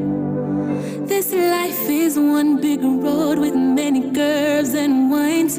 When you need a friend to guide you to the strength you have inside, VM will be your guide, always by your side. We're a firm foundation here to stay, build you a brighter way, yeah. Transform your everyday. Turn your dreams to reality. VM makes you all you can be. Yes, transform your everyday. Transform your everyday. Group. Transform your everyday. We all lead busy lives.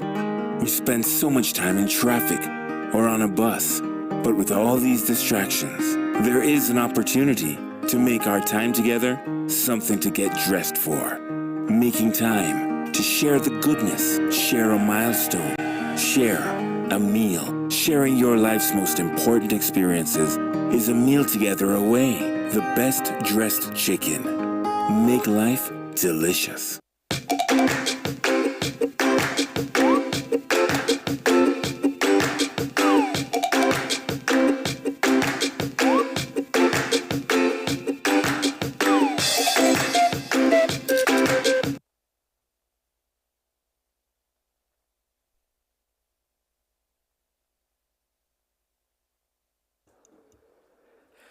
Now, wasn't the entertainment fantastic? Let's hear it for our performers, Sharita Lewis and Blacka.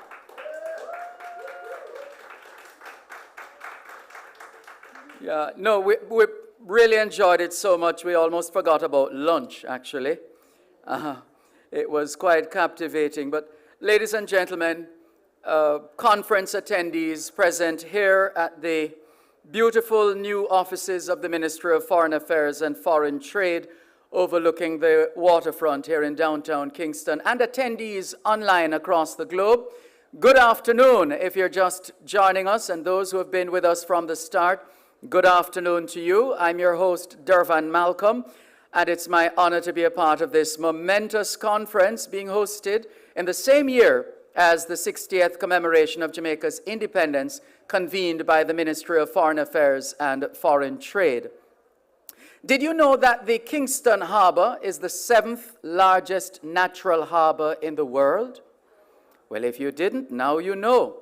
Now, does anyone remember, speaking of the Kingston Harbor, does anybody remember the Cross the Harbor annual swimming competition? Anybody young enough to remember that? Yes? I hear Nurse Claudette says she thinks she remembers, you know? Yes, vaguely. Yes, indeed. Well, we used to have that, an annual swimming competition across the harbor. Sadly, we just lost Sarah Newland Martin of the YMCA. She was quite a swimmer, and she didn't have the legs that we have. But she did exceptionally well. She passed a few days ago. May her soul rest in peace and light perpetual shine on her. Another outstanding swimmer at the time was James Moss Solomon. Jimmy Moss Solomon. Sadly, we lost him not so long ago as well. Used to swim across the harbor. So that was a big deal. The race was from Bournemouth Beach. Anybody remembers Bournemouth Beach? Right? And that's close to Rockfort in East Kingston, and across the Kingston Harbor to Gunboat Beach on the Palisadoes Strip. In later years, Victoria Pier here in downtown Kingston became the starting point. Regrettably, the race was discontinued in the late 1980s because of the rapidly deteriorating water quality due to pollution. We need to fix that. The impact that partnerships and alliances can make cannot be overstated. With this in focus, we will move into another round of concurrent breakout sessions to facilitate dialogue among diaspora interest groups. That is so important. That's how Farm Up Jamaica came about. And look at Farm Up Jamaica now. You just Google it and read of the success of Farm Up Jamaica.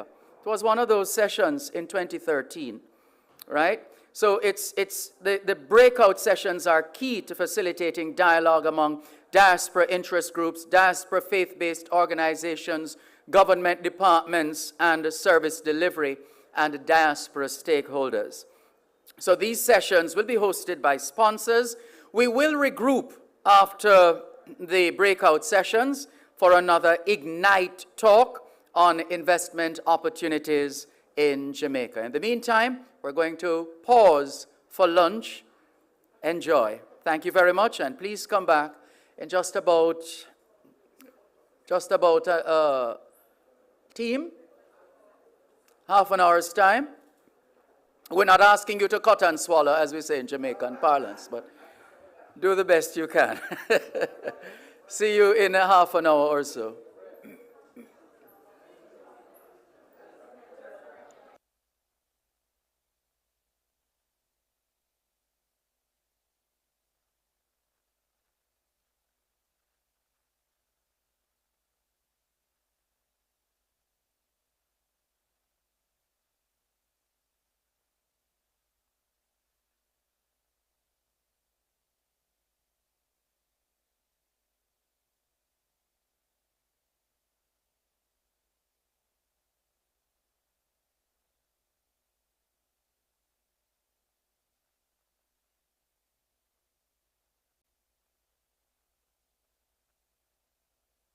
Find the businesses to help you live a better life, a beautiful life, a graceful life with Grace Kennedy Financial Group.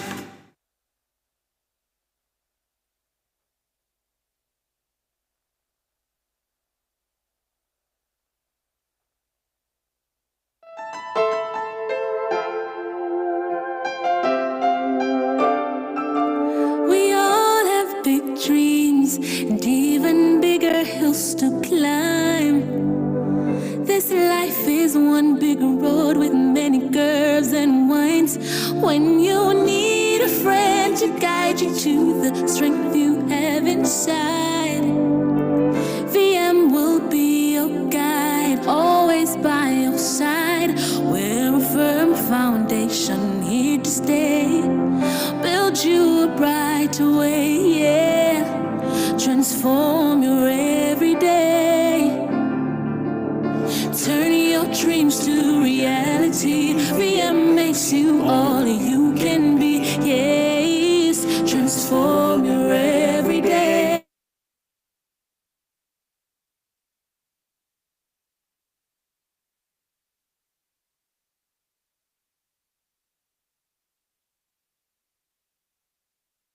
Or on a bus. But with all these distractions, there is an opportunity to make our time together something to get dressed for. Making time to share the goodness, share a milestone, share a meal. Sharing your life's most important experiences is a meal together away. The best dressed chicken. Make life delicious.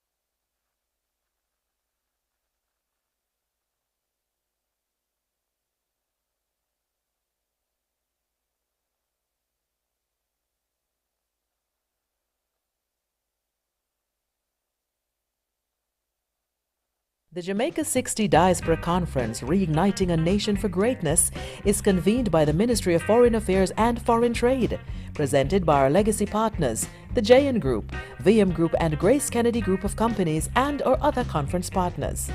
The Ministry of Foreign Affairs and Foreign Trade Jamaica 60 Diaspora Conference Reigniting the Nation for Greatness started on June 14, 2022.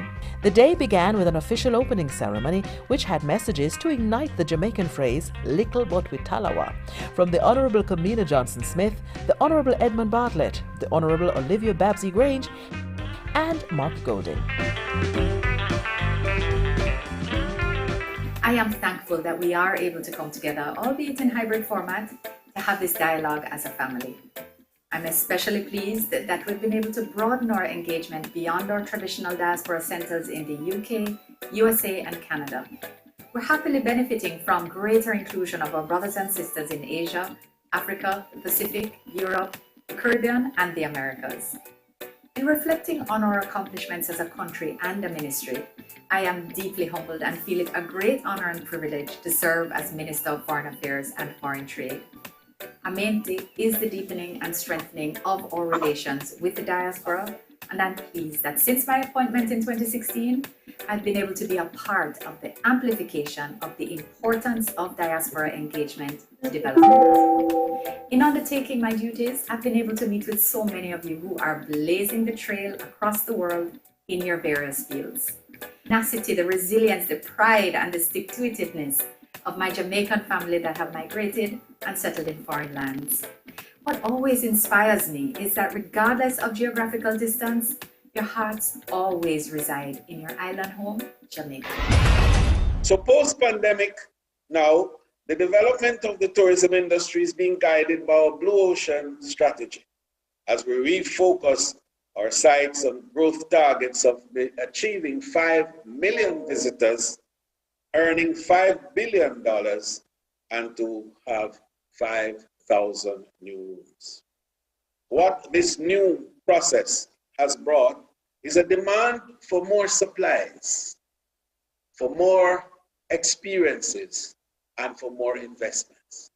And although already we are on track with the investments pre-COVID, 90% of the investments that we had on the books are now ready and intact. We break ground a few weeks ago. We are going to break ground again in another few weeks, and we will have about 8,000 new rooms over the next 5 years. But our focus is now on our local people and our diaspora to invest more in tourism. We're now gearing up for the highlight of the Jamaica 60 celebrations in the summer. Activities start with a bang on Sunday, July 3, when we go in search of a Jamaica 60 Jamaica gospel star, like Rising Star. This will continue for 5 weeks and will culminate in a grand finale in the Jamaica Festival Independence Village at the National Indoor Sports Center, where that village will run from the 30th of July through to August 6. The highly anticipated Jamaica Festival Independence Village will in fact start on July 28th when we have the finals. And listen for this, ladies and gentlemen, we will have a festival song competition.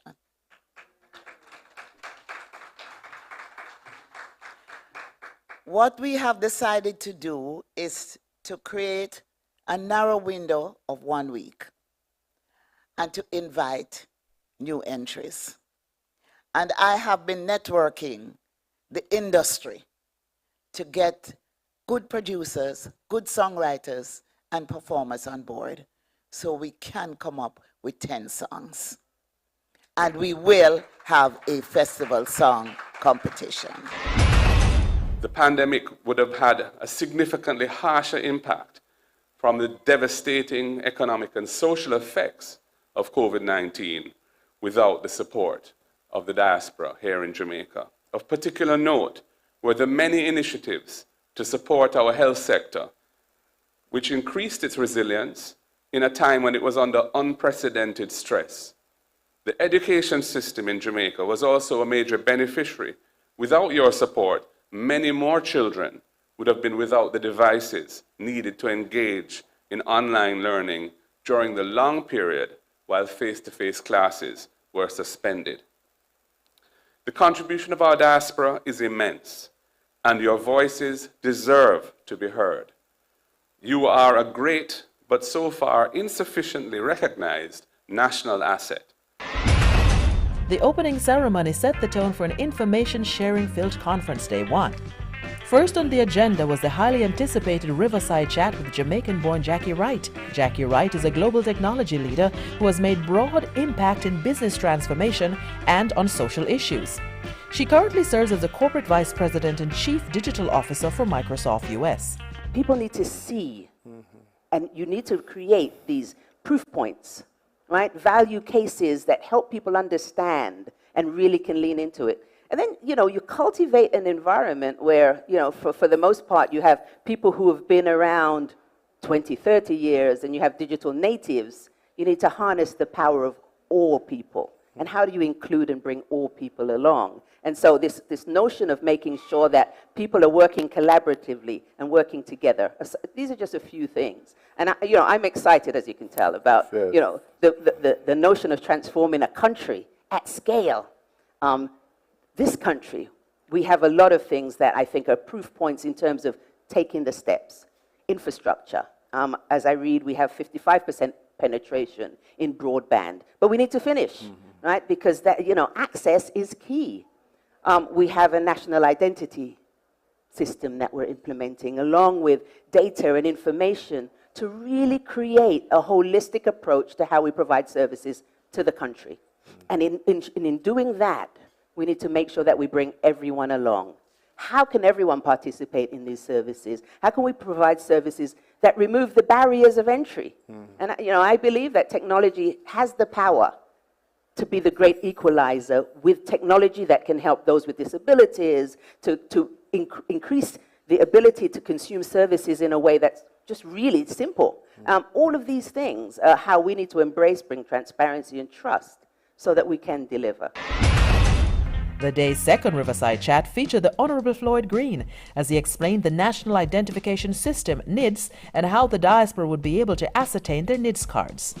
Nothing is going to bring our diaspora more joy than when they can back out their purse or wallet or card holder and back out their card and show their electronic national identification card when somebody says, "Are you Jamaican?" And that is where we're going. So one, we're going to have an enrollment process that combines both in-person and online. So the idea is to have enrollment centers right across the length and breadth of Jamaica. We have decided to start with a pilot project because we want to ensure that we work out any nuances, want to ensure that the process is as efficient as possible. So we're going to have a pilot project in Kingston and St. Andrew, right? And the idea is to start with 5 enrollment sites over time.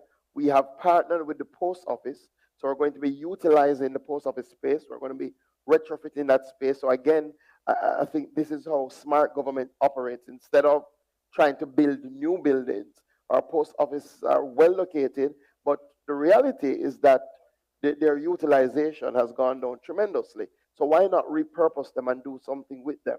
So we're going to be using our post office to have the enrollment center. What will happen?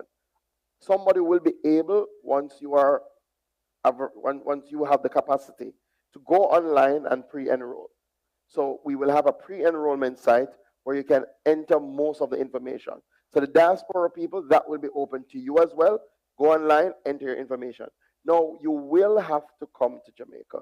And I know this is not the hard part because you normally come to Jamaica. You will want to come to Jamaica. But you would understand that there will be a section that you have to go into the enrollment site so that we can capture your facial image, we can take your fingerprint, and we can process your card. So the beauty of the pre-enrollment site is that you will be able to not only enter your information, but set an appointment. So for those in the diaspora, you will be able to enter your information, set an appointment for when you're traveling to Jamaica, then come into the enrollment center. We will capture the information, we will process the card, we will give you a tracking number so you can see the process.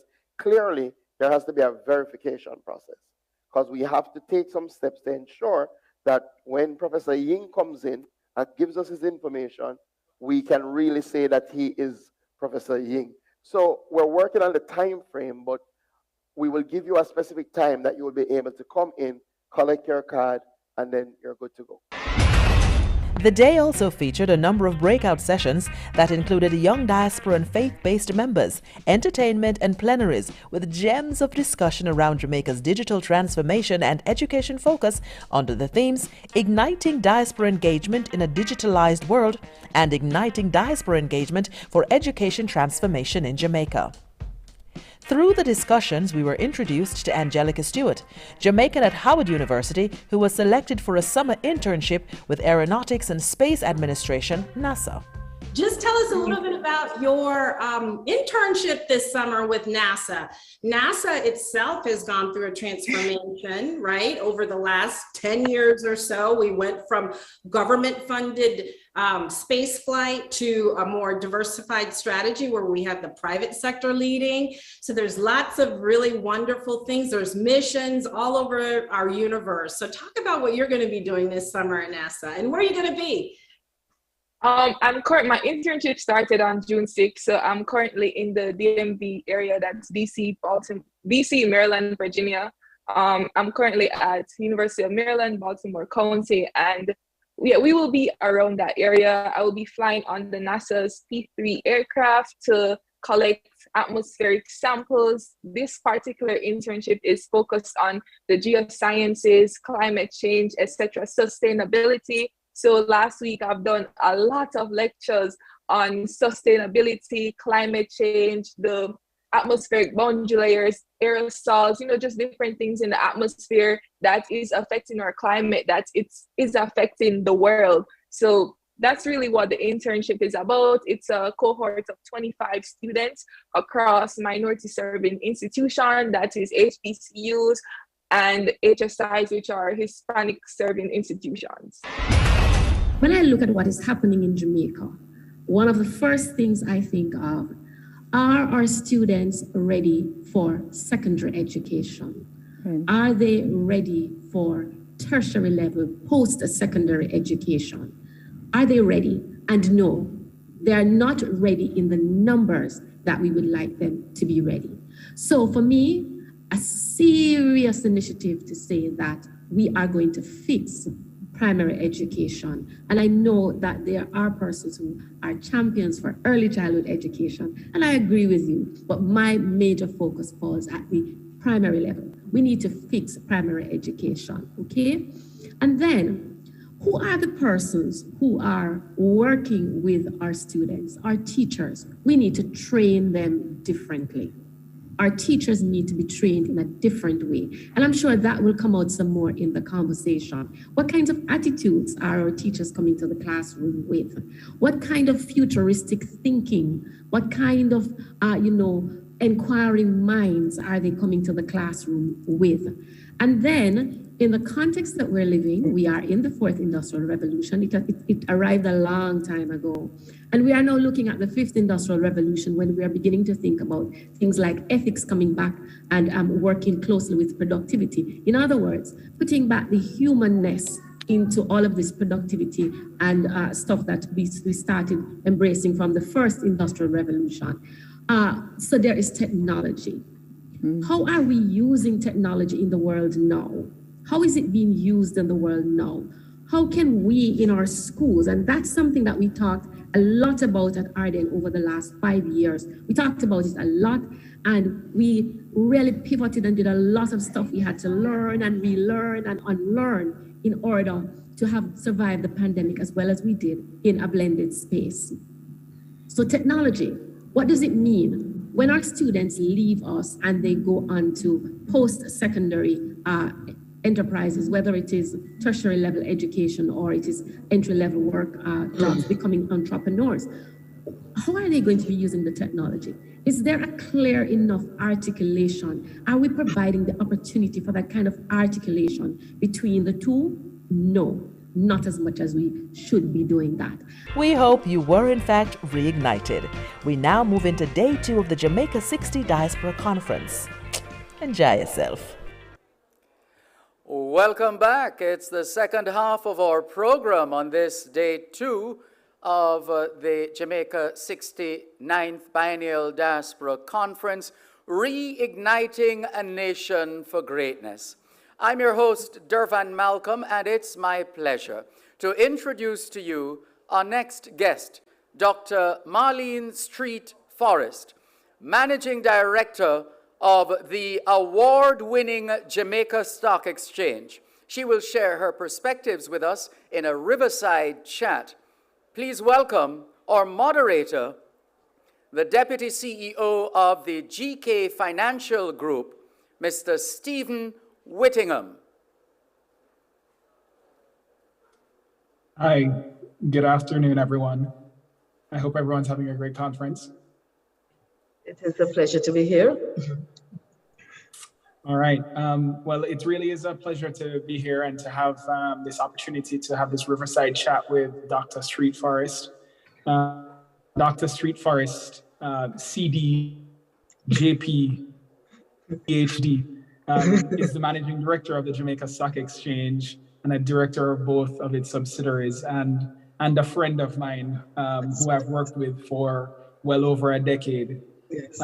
Dr. Street Forrest has a mandate to continue the process of developing the JSE group, and particularly the stock exchange, in an atmosphere of transparency and fairness, while utilizing appropriate technology and providing the greatest possible efficiencies to our market. She has a wealth of experience, having worked in senior management positions at varying private and public sector organizations here in Jamaica and overseas. It's under her stewardship that the JSE became demutualized and the US dollar denominated market and the junior markets were launched. She also spearheaded the registrar division of the Jamaica JCSD, and she was the general manager of the subsidiary of the JSE. Today, Dr. Street Forrest, you should be not surprised, is a speaker in demand, where she has given many presentations locally, internationally, and regionally, various seminars and security market conferences, and is a leader in the financial services industry in our region. And she's also an author. I have not read her book. I have ordered a copy. I have not received it yet, Dr. Street Forrest. You should receive it so shortly. In 2016, Dr. Street Forrest was conferred with the honor Order of Distinction and the rank of Commander in recognition of our outstanding leadership in the growth of the Jamaica Stock Exchange. So, you know, Marlene's credentials are well known and she's a well-regarded figure in the region. And today we want to really talk to Marlene about the Jamaica Stock Exchange and opportunities that exist for the diaspora in entering the stock market, as well as the ability for us all to participate in the Jamaica social stock exchange.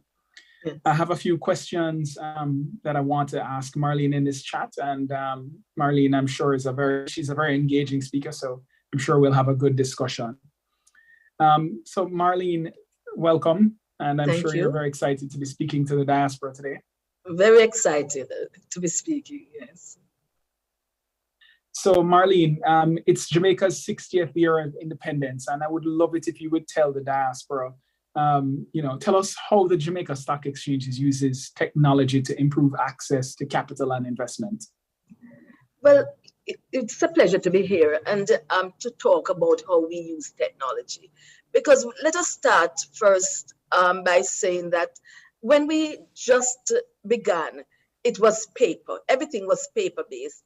And you know the problem that created in the 90s.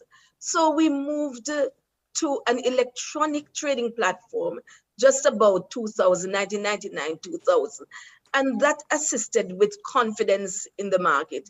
We also moved to a settlement platform through the subsidiary, the JCSD. So there is a seamless process from trading to settlement, and that creates for the market, whether the diaspora locally, confidence that when your transaction is done, it will be properly settled, traded and properly settled.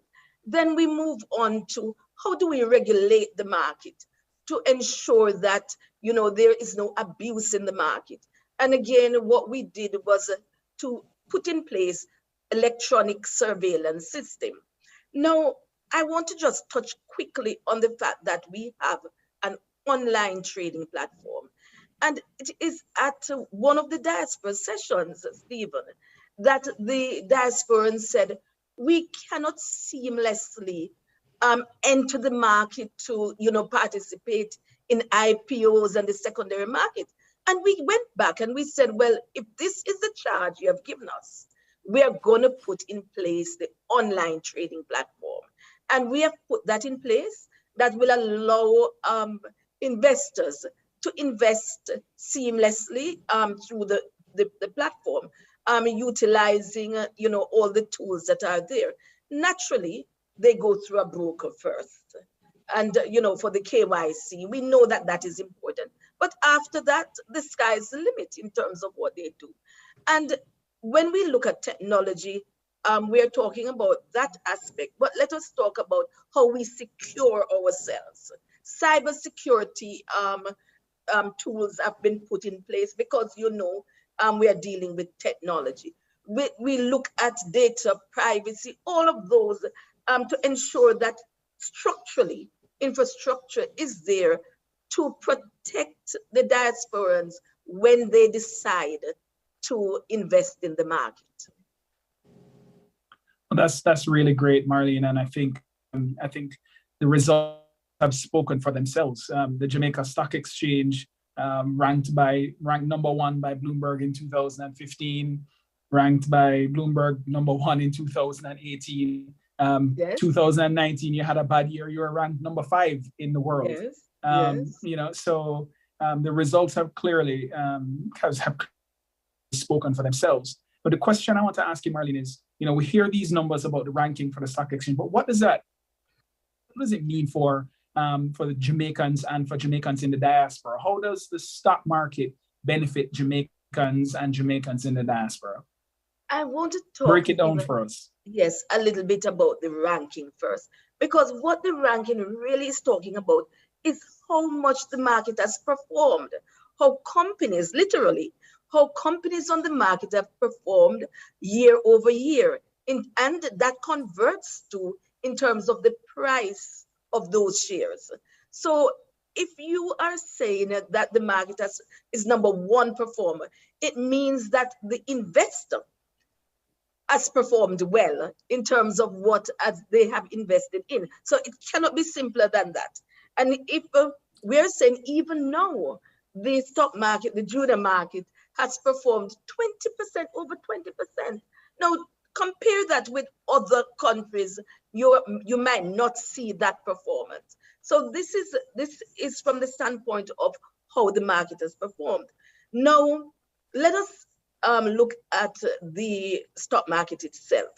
We have 99 companies on the stock market representing over 140 securities. What it means is that the diasporans have an opportunity to invest in different types of security depending on their, what they love, their risk appetite, etc. We have in manufacturing, the distribution, in banking, and these securities have different flavors. Let us put it like that. Some of them are dividend yielding securities. Some of them, the price appreciation is there. But what we have found within this market is that by and large, companies have performed well. Companies have performed well because they are in tune with good governance. They also recognize that the body of investors that they have now are demanding a good return. So why not the diasporans taking advantage of the market as it is now? The US market, the main market, the junior market, the bond market. These are, and the private market, which we have just launched. These are all markets that they can take advantage of.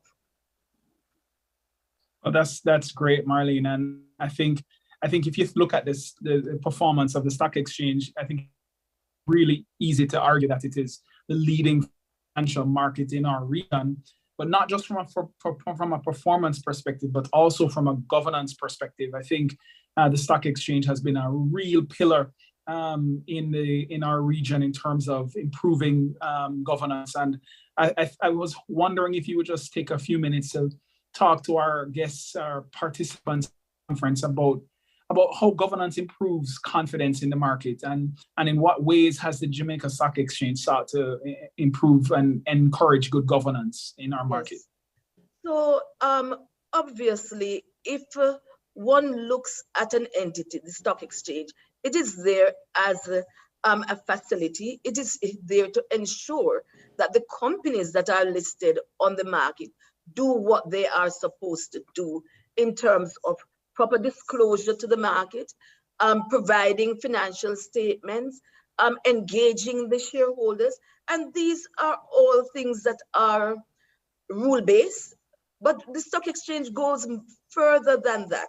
So we ensure that as a company that reports to the Securities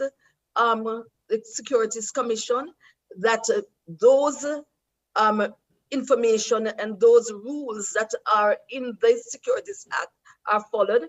We also ensure that the rules of the Jamaica Stock Exchange are followed. And we embrace the private sector organization code, corporate governance code. Now, all of that we, by rule or by moral suasion, we encourage our listed companies to participate in, and also our member dealers, because we also regulate the member dealers. So member dealers, listed companies. And by just a moral suasion, we do put in place, for example, our best practice. Best practices award, where we have, we look at how companies perform based on good governance, corporate governance, and we award them. And listed companies are in tune to that. So these are some of the measures that we put in place to ensure that there is good governance. Quite recently, we also introduced the Corporate Governance Index, and that also is measuring how a company performs in relation to the rules of the exchange, the Companies Act, the Securities Commission, the Securities Act, and other things that they do internally in their organization. So we are very much in touch with the companies. We are very much aligned to the fact that governance is important globally, and that our exchange must be best in class as it relates to that. Well, that's really great, Marlene. And you talked about the best practice awards, and I think that's a big part of how you recognize the performance of not just companies but broker dealers. I thought you would also have mentioned that Grace Kennedy basically owns one of those awards. We've won it so many times. Yes. But you weren't going to be biased just because I was here, so you just didn't bother to mention that. But I would like to say that, you know, that speaks to sustainability too, because we believe that we are in this for the long haul. And Grace Kennedy and many of the other companies have taken that on board. And yes, for you have had a big trophy in terms of awards. Yes. Yeah. So you talked about sustainability, Marlene, and a big part of sustainability is ESG. It's a big, very topical subject globally and in Jamaica, and the stock exchange is a leading voice in that in our region. ESG, environmental, social, and governance. It's an area of focus for governments, for private sector, for the public sector. What has the stock exchange done to improve this ESG ecosystem? Yes, let me say to you that we believe at the stock exchange that we cannot grow companies unless we look at the environmental, the social, and and the corporate governance. We have to look at all of those, because it is in looking at that companies will grow. So it is all interconnected, and you will see based on what we have done is that we have recognized. Think you know Jamaica? As a result of that, what the stock exchange has looked at the social, and we introduced the Jamaica Social Stock Exchange, because we believe that in doing so, it will improve the conditions of the country. It will also improve on the various entities, social entities, and we have done that. We have also, and I will go back to that in a little while, we have also looked on the environmental aspect. And currently, what we are doing, we have an arrangement with an agreement with the Ministry of Housing, Environment and Climate, where we are looking to launch a green bond by the end of this year. And this is because we are in tune with the fact that the environment should play a pivotal role for our companies. As we do at the stock exchange, what we will do is provide guidance as to how companies must report on the environment. As I said before, we are a member of the UN Sustainable Exchange, and that is critical, reporting on the environment. And gradually, we will have the environmental index. But just for 2023, we will also be putting in place for our best practices award, the environmental, just looking on the environmental award. And that is looking at listed companies and broker dealers. But can I, Stephen, go back to the social? Yeah, I would love it. I would love it, Dr. Srifars, because in 2019, the Jamaica Stock Exchange launched the social stock exchange. And I would love to know from you sort of what prompted the JSE to embark on this initiative and what the future of this initiative holds. Okay, and as I said, we were prompted by the fact that social is important to growth of the economy and growth of the stock exchange and growth of our companies. So sustainability is what we looked at. And, collaboration is very important when you run an exchange or any business. And we went to Brazil. We saw that they had a social stock exchange, and we decided that we would adapt the social stock exchange. So we do have the social stock exchange, which is in two markets.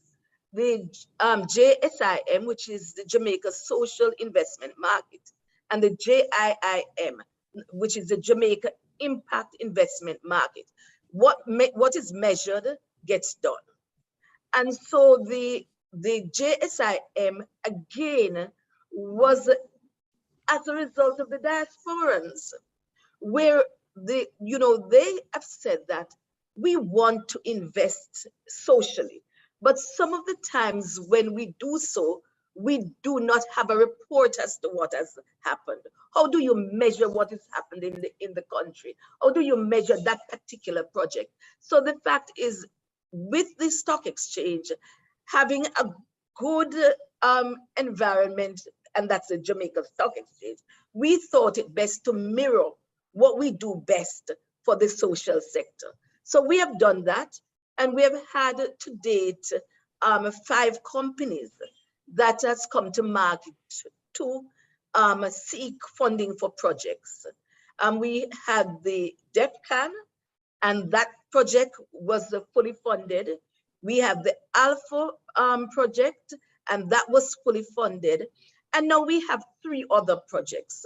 Choose Life, and it is clear what it does. It looks at suicide and all of that, which is prevalent now in terms of persons' hopelessness. And they are trying to raise $10 million. Praise Jamaica goes right to the heart of our society, the children, learning how to deal with conflict. And so they have, put together a good project that needs funding in the tune of $17 million. Then we have jamming.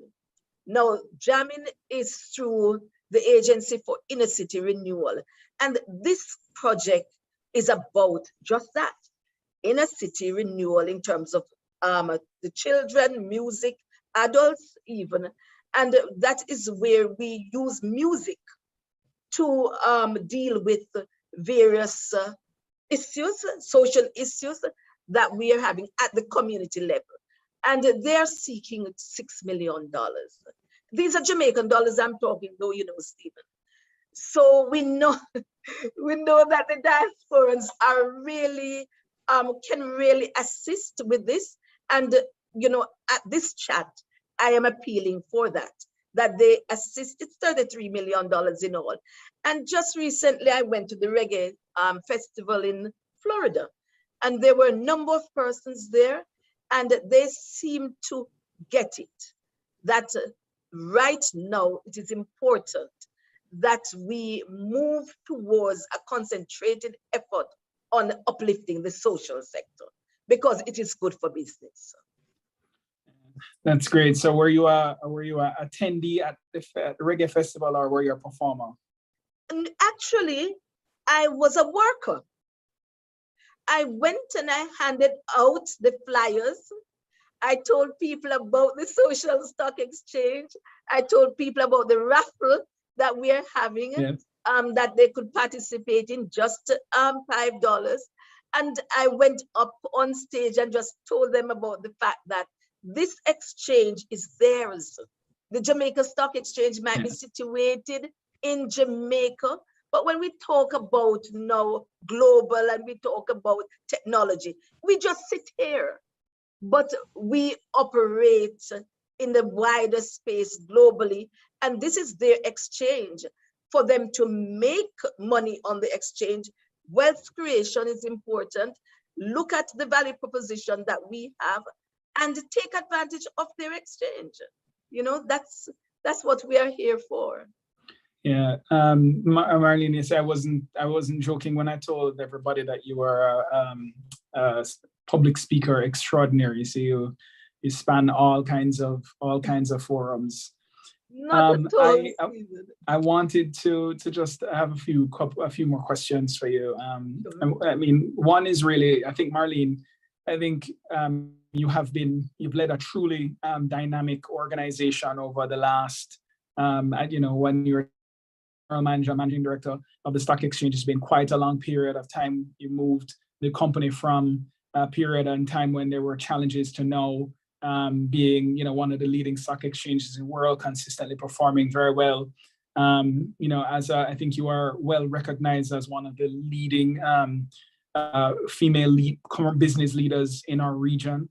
And, I just wanted you to talk just a little bit about about how you have personally and what you have done with the stock exchange to use the stock exchange as a bridge between Jamaica and the diaspora, Jamaica and the international investing community, because I know you've done a lot of work in that area. Okay, so if I understand the question, Stephen, is how have we engaged the diasporans? Yes. Is that it? Yes. So, well, what we have done, is education is paramount, because we have found that, and you know, I cannot overemphasize this. We have found that when we started, you know, as you said some time ago, many persons shied away from the market. They didn't understand it. They believed it was for the rich man. They felt that it was gambling and all that sort of thing. And we had to go to the ABCs, that it is not about gambling, because the fundamentals are there for each company that is listed on the market. You can look at it and determine whether to invest or not. You know, that, and that was available through our website. And the website was a key area in terms of technology to connect with our internally in Jamaica and our diasporans. And so we looked at that. We looked at the young people. How would they connect with us? Key. Because if you have sort of lost a generation, you have to look at not losing. And we introduced the stock market game. And I want to say that this stock market game can be applied to any of the schools in North America, UK, Canada. We can have that game with our students and theirs. So we introduced the stock market game for schools. And then we continued to have a public forum and, for example, investor outreach in August, the National Investor Education Week, where we partner. Collaboration is important. So we engage our brokers, we engaged others in the market, outside of the market, and we also created an e-campus. That again is electronic. Using technology, we created an e-campus where any of our diasporans wanting to know the ABCs of investing in the market want to do a course in postgraduate studies can do so. So the linchpin really was about market education, creating that market confidence, saying what people want you to say, and doing what you must to deliver on what you say. That is very important for us. And this is what we did in building block by block the exchange. The exchange is, as we normally say, fair, efficient, transparent. And it must mean something to us, and it must mean something to the diasporans, that we are fair, we are efficient, we are transparent, we respond to their queries. And so this is how we grew, again, utilizing technology so that the confidence can be in the market. And just continue to press with the various conferences, market education, key to all we have done. Yeah, so I think describing you and your leadership style as innovative is clearly expressed in terms of what you have been able to accomplish, but even just the approach that you have taken, the communication with the diaspora, and your vision to get the stock exchange and the leadership of the team to the point and place where it is right now.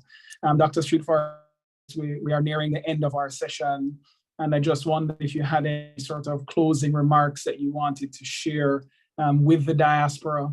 I think by all means, I've been hearing that all reports I've been hearing that the conference has been going extremely well. I'm sorry we weren't able to meet in person. I'm actually traveling on business, but we were able to do this virtually, and I think that this virtual hybrid format is really allowing us to engage with the diaspora. So congratulations to all involved so far. So any closing remarks, Dr. Street? I just want to say that just this morning, we listed another small and medium-sized entity that was oversubscribed by 952%. What that means is that people are looking for good investments. And what that means is that our diasporans can take advantage as well of investment. And just to put it in context, that not only are we able to list local businesses, if the diasporans have businesses overseas that wants us to list on our market, why not list in Jamaica? Why not list, get capital, and grow in Jamaica? So this is something that we are throwing out. Again, I must say to you that regarding technology, we will soon be launching a few other products on the market, like the direct market access, and we will be launching also the digital asset platform in short order.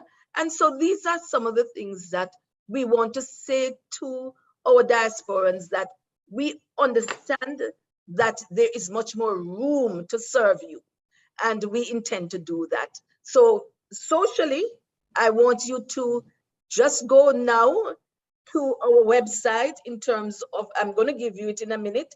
It is jsfe.jamstockex.com, and participate in that. I know you love the social. Please participate. Please help us to close the gap of the 33 million. I want you to go onto our website and go to the eCampus, ecampus.jamstockex.com, and look at the offerings we have there for you to understand more of the market, get certified. We are fully certified by the University Council of Jamaica. And I also want you to look at our new website that we have redone, and that is jamstockex.com. There is also now closing the jtraderpro.jamstockex.com, and that is for online trading.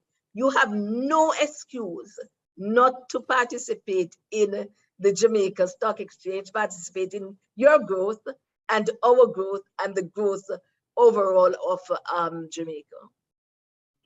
Well, Dr. Sriforest, it's been great to listen to you, and I hear your energy, and I understand why the Jamaica Stock Exchange under your leadership has been so successful. And I think you have made a very clear case to the diaspora in terms of the opportunities to participate, not just on the social exchange, but on the more traditional exchanges, and also the opportunity for members of the diaspora to possibly even raise money in the Jamaican market. So I think this has been an extremely informative session. It's always a pleasure to speak with you, and I'm sure everybody enjoyed listening to you today. So thank you very much, Dr. Sriforest, and I look forward to seeing you soon. Okay, always a pleasure to speak with you, Stephen, and thank you. All right, take care. Well, good afternoon, everyone. Thank you very much for participating in the side chat, and I trust you'll enjoy the rest of the conference.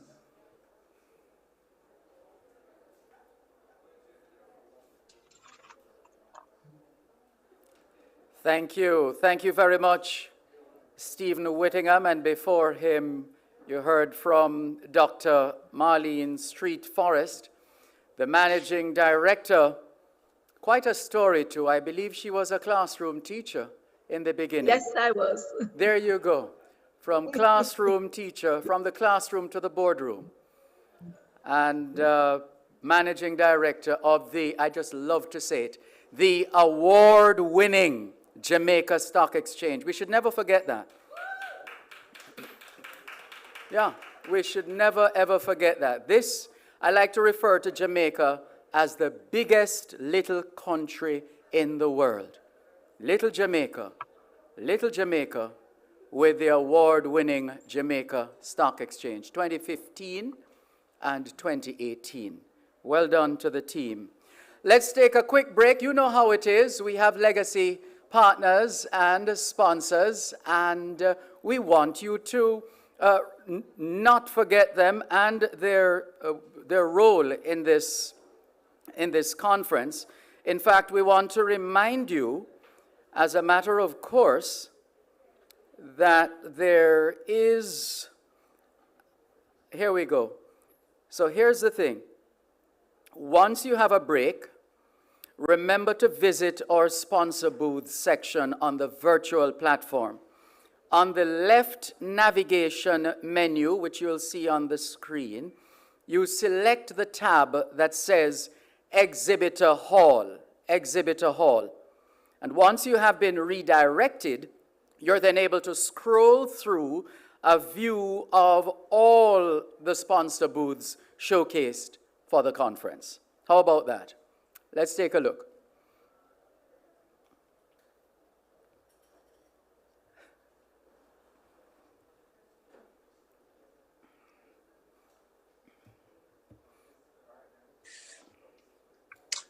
Hello, my name is Wayne Golding, and I serve as a team lead for the Peace Working Group of the Global Jamaica Diaspora Council. The other members of the Peace Working Group are Mr. Kevin Jr., Sector-Based Citizen Security, Ms. Shauna Chin, Vice Chair of the Global Jamaica Diaspora Council, and of course, the West Midwest USA elected member, Ms. Naila Gordon DeCiccio, elected member from Canada, and Mr. Nathaniel Pete, elected member of the United Kingdom South. Serving as our secretary is Ms. Lisa Brian Smart, Assistant Director of the Diaspora Affairs Department in the Ministry of Foreign Affairs and Foreign Trade. After intense research by members of the Peace Working Group on the issues surrounding the broad mandate and concept of peace, the group had its inaugural meeting on March 28, 21. The members of the group have had varying and wide-ranging discussions on the wider concept of peace and the development of a work plan to best adhere to the terms of reference of the Global Jamaica Diaspora Council, as well as Jamaica's Vision 2030 and the Matrix of Sustainable Development Goals of Jamaica. The concept of peace was defined by two internationally recognized concepts, the first being negative peace, which represents the absence of violence or the fear of violence from a society. The second being positive peace, which represents the attitude, institutions, and structures that create and sustain peaceful societies. The positive peace concept was adopted as a wider goal of the Peace Working Group. The Peace Working Group recognizes and appreciates and understands how countries like Jamaica operate within the concept of peace, which is very complex, and will strive to assist the development of positive peace-related policies. As members of the Jamaica Diaspora, we welcome the opportunity to consult, advise, and contribute to these policy developments as it relates to a more peaceful Jamaica. Jamaica is currently ranked number 80 of 163 on the Global Peace Index of countries in the world. Our strategic policy will follow well-functioning government, sound business environment, equitable distribution of resources, acceptance of rights of others, good relationship with our neighbors, free flow of information, high levels of human capital, and low levels of corruption. The group has taken its first steps to partner with an established group in Jamaica, which is the Area 4 Police Civic Committee. Mr. Kevin Jr. is the liaison between the Peace Working Group and the Area 4 Police Civic Committee. Peace Working Group looks forward to and anticipates a successful collaboration and the establishment of this type of structure right across Jamaica. On behalf of the Peace Working Group, I wish to welcome you to this year's biennial Jamaica Diaspora Conference and hope that it will further be a medium for the recalibration and continued cementing of the meaningful relationship between Jamaica and its awoken diaspora. Thank you and have a great conference.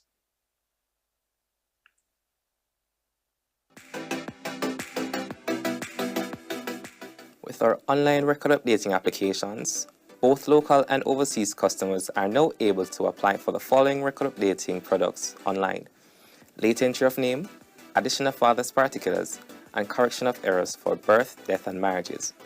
These initiatives are in support of the government's call for businesses to streamline their services with a view of reaching more of their customers online. Traveling to Jamaica with unaccompanied shipment? The Jamaica Customs Agency is encouraging all air passengers with unaccompanied shipments who have a taxpayer registration number, TRN, to present it to customs upon arrival. This will subsequently facilitate faster processing when clearing your unaccompanied shipments. The Jamaica Customs Agency will continue to implement measures to improve our service delivery and your service experience. You may contact us at 876-922-5140 to 8 or email public.relations@jca.gov.jm on this and other customs-related matters. Jamaica Customs, keeping our customers in focus. Think you know Jamaica?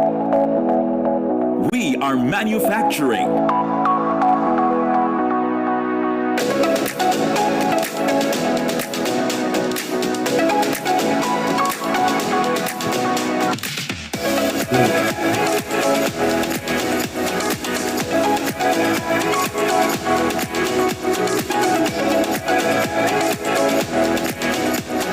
Now you know Jamaica.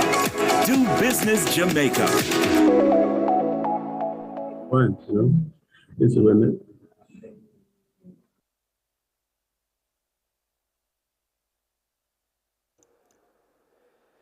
Thank you very much for staying with us as we continue the happenings here inside Kingston Hall in the Hugh Shearer building, which houses the Ministry of Foreign Affairs and Foreign Trade at Port Royal Street here in downtown Kingston, Jamaica, on the waterfront, overlooking the 7th largest natural harbor in the world.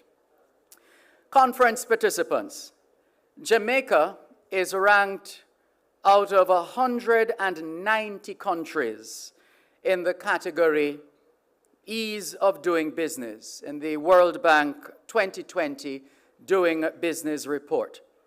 As a point of comparison, Trinidad ranked 105th and Barbados ranked 128th. The same report also highlighted the fact that Jamaica introduced reforms making it easier to do business. Namely, Jamaica made property registration easier by reducing the property transfer and stamp duty. And it made enforcing contracts easier by introducing a judicial performance measurement mechanism that provides publicly available information on time to the disposition and clearance rate. Now, coupled with the fact that the government of Jamaica actively pursues a PPP program, and that's not a new political party, it's public-private partnership program to advance the investment mandate of the country, doing business in Jamaica can only go up from here. What is more, according to a JIS report last November, and JIS, that's the Jamaica Information Service, which at one time was known as API, and those old enough to remember that would remember. But what is more, according to a GIS report last November, there continues to be a steady increase of remittances to Jamaica. This personal form of direct investment in Jamaica has had a domino effect from families to small businesses and beyond. According to the report, the Bank of Jamaica, BOJ, says remittance inflows for the first 10 months of 2021, end of October, totaled approximately $2.5 billion as against $2 billion for the corresponding period the previous year. And that still saw a level of strength going forward despite the impact of the coronavirus COVID-19 pandemic. Total remittances for 2020, $2.91 billion. And that represents a 20% increase over the $2.47 billion recorded the previous year. Against this backdrop, our next discussion provides the perfect stage for deeper engagement on the topic of diaspora business and investment in Jamaica. And to take us through this plenary number 4, we are going to welcome, first of all, the moderator, who will then introduce his panelists. And the moderator is Mr. Dwight Jackson. He's Assistant Vice President, Capital Markets at VM Wealth Management. Over to you, Mr. Jackson. Thank you very much, Dervan, and for so wonderfully setting the stage for our discussion. As Dervan mentioned, my name is Dwight Jackson. I'm the Assistant Vice President for Capital Markets at VM Wealth. That's a lot, but what does that mean for most persons? I simply arrange or raise capital for businesses. Very simple job. Today, I'm joined by my esteemed panelists. To my immediate left is the Honorable Norman Dunn, State Minister in the Ministry of Industry, Investment and Commerce. I'm also joined physically here by Ms. Asha Richards. Ms. Richards is the Northeast USA Regional Lead of Global Jamaica Diaspora Youth Council and intern for the Migration, Remittances and Development Program at the Inter-American Dialogue. There's something missing there. It's okay.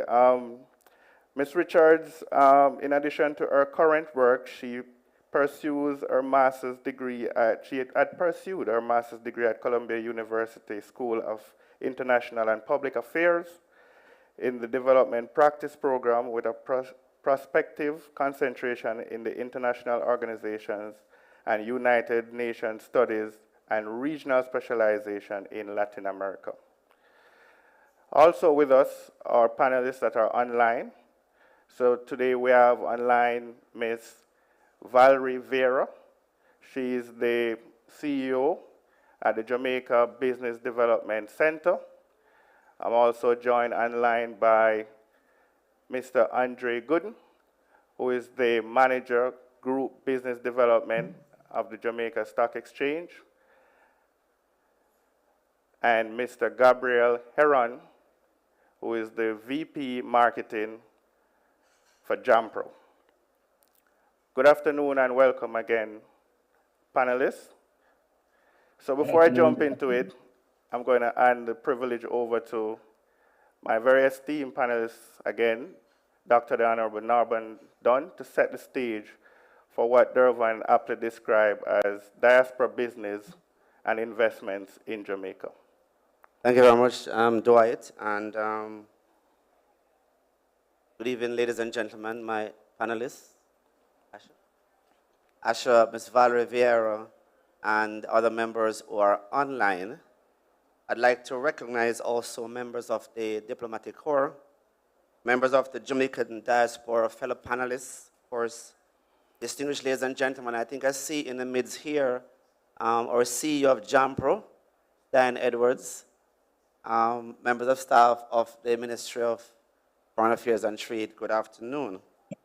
So I'm pleased to participate in this panel discussion to explore the opportunities for diaspora business and investment in Jamaica.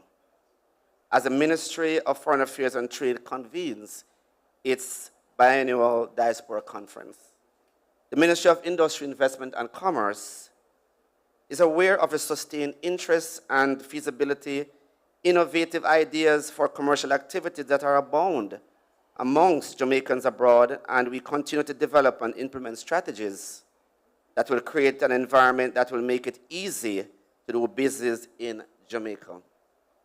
Some of these measures include strengthening the business environment for private sector investment under the Jamaica Business Environment Reform Project, where $330 million has been budgeted to continue the work on the 2022 and the 2023 fiscal year.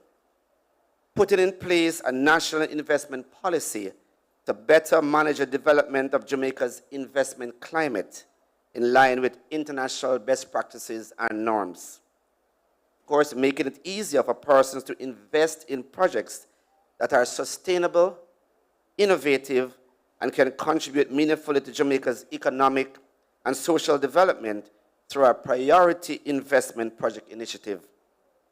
The Jamaica Economic Residency Program, which is a business migration program that will facilitate economic recovery and residency status for individuals without Jamaican citizenship who are ready to invest, such as our second and third generations Jamaicans. So we have embraced digitization and digitalization in many of these initiatives, such as our National Business Portal, which provides a one-stop shop for prospective investors in Jamaica, and the government portal, the Jamaica Single Window for Trade and Investment, for a web-enabled access to services that support cross-border trade. There are opportunities for business activity across a diverse sectors, include agribusiness, and I'm really encouraging our diaspora to look specifically at this area, agribusinesses, manufacturing, tourism, logistics, outsourcing, and our agencies such as JAMPRO and the Jamaica Special Economic Zone Authority, the JBDC, of which Ms. Valerie Vieira is from, the Company Office of Jamaica, provide ongoing support for potential investors. Despite the necessary containment measures of the pandemic in 2020 and 2021, Jamaica's economy remains relatively stable. We have navigated the pandemic without any borrowing, and that is so significant.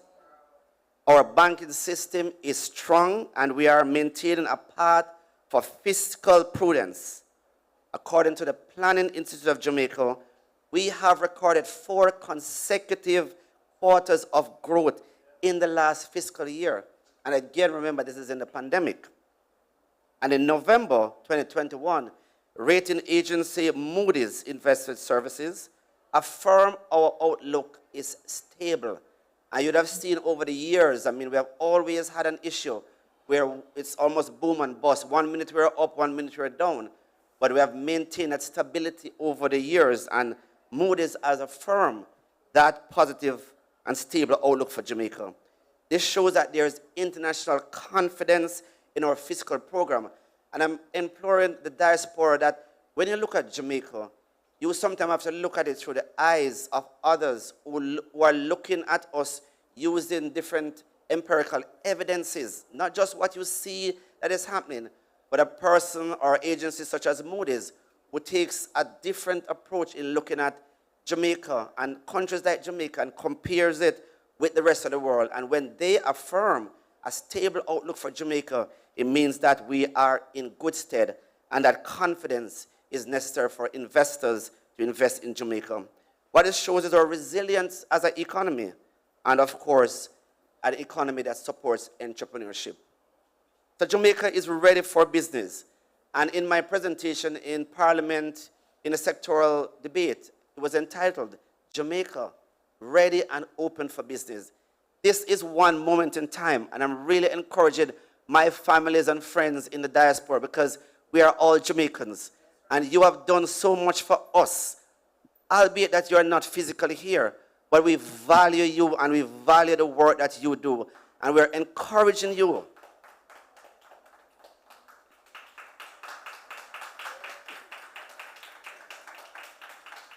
We are encouraging you to continue to be bullish on Jamaica.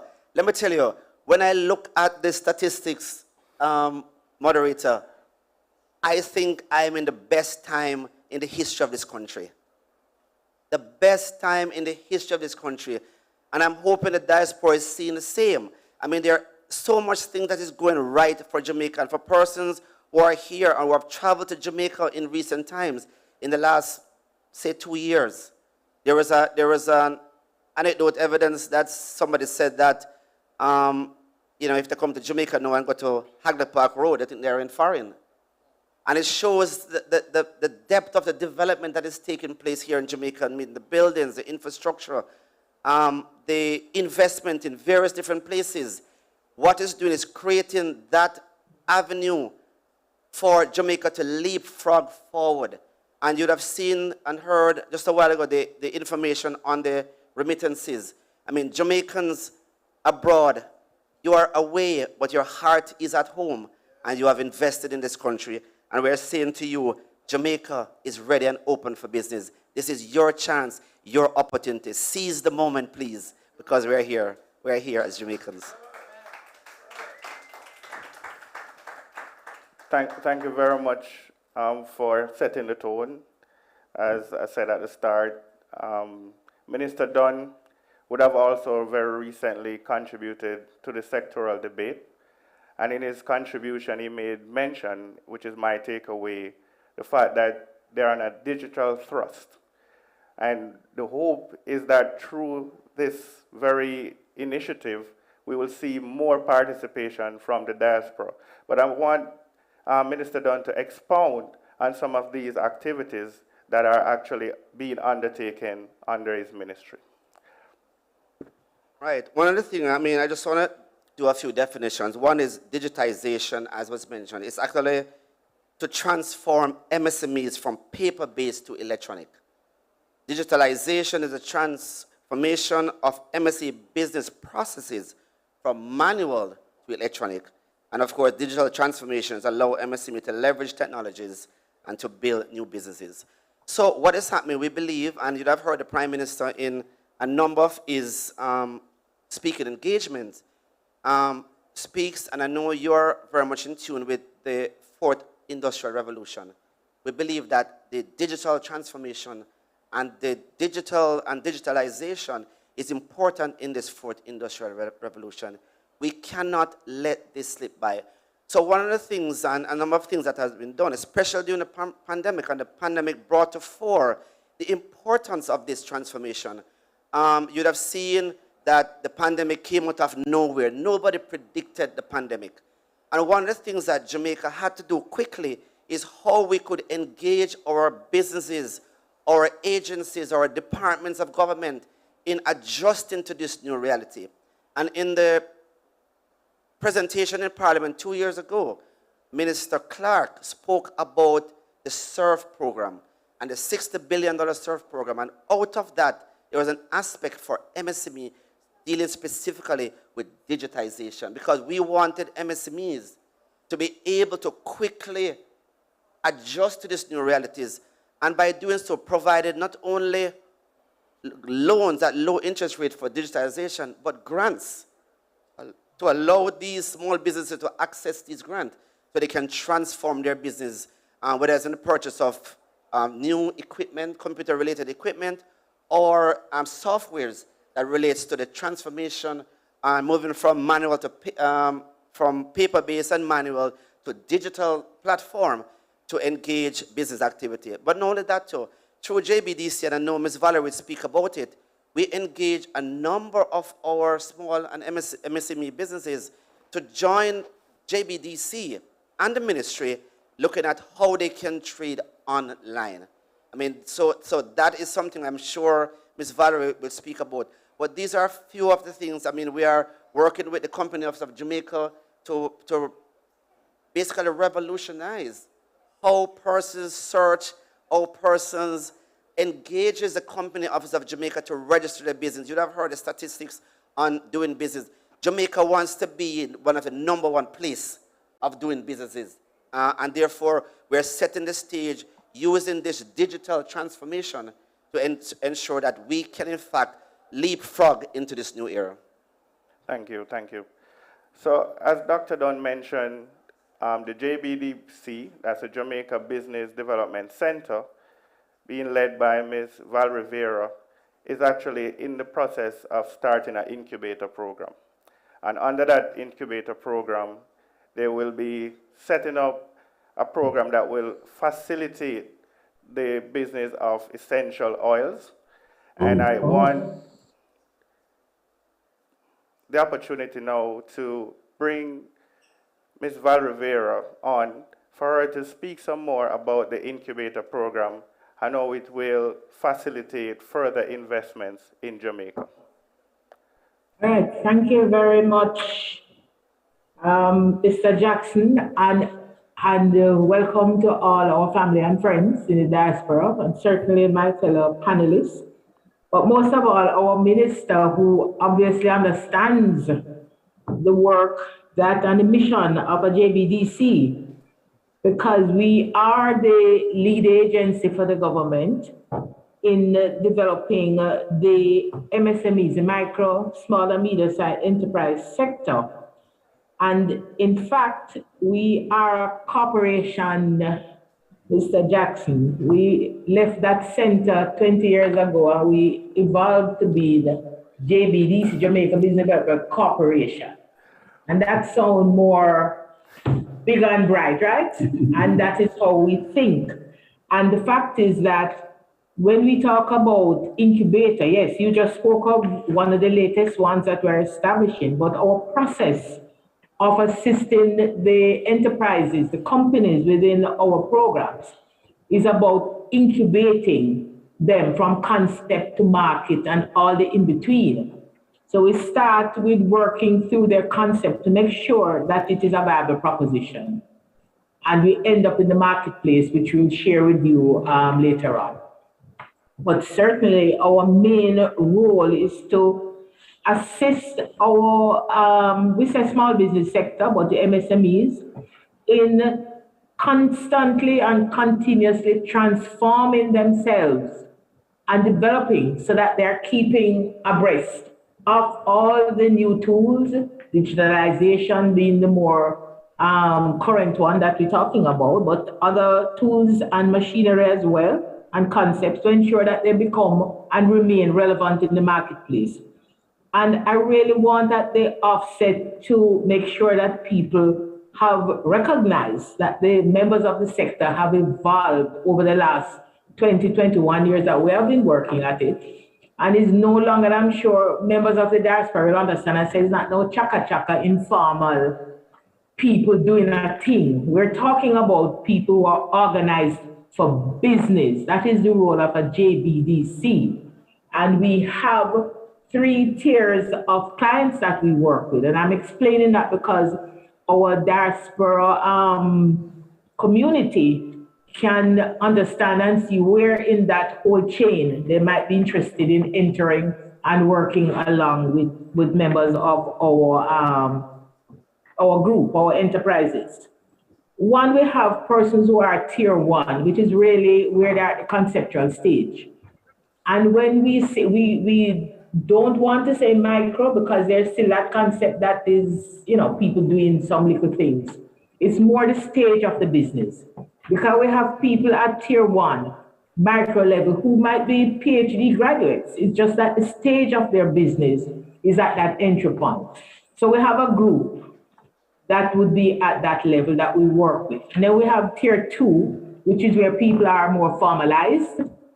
And we will be helping them now to put in place, ensure they have the proper structures, that they have registered in all the areas. And formalized for us is not registering the company at Companies of Jamaica. That is one aspect of it. But making sure structures are in place that will ensure consistency in processes and product. And I know that it is very important for the diaspora to feel comfortable that whoever they do business with in the sector, especially if they come through a JBDC, that they are ready for business. And that means consistency, it means operating at international standards. We don't know about any Paris standard or town standard. We know about international standard. And this is the concept that we share with our clients, and we make sure as national network brokers that they are taking advantage of all the services, private and public, that will ensure that they operate at that level. And so we say we're incubating them. Because just think of the chicken and the eggs. We want to massage the egg until it becomes a real chicken and flying around. So the incubator, the essential oils incubator that Dwight spoke to is really our latest baby. It is where we are setting up, should we say, beginners, a trial, a trigger point for looking at the essential oils that we import. Over 90% of what we use here, we are ensuring that there is an opportunity for our Recording in progress. to plant the raw material and for it to be processed. And that's what our center will do, our incubator will do, process the essential oils so that we have them available, genuine Jamaican essential oils for food, pharmaceuticals, for cosmeceuticals, for gift and craft, and all the health and wellness products. So that is our baby that's in process now. But generally, we are incubating businesses. So our tier 3 would be what we call our accelerators, which is those who have arrived at a point for, is it on? We have arrived at a point for international business. And maybe these are the ones that we can stand 100% behind to say they are ready to make linkages with our diaspora community. And we ensure in that preparation that, first of all, as we say, consistency in product and product, but also the responsibilities, the benefits and the responsibilities of contracts. Because I know that is a concern as well, that persons wonder whether, it's safe to do business because we're not sure if people understand that they have to respect the requirements of a contract. So that is something that we put a lot of emphasis on. Good governance and integrity in business, critical again, when your word is your bond, that is very important because the world is very small. So whatever you do in one little square, the whole world can know about it on social media. So integrity and good governance. We also prepare them for partnerships. So that again, we're talking about business development and how we can come together as a community, Jamaica and diaspora, to partner on programs, on enterprises that we can really, enhance the development of our country. Importantly, intellectual property on both sides, that our clients understand they need to register their ideas, but also that they need to respect the intellectual property of persons outside of their own enterprises. These are areas that we stand strongly behind. And we want to make the community feel comfortable that for us, these are important ingredients in a relationship. We talk also now about value chain. And this is, again, something JBDC focuses seriously on. So from the ground, from the farm, right up to market, there are opportunities in that value chain for partnerships, for doing business. Sometimes we have, and I know my own relatives, they might have some land in Jamaica. Is it that you partner at that level with an appropriate partner to develop a product, develop fresh or processed? As minister said, agro-business is the thing, because agro is the base of all products. Whether it's gift and craft, even straw, or is mangoes that can turn into baby food, organic. We don't fertilize any mango tree in Jamaica. So we can talk about organic food, mango. But yes, so wherever along that value chain, there are entry points for our family and friends to do business with the MSME sector. And to say that if you are not really totally interested in that business relationship, we have other possibilities for us to join forces, because in all the programs we have for the entrepreneurs, we have support systems in place. You can be a mentor for a business that we are trying to develop. So the possibilities for partnering and moving forward and helping our businesses to grow, it's there.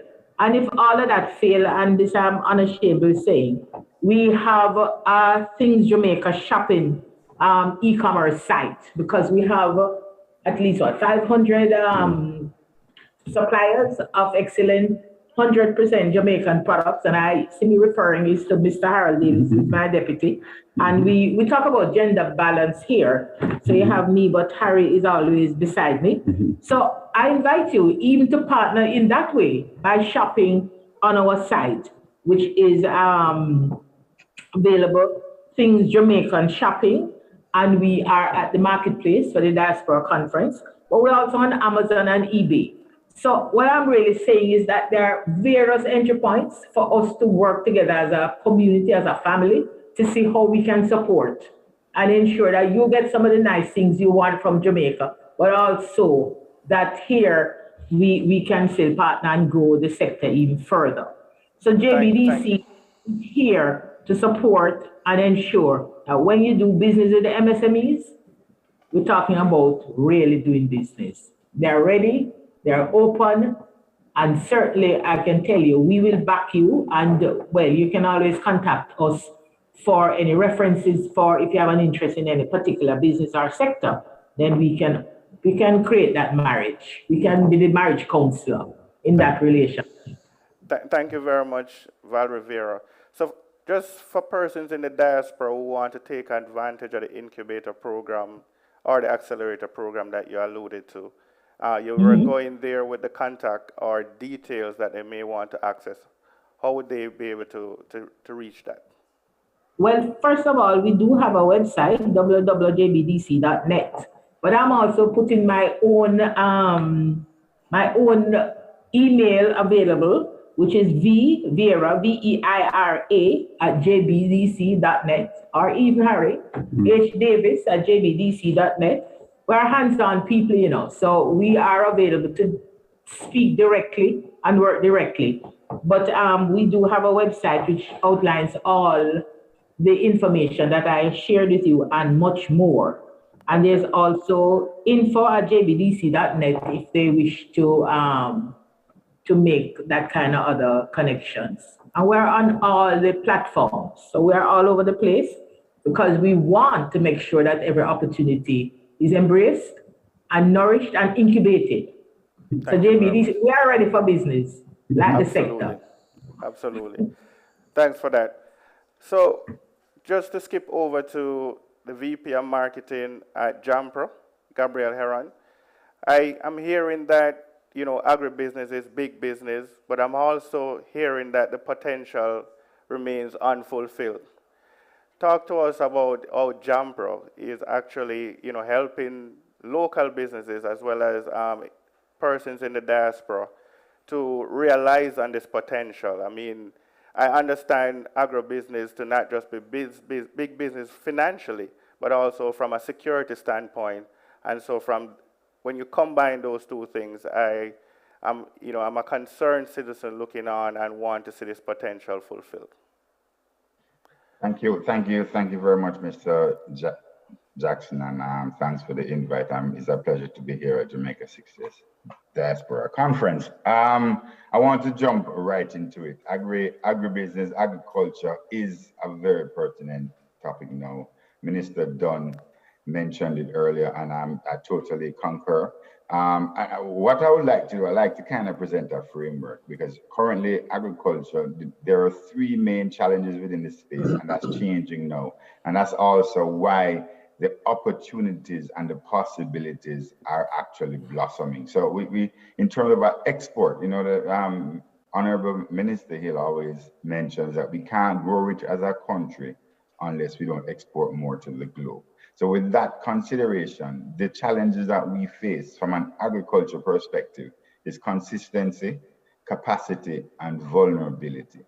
From a consistency perspective, the large supermarket chains overseas, they require fresh produce consistently in terms of size, color, etc. So we have to ensure that our farming mechanisms and processes generate consistency. Then there's a capacity issue in terms of communicating from an economies of scale perspective, right? So we have a lot of small farms across Jamaica, and we don't want to break up that ecosystem, but we also want to ensure that we can implement and create farms that offer us large economies of scale and improve yield. The third item, of course, the third point that I mentioned is the vulnerability of the space. We all know about the weathers and the hurricanes and the predial larceny. So those are where the main challenges are for agriculture. Now the opportunity is, right, and this is very important for us to understand. We have a food import bill of almost $1 billion US right now, right? So we need to ensure that we can have that food security. We have a large diaspora overseas that's constantly demanding more and more fresh produce from Jamaica. We have an active tourism sector, right? That if we get the linkages network working, we have significant demand. And we also have a global consumer base that is more and more appreciating Jamaican food, Jamaican cuisine. So what is the solution? And technology is where my mind shifts. AgTech. In implementing AgTech, what it does in terms of in the forms of greenhouse farming, hydroponics, it removes the risk associated that has plagued agriculture for quite some time. It removes the risk associated in terms of for the last thing, well, maybe not cattle rearing, but in terms of fresh produce and those kind of things. It improves yield and capacity, and it also improves consistency. So immediately the risk profile within the agriculture space is significantly improved. So I already outlined the major demand from the diaspora, the local food import bill, the tourism space, right? And of course the global consumer. So from an agriculture perspective, Jamaica is really positioned well to leverage our space in agriculture. So I'll encourage diaspora members, if you have idle lands, right, engage Jamaica, engage Ministry of Agriculture to see how we can incorporate. And of course, the ecosystem that has to be built out. I mentioned economies of scale, but we also have to ensure that there's a mother farm, sister farm feeder program to ensure that while we have large farms, AgTech, greenhouse farming, hydroponics, and utilizing that technology, but we also have the training embedded in the current farmers or passed on to the current farmers so they can adapt their processes and improve their capacity, improve their yield, and of course, shield themselves from the vulnerability of the sector in and of itself. So I totally concur in terms of the potential for agriculture, and we have to find a way to infuse technology or AgTech in agriculture to leverage and to remove the risk profile of the sector on a whole. And I think if that is done in a very strategic way, we will be very, very far ahead. We're hearing so much information about the financial sophistication of Jamaica as a market on a whole. Generally, one of the challenges within the agricultural space is financing. So removal of those risk issues and mitigating those risks will significantly help in terms of raising finance for those farms, for those projects, et cetera, moving into that AgTech space. Thank you. That's my contribution for the moment. Thank you very much, Gabriel. I mean, from what I'm hearing, to get the consistency to scale, to potentially remove the risk, I'm not sure if it's which one is the carrot or which one comes first, but certainly I'm hearing that there's a need for capital in agriculture to take advantage of the opportunities that exist there. And so if what I'm saying is correct, I'm going to go now to Andre to understand how is the JSC planning to help to support the need for capital in this sector for them to provide the consistency in production, to have the scale in production, and to provide themselves with the necessary technology to secure their production so that the business is bankable. Thank you very much. Thank you very much, Dwight. Nice to see you again. Good afternoon to my fellow panelists. Good afternoon to all the participants in Jamaica and around the world in this 60th Diaspora Conference. Happy to be here. Very happy to have received this invitation to participate. I want to start at the top, Dwight, if you don't mind. At the Jamaica Stock Exchange, really, we see ourselves as an innovative, customer-oriented exchange connecting companies, traders, and investors globally to raise capital and create wealth. As simple as that. We have several markets through which that can happen. And I will get to your question, but I just need to give you a little background first on where we are. And we can discuss the opportunities for further partnership. We have built our organization on partnerships and collaborations. So there are opportunities there. Just to mention a little bit some of the markets we operate in.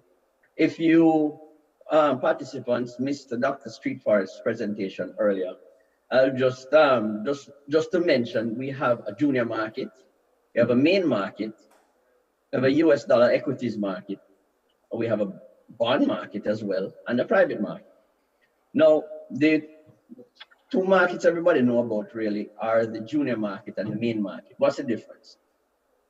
The junior market comprises companies that seek to raise capital of Jamaican 500 million and under. So that is your small and medium businesses looking to raise capital of 500 million and under. The main market consists of entities that are raising capital above that level, so over 500 million. We have US dollars equities listed on our market as well. We have about a dozen securities in US dollars listed on our market. We have bonds, and we have a private market. Now, the private market is really non-public companies, private companies raising capital for their own businesses. And those companies are not public companies, and they raise capital through their brokers to private investors who are suitably qualified to assume that level of risk. So it is another area that qualified investors can invest in growing businesses in Jamaica that are private businesses, not public businesses. Just for a little background, to give an idea of some of the opportunities available in Jamaica, we can speak about the performance of our two main markets in recent times. The junior market, for example, and I mentioned what the junior market is. It's the medium-sized companies with capital raises of 500 million and under. In 2021, the junior market index grew by over 20%. Between May 2021 and May 2022, our junior market has grown 26% year to date. Now, that is in any market, that is a significant return. Our main market in 2021 was a little flat, took a little longer to recover. So far this year, up to May, between May 2021 and May 2022, our main market has recognized 7% growth. Just to speak about some of the companies, some of the sectors of the economy represented on our markets and how they have done. The main market top 10 performers for 2021 ranged from between 18% and 70%. And the sectors represented included media, tourism and entertainment, finance, manufacturing, Gabriel, big up, conglomerates and distribution companies. In terms of the junior market, our junior market has really been a star in the last couple of years.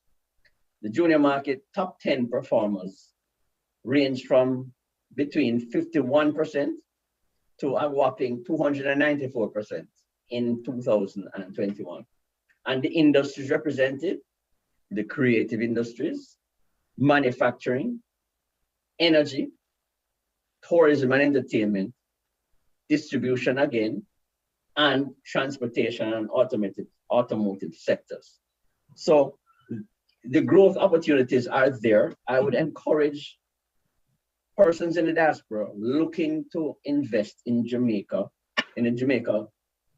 help to grow businesses in Jamaica, listed companies, do so through contacting your brokers. While I might point out where the opportunities are, it is always prudent to seek professional investment advice so that one of our local brokers, all of whom are qualified, can assess your own risk appetite, your own time horizon, and what your own personal goals are, and help you to make the right investment decisions. Now, the primary question we always get when we do conferences like this, involving our brothers and sisters overseas: how do I access the Jamaica Stock Exchange? How do I invest in Jamaica from where I am? We spoke about being technology driven, and Dr. Forrest already touched on it. We have an online platform that is very vibrant. In fact, the volume of the activity on our online platform in the last couple of years has more than doubled. So you can stay exactly where you are. You do have, however, to open an account with a local broker, which can be done electronically. And our website will have a list of all the brokers and how to contact them. When you establish your account online, you fund that account, and the broker can pass the funds into your online trading account, and you can make your own purchases and sales online. I would again emphasize that you'd have to recommend that you do so after seeking the proper investment advice. So you can stay right at your station wherever you are and look at the market, monitor the market, put in your own transactions, and be a part of the growth of the Jamaican business sector, and also create some wealth for yourself. We also have a mobile app, which versions on a monthly basis. We're adding more features to that mobile app, and you will be able to monitor your accounts online, monitor the performance of this exchange online, and eventually trade as well. So this opportunity exists for you not having to be in Jamaica to process transactions or to participate in the growth of the stock exchange. Of course, we also mentioned our newly upgraded website, which is chock full of information now of how-tos. In fact, if you log on to jamstockx.com, the homepage, the first thing that comes up to you is a question that says, are you new to the market? Click here. And it gives you full details of what to do, how to do, who to contact if you want to be a part of the market. And also, we also created an FAQ section, frequently asked questions, which all the questions that one would have, which are always asked of us, are there. And if you need any further information, certainly you can reach out to us. There are a couple other things I want to mention.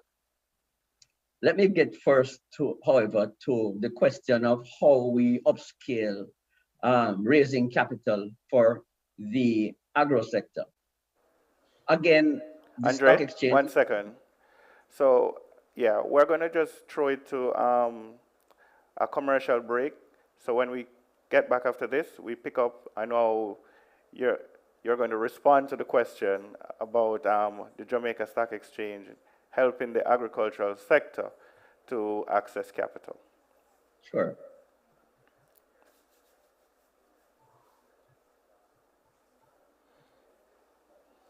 At Jamaica National, when we say we'll help you find a way, it's a promise.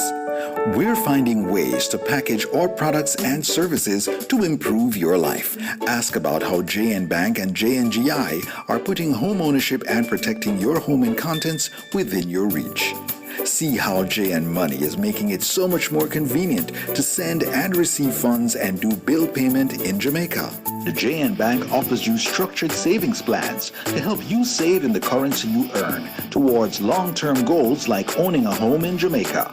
Ask about these life-improving products and services and so much more. I am thankful. Think you know Jamaica? We are agribusiness.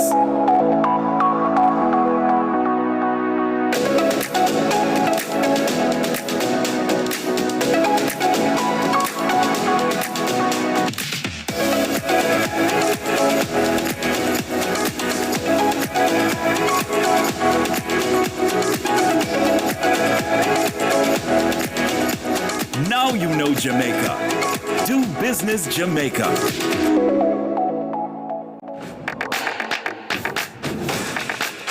VM Group, Transform your everyday.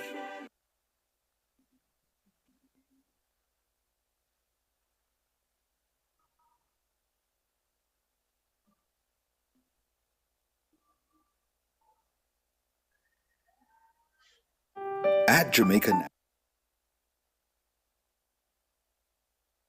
Welcome back. So where we left off was with the manager, group business development at the Jamaica Stock Exchange, Mr. Andre Gooden. He was about to speak to how the Jamaica Stock Exchange can facilitate further access to capital for persons in the agri-industry. Before he actually spoke, Mr. Gabriel Aaron from Jampro would have made mention of the fact that the agribusiness sector has a lot of potential. However, capital is needed to scale, to breed consistency, and of course, manage some of the risks that comes with investment in the area. So now, Andre is going to, in 2 minutes, give us an understanding of how the Jamaica Stock Exchange can facilitate access to capital in this sector. Thank you very much, Dwight. We have a role to play. This is a relay. We are built on partnerships.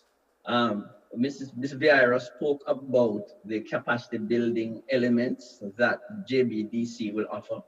Gabriel spoke about identifying the opportunities and helping those people to get the right resources. Our leg in the relay is after Gabriel identifies the prospects are groomed, handheld, and scaled by JBDC, taught some of the basics that will have to go with. If you're a farmer, you know about farming, you know about production. You may not necessarily be an expert at governance, at producing financial statements, etc. The things that you need to have as basic tools in order to satisfy the public that you are an entity that one can confidently invest in. So those two legs of the relay having been run, then those organizations can happily come to the Jamaica Stock Exchange for any further guidance needed in terms of what are the requirements for listing to raise capital, firstly on the junior market. And we can provide the guidance in that regard. In fact, we have an open door policy where any organization, anywhere along that value chain that needs to get a little bit more information, having spoken to Gabriel and Ms. Vieira already, can reach out to us and we'll make the time to meet with you individually. We're quite happy to participate in forums such as this, but we find what works best is one-on-one. So you contact us directly, and just like it's done at JBDC, we'll sit with you and we'll carry you through the process. And then we'll collaborate with a broker of your choice, and the broker will introduce your story to the market, having now ensured that you have all the tools required to raise capital on a public exchange. And then our role now is to facilitate that. So our role really is along the value chain, is that having passed along the value chain, our role now is to sit with these individuals one-on-one, these companies, and just mentor them, really give them further guidance as to what it does require from a regulatory standpoint, from a disclosure, from a governance standpoint, and ensure that by the time you have written a prospectus and you have your business plan all sorted out, all of which we can give you some guidance for, but the brokers also will play a big part in that. They will package your story and sell it to the investors. So we play the role really of facilitator. And I will even give you my email address, andre.wooden@jamstockex.com, JAMSTOCKEX.com. We can have a private discussion and we will be able to see where you are in the process and give you some guidance. Sorry, as to Andre, what I needs think to be there's a question. I see a hand Sure. up in the audience. Can I borrow your mic? Oh, sorry.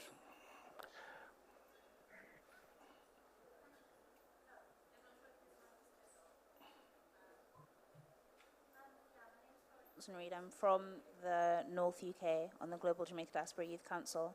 I think it's really interesting to hear about the work that JSC's brokers do to kind of facilitate and perfect the business propositions of agricultural business workers in Jamaica. I'm kind of interested to know more about what's done to develop more of like the grassroots farming opportunities in Jamaica, because I feel that there's a lot of fertile land which is not really being developed to its full capacity due to lack of capital, high risk, because obviously agriculture is a risk-ridden sector, but there's also a level of farmers being unbanked, and having generational lands which they can't afford to process in the most efficient ways.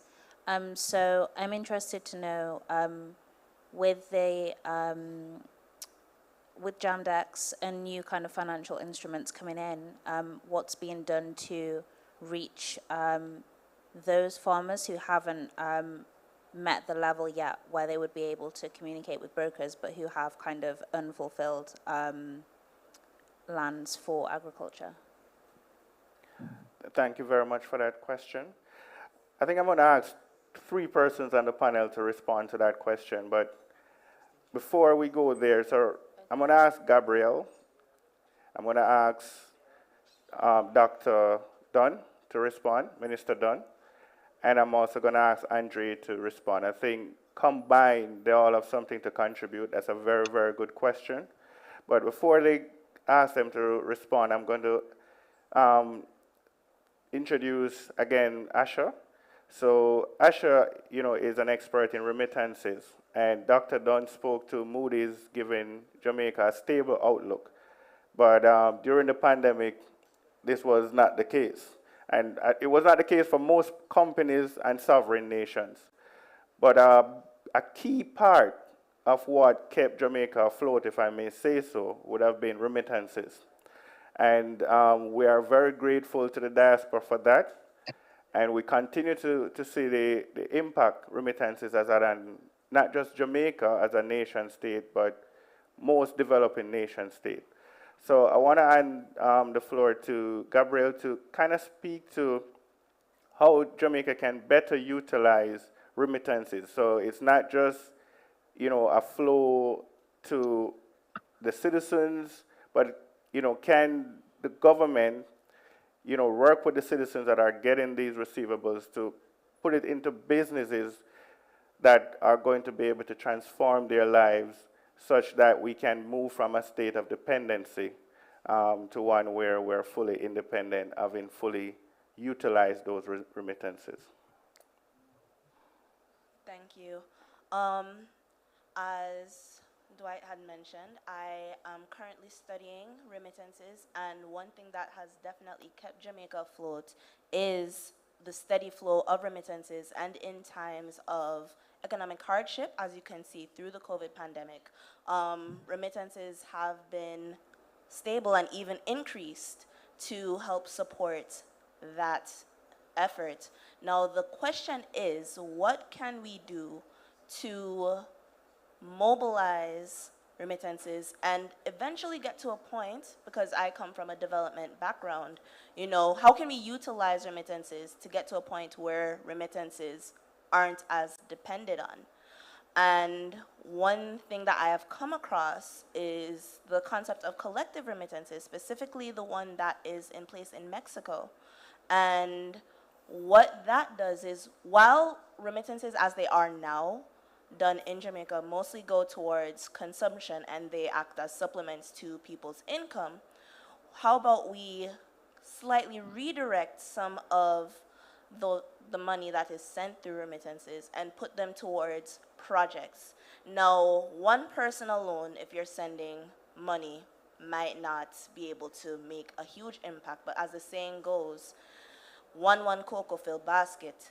So if we are able to come together and find a way to pool resources and then put them towards projects, especially projects that have high risk, that necessarily certain banks might be iffy to give loans to, or things like that, we can utilize the diaspora and the money that is sent via these collective remittances to finance and build these projects up from the ground.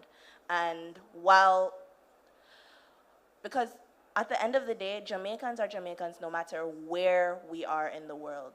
So in a sense, it's Jamaicans financing Jamaicans. And even though we might not get monetary return, seeing the island improve, seeing our people improve, it's a win for everybody. And with that said, if there are ways, I remember that yesterday Dr. Brown had mentioned creating a portal for diasporans to not only connect with each other but have knowledge sharing that could also be a platform to collect collective remittances for certain projects that might have been highlighted either by government, highlighted by people that know of things happening in Jamaica, different projects. And with that, you're able to collect the money, and also with partners or even the government, because how the Mexican system works is they work through hometown associations, and people remit to hometown associations, and through that the government matches by 3, and the projects are financed that way. Now granted, this would be a startup, so we have to start small, but it is something that I feel should be looked at a greater scale, because Jamaicans, not only have they been consistent in their remittances, we have one of the highest remittance rates among diasporas in the world, and we should be able to tap into that to further develop Jamaica, not necessarily have it all go towards commerce and consumption. And being able to leverage that could put Jamaica in such a better place, and not necessarily have to rely on, say, maybe the US or China or other countries to develop certain aspects of infrastructure, industry, and agriculture, and maybe be able to rely on our own capital, even though it's not in Jamaica, but it's from Jamaicans. And that will not only help the people here, but help with our sovereignty abroad, our relations abroad, give us a strong foundation to come and dictate, well, not dictate, but be able to stand our ground and show that we are a nation that can finance ourselves, we are strong, and no matter what happens, we'll be able to fend for ourselves. Yeah, I really like the idea. I just wanted clarification, like how would, say, the monies be channeled? How would the government get monies from remittances to channel it to projects that are going to be sustainable and be able to help communities that are themselves collecting these remittances and probably just consuming instead of investing? Understood. So the way that I had envisioned it is there would actually be set places. Instead of, say, you're remitting to a certain family member, you're putting it towards, say, a fund. Something to that regard. And granted, Jamaica doesn't necessarily have hometown associations like Mexico does, which actually I believe is a good thing, because what was found in the Mexican model is that it led to inequality, because certain places have higher rates of migrants in, say, the US or somewhere else in the world. Therefore, they get more money than somewhere else. But utilizing organizations such as the Global Jamaica Diaspora Council and Global Jamaica Diaspora Youth Council to channel funds, not necessarily by hometown, but specifically by projects.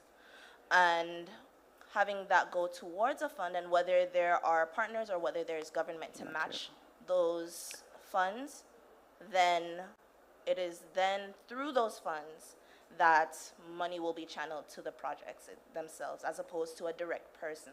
Like each person is sending to a person. No, we put them all together in one fund and then put that towards a project. Yeah. As a minister done nodding, likes the idea. So looking forward to see what comes of it.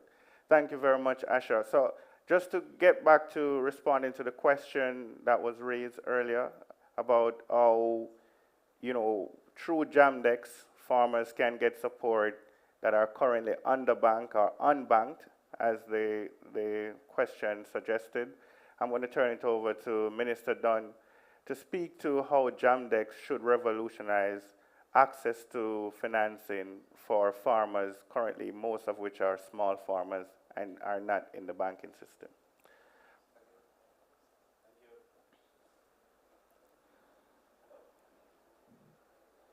Teston. Thank you very much, Dwight. Before I go on, I'd like to recognize Minister Campbell, my friend. And I also recognize a few persons here from the diaspora that I know. Doreen in the back, Patrick, my two friends here in the front, and I'm sure there are many other persons who are online or on this platform. Who in Jamaica doesn't have someone that lives abroad? Every one of us do. But what I like, before I answer the question, what I like is the fact that the members of the diaspora that I know giving back so much to Jamaica, and for that I really want all of us to give yourself a round of applause. I'd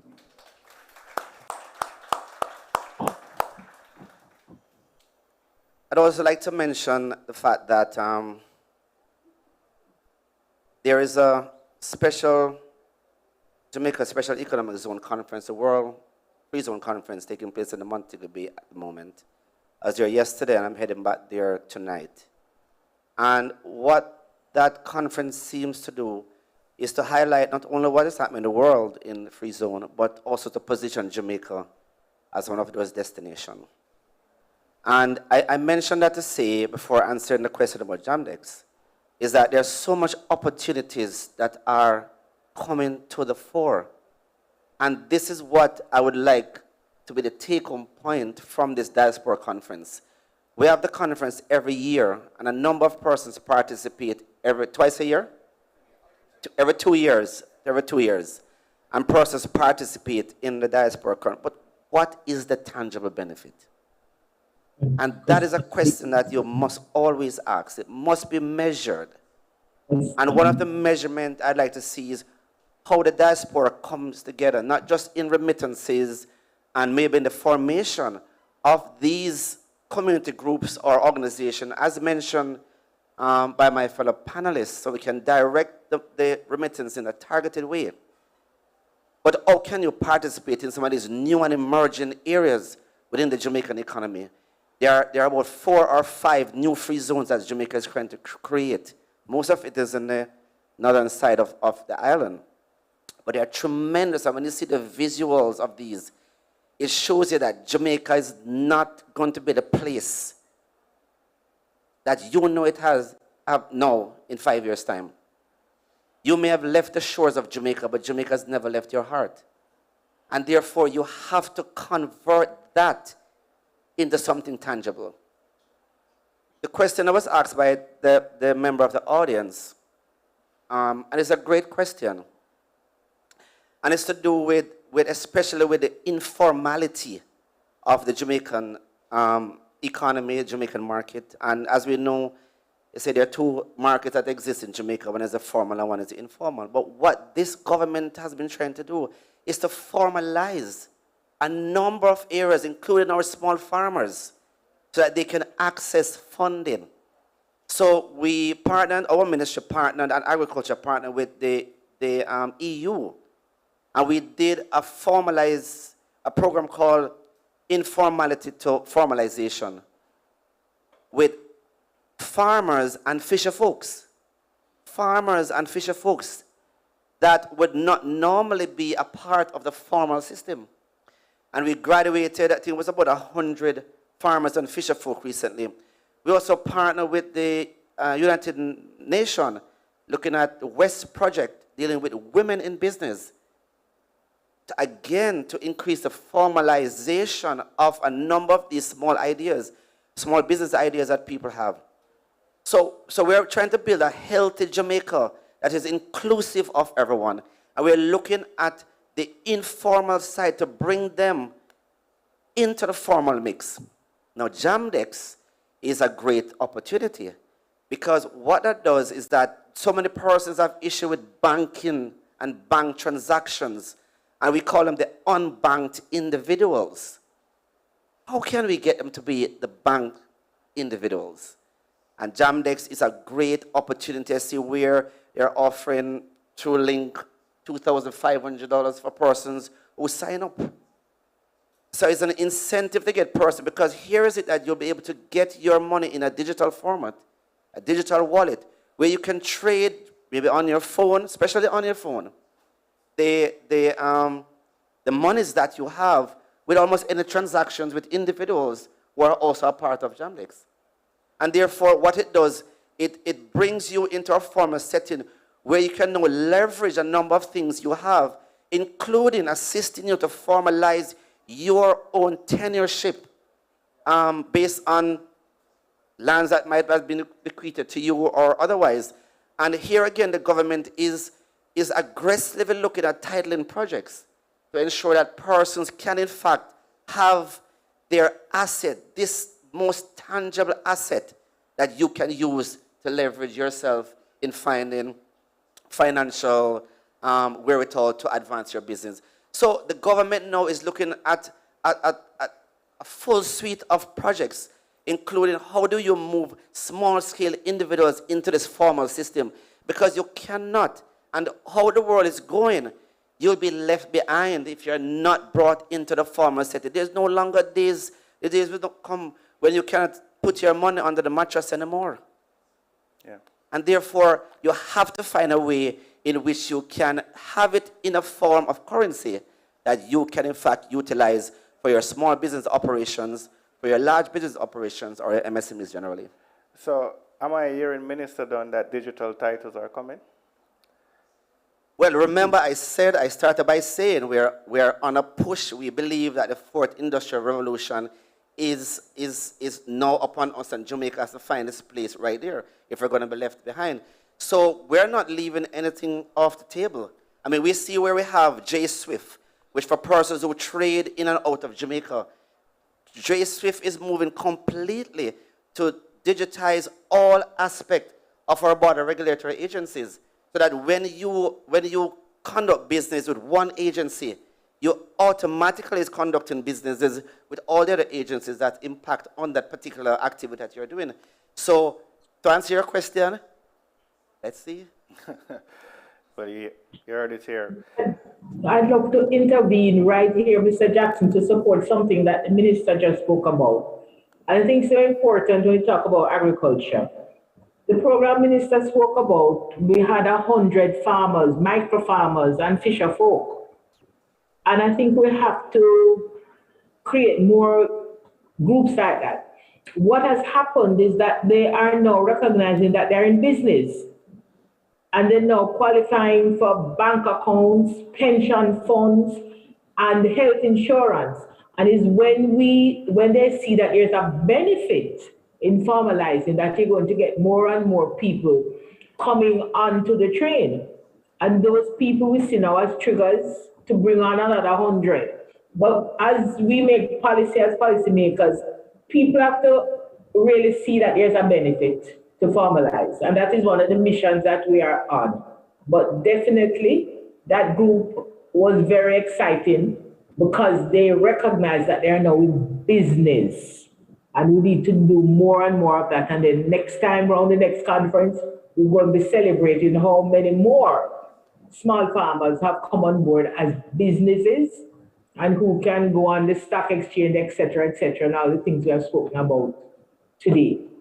Just want to say before, Ms. Vera, I mean, I must congratulate JBDC because they were the one that worked quite a bit with this particular informality to formality program that I spoke about.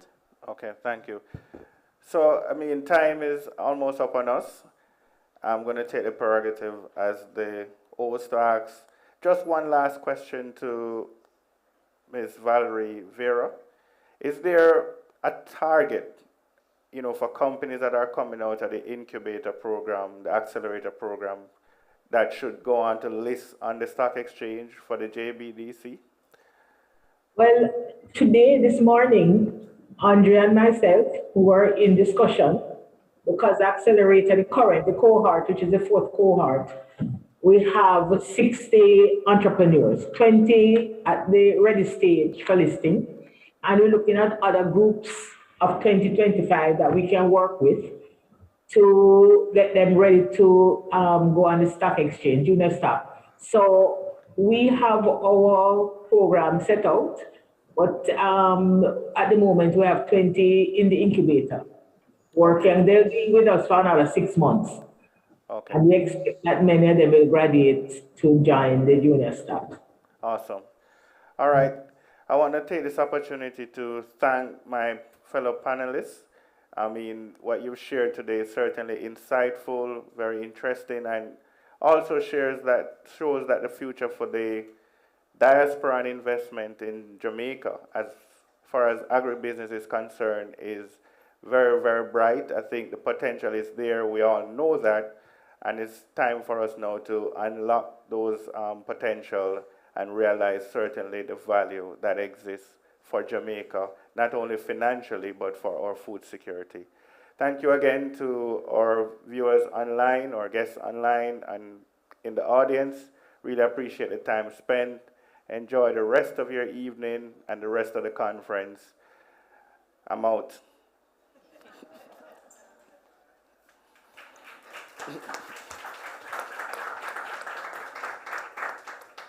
The only thing missing there was that you forgot to drop the mic. What an engaging plenary that was. I think an important takeaway for all stakeholders would be stand by and look can change the dance. It's a combination of English and Jamaican, right? Let's make it all Jamaican. Stand up and look can change dance. In other words, you have to make a move, get involved, share your vision, find the right partners, and invest in your dream as we all work together to make Jamaica a better place. And we could not have thought of a better place to position our next guest.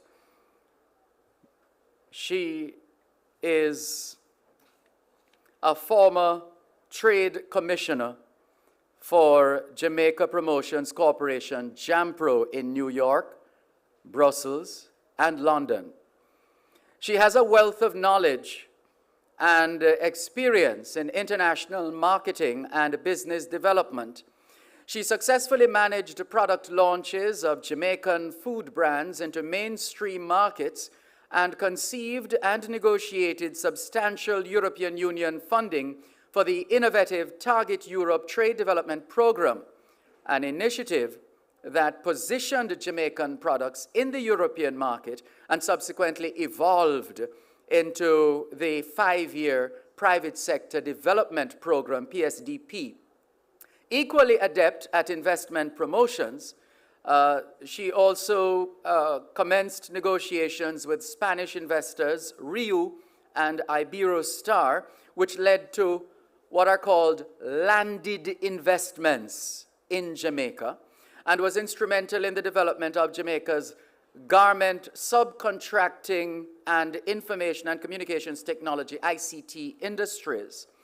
Prior to rejoining JAMPRO on the 2nd of September 2013, she completed a highly successful tenure as General Manager and Director of J. Ray & Nephew UK Limited, where she led the organization to profitability and successfully grew the UK company's turnover by 77% over 10 years.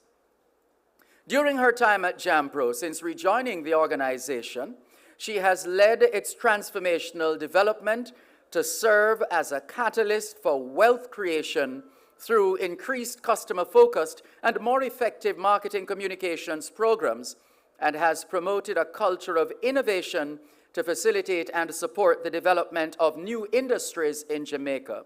She's also